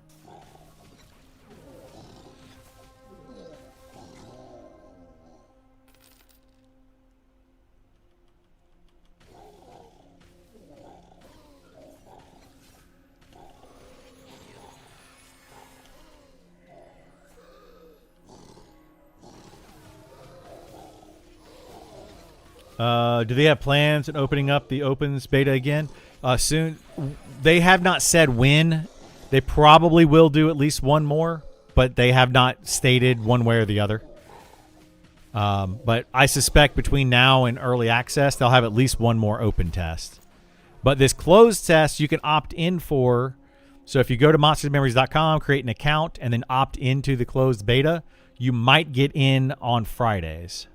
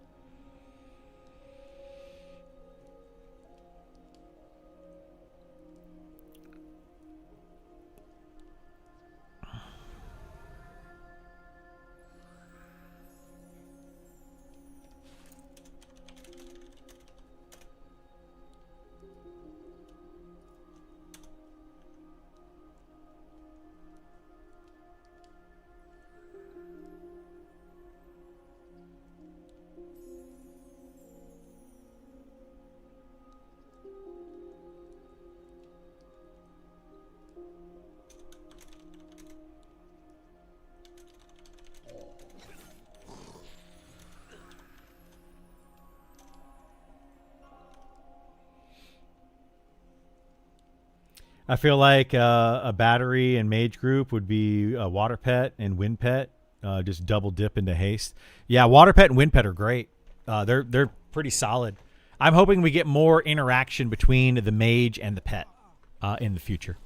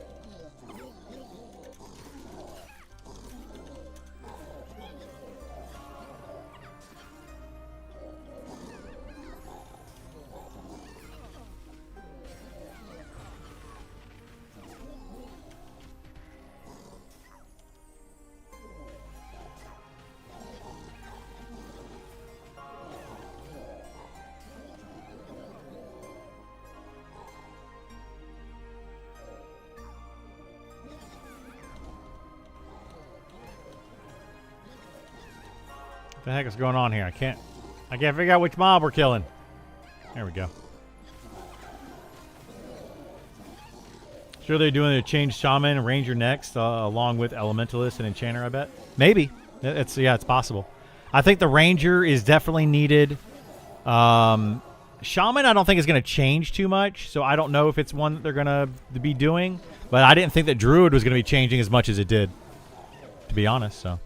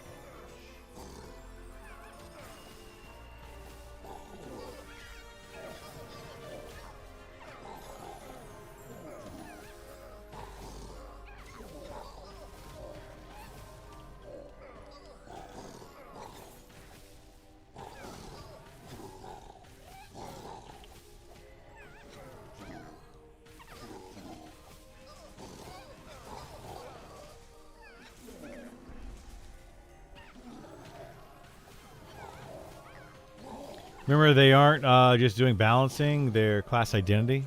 Well, yeah, that's mostly what they're doing. But, I mean, they're still doing balancing at the same time.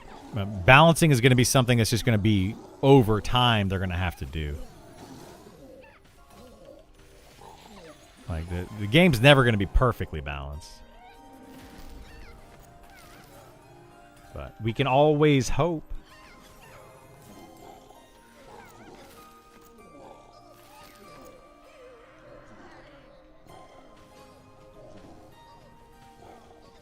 Getting a bunch of lag? No, I haven't had too much lag today. It's been okay.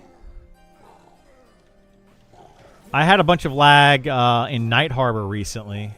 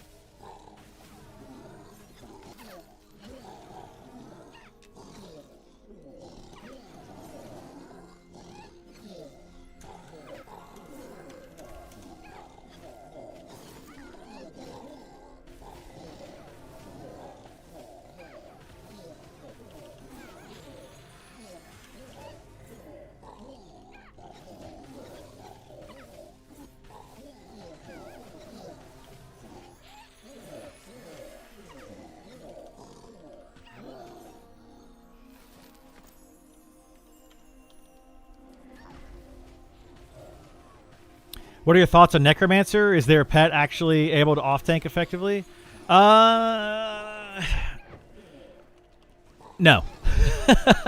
Necromancer is a very, very, very powerful class. Very, very powerful class overall.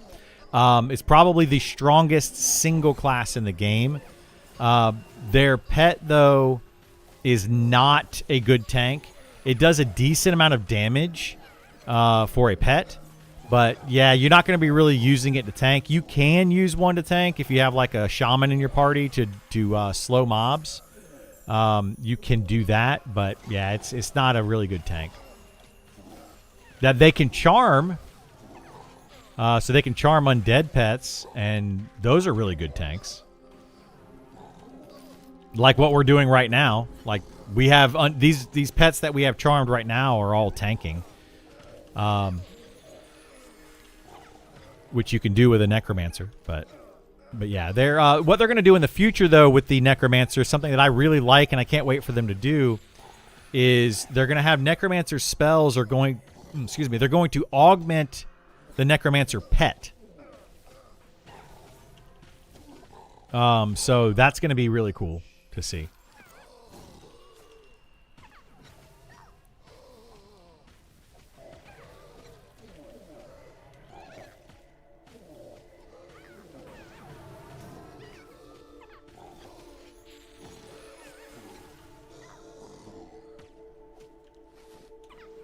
I wonder if this is going to give me 20 more intelligence. I think it will.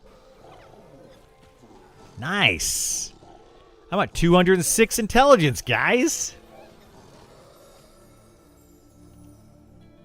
Heck yeah, man. We are big boys now. I'm a big boy now.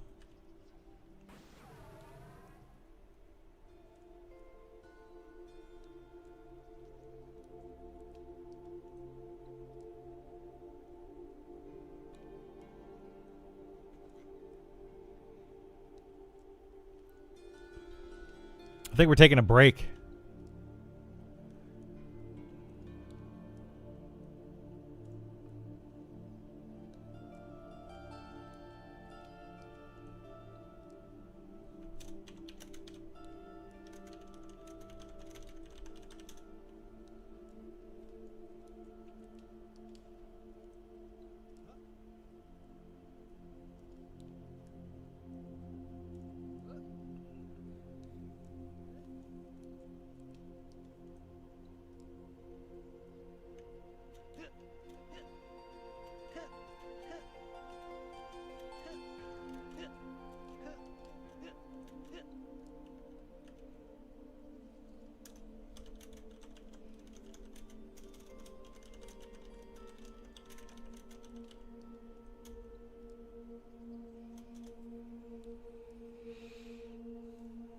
Unrelated to anything, have you seen that painting hide and seek game that just came out? Mecha Chameleon? I have not seen that, no.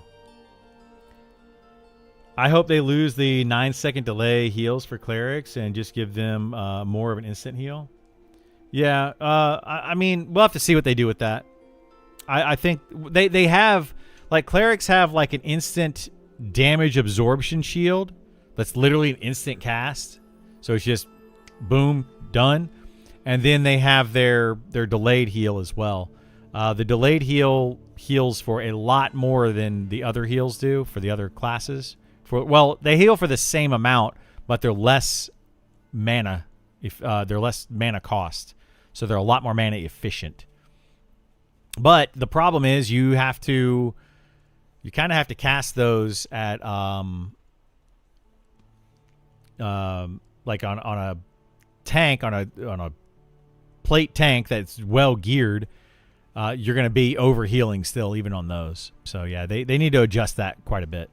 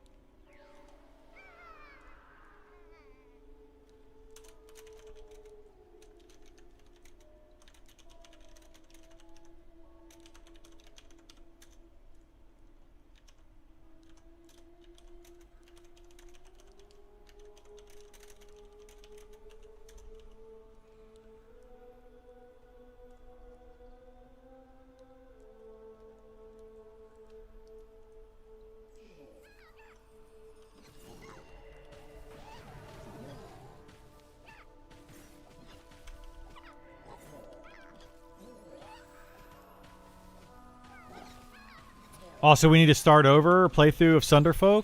I would, yeah. I would totally do that. I want to get a group of people to do that though, Burl. Like I want 4 of us to play it. It's just more fun with more people. I don't know who we could get to do it though. I wonder if I could get Dirk and Andy to play. Actually, I don't think we could do that because I don't think either one of them has a cell phone.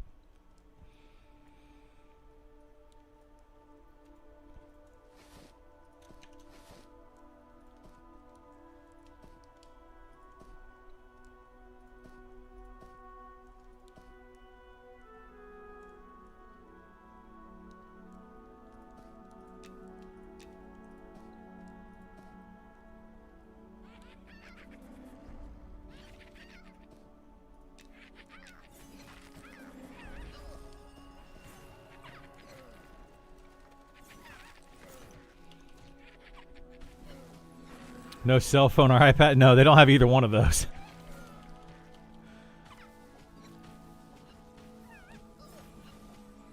And don't ask me why. I have no idea. But they've never owned a cell phone or iPad or anything. They're computer guys, and that's it.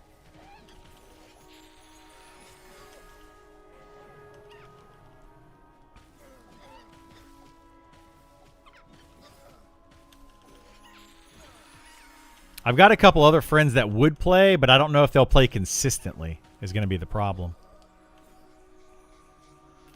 But I do know a couple guys that would absolutely love the game, but they're just not going to play consistently. We'd have to get like a weekly game going, like on a Thursday night or something. Like D&D style.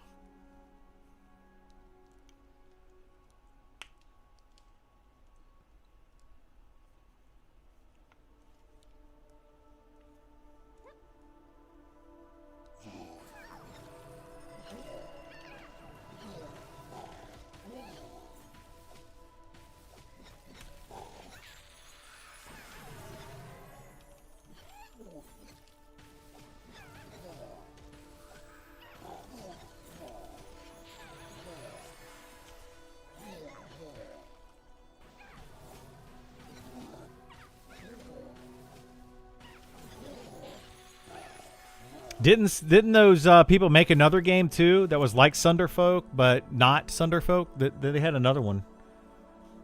That could be a fun one.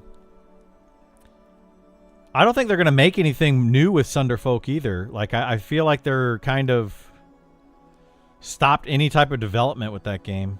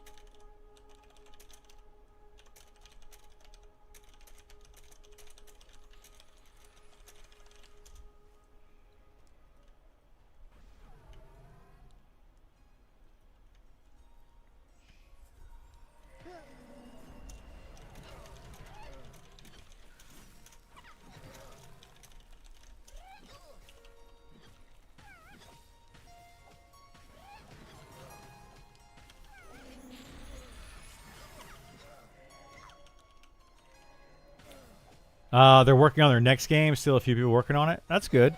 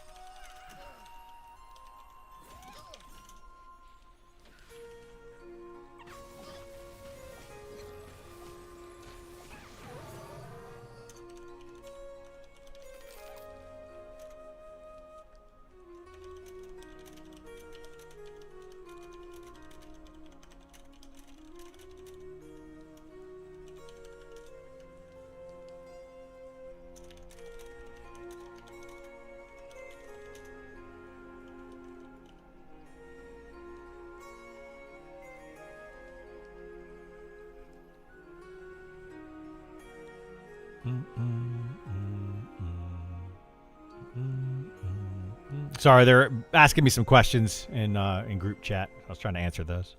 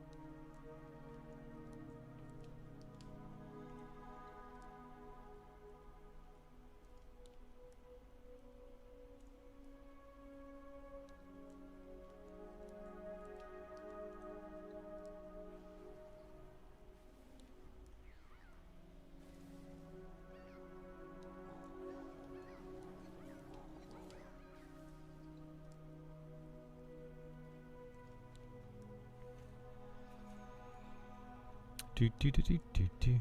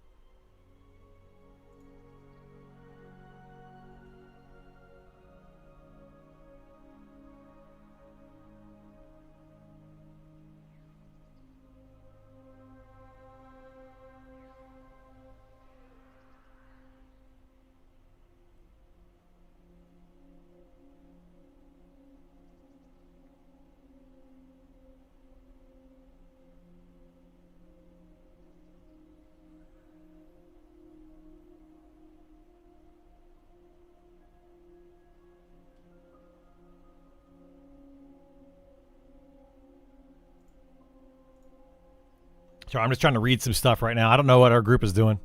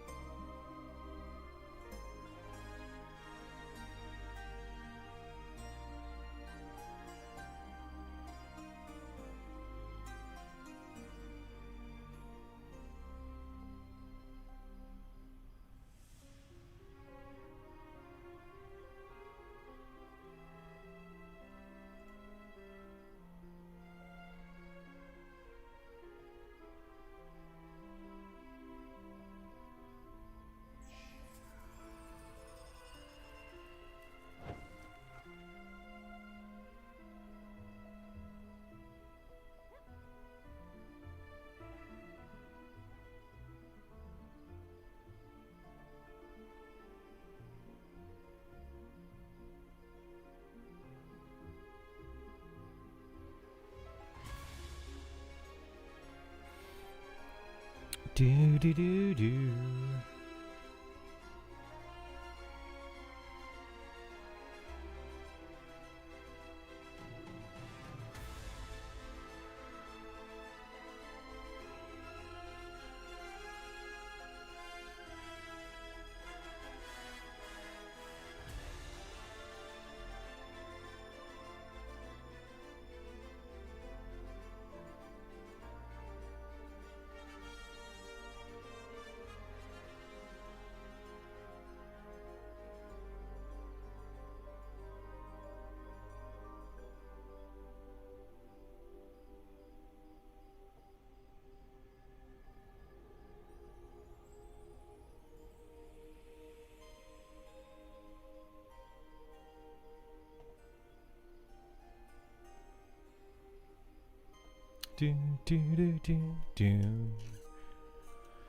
Oh boy, what time is it?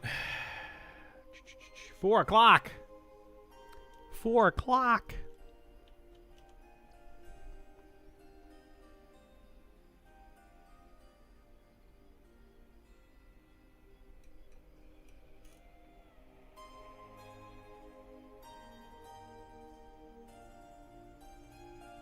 I don't know if we're taking a break. Sure what the plan is, to be honest.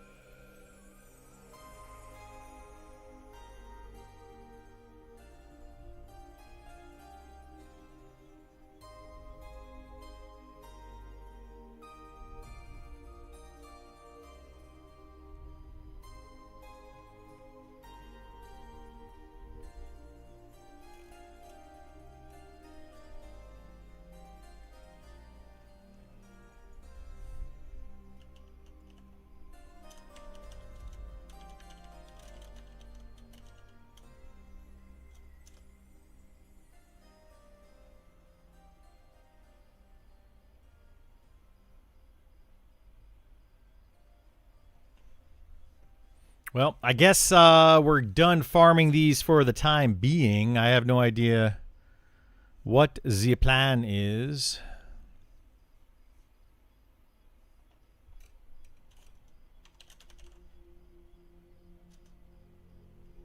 Yeah, I think we're going to be done for now. Let's see. Let's go. Shaded Dunes, Port.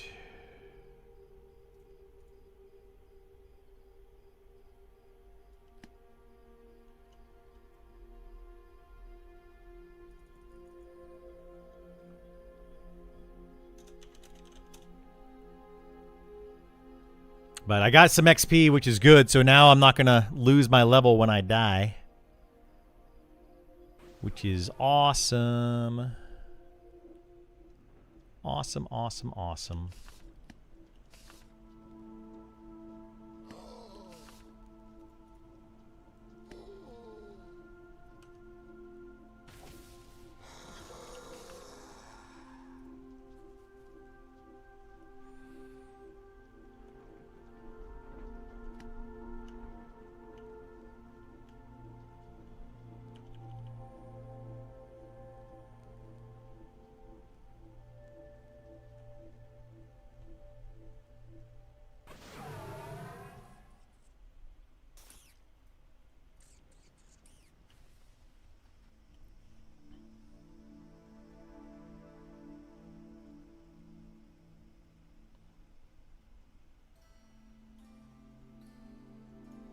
We just need to figure out what we're going to do next.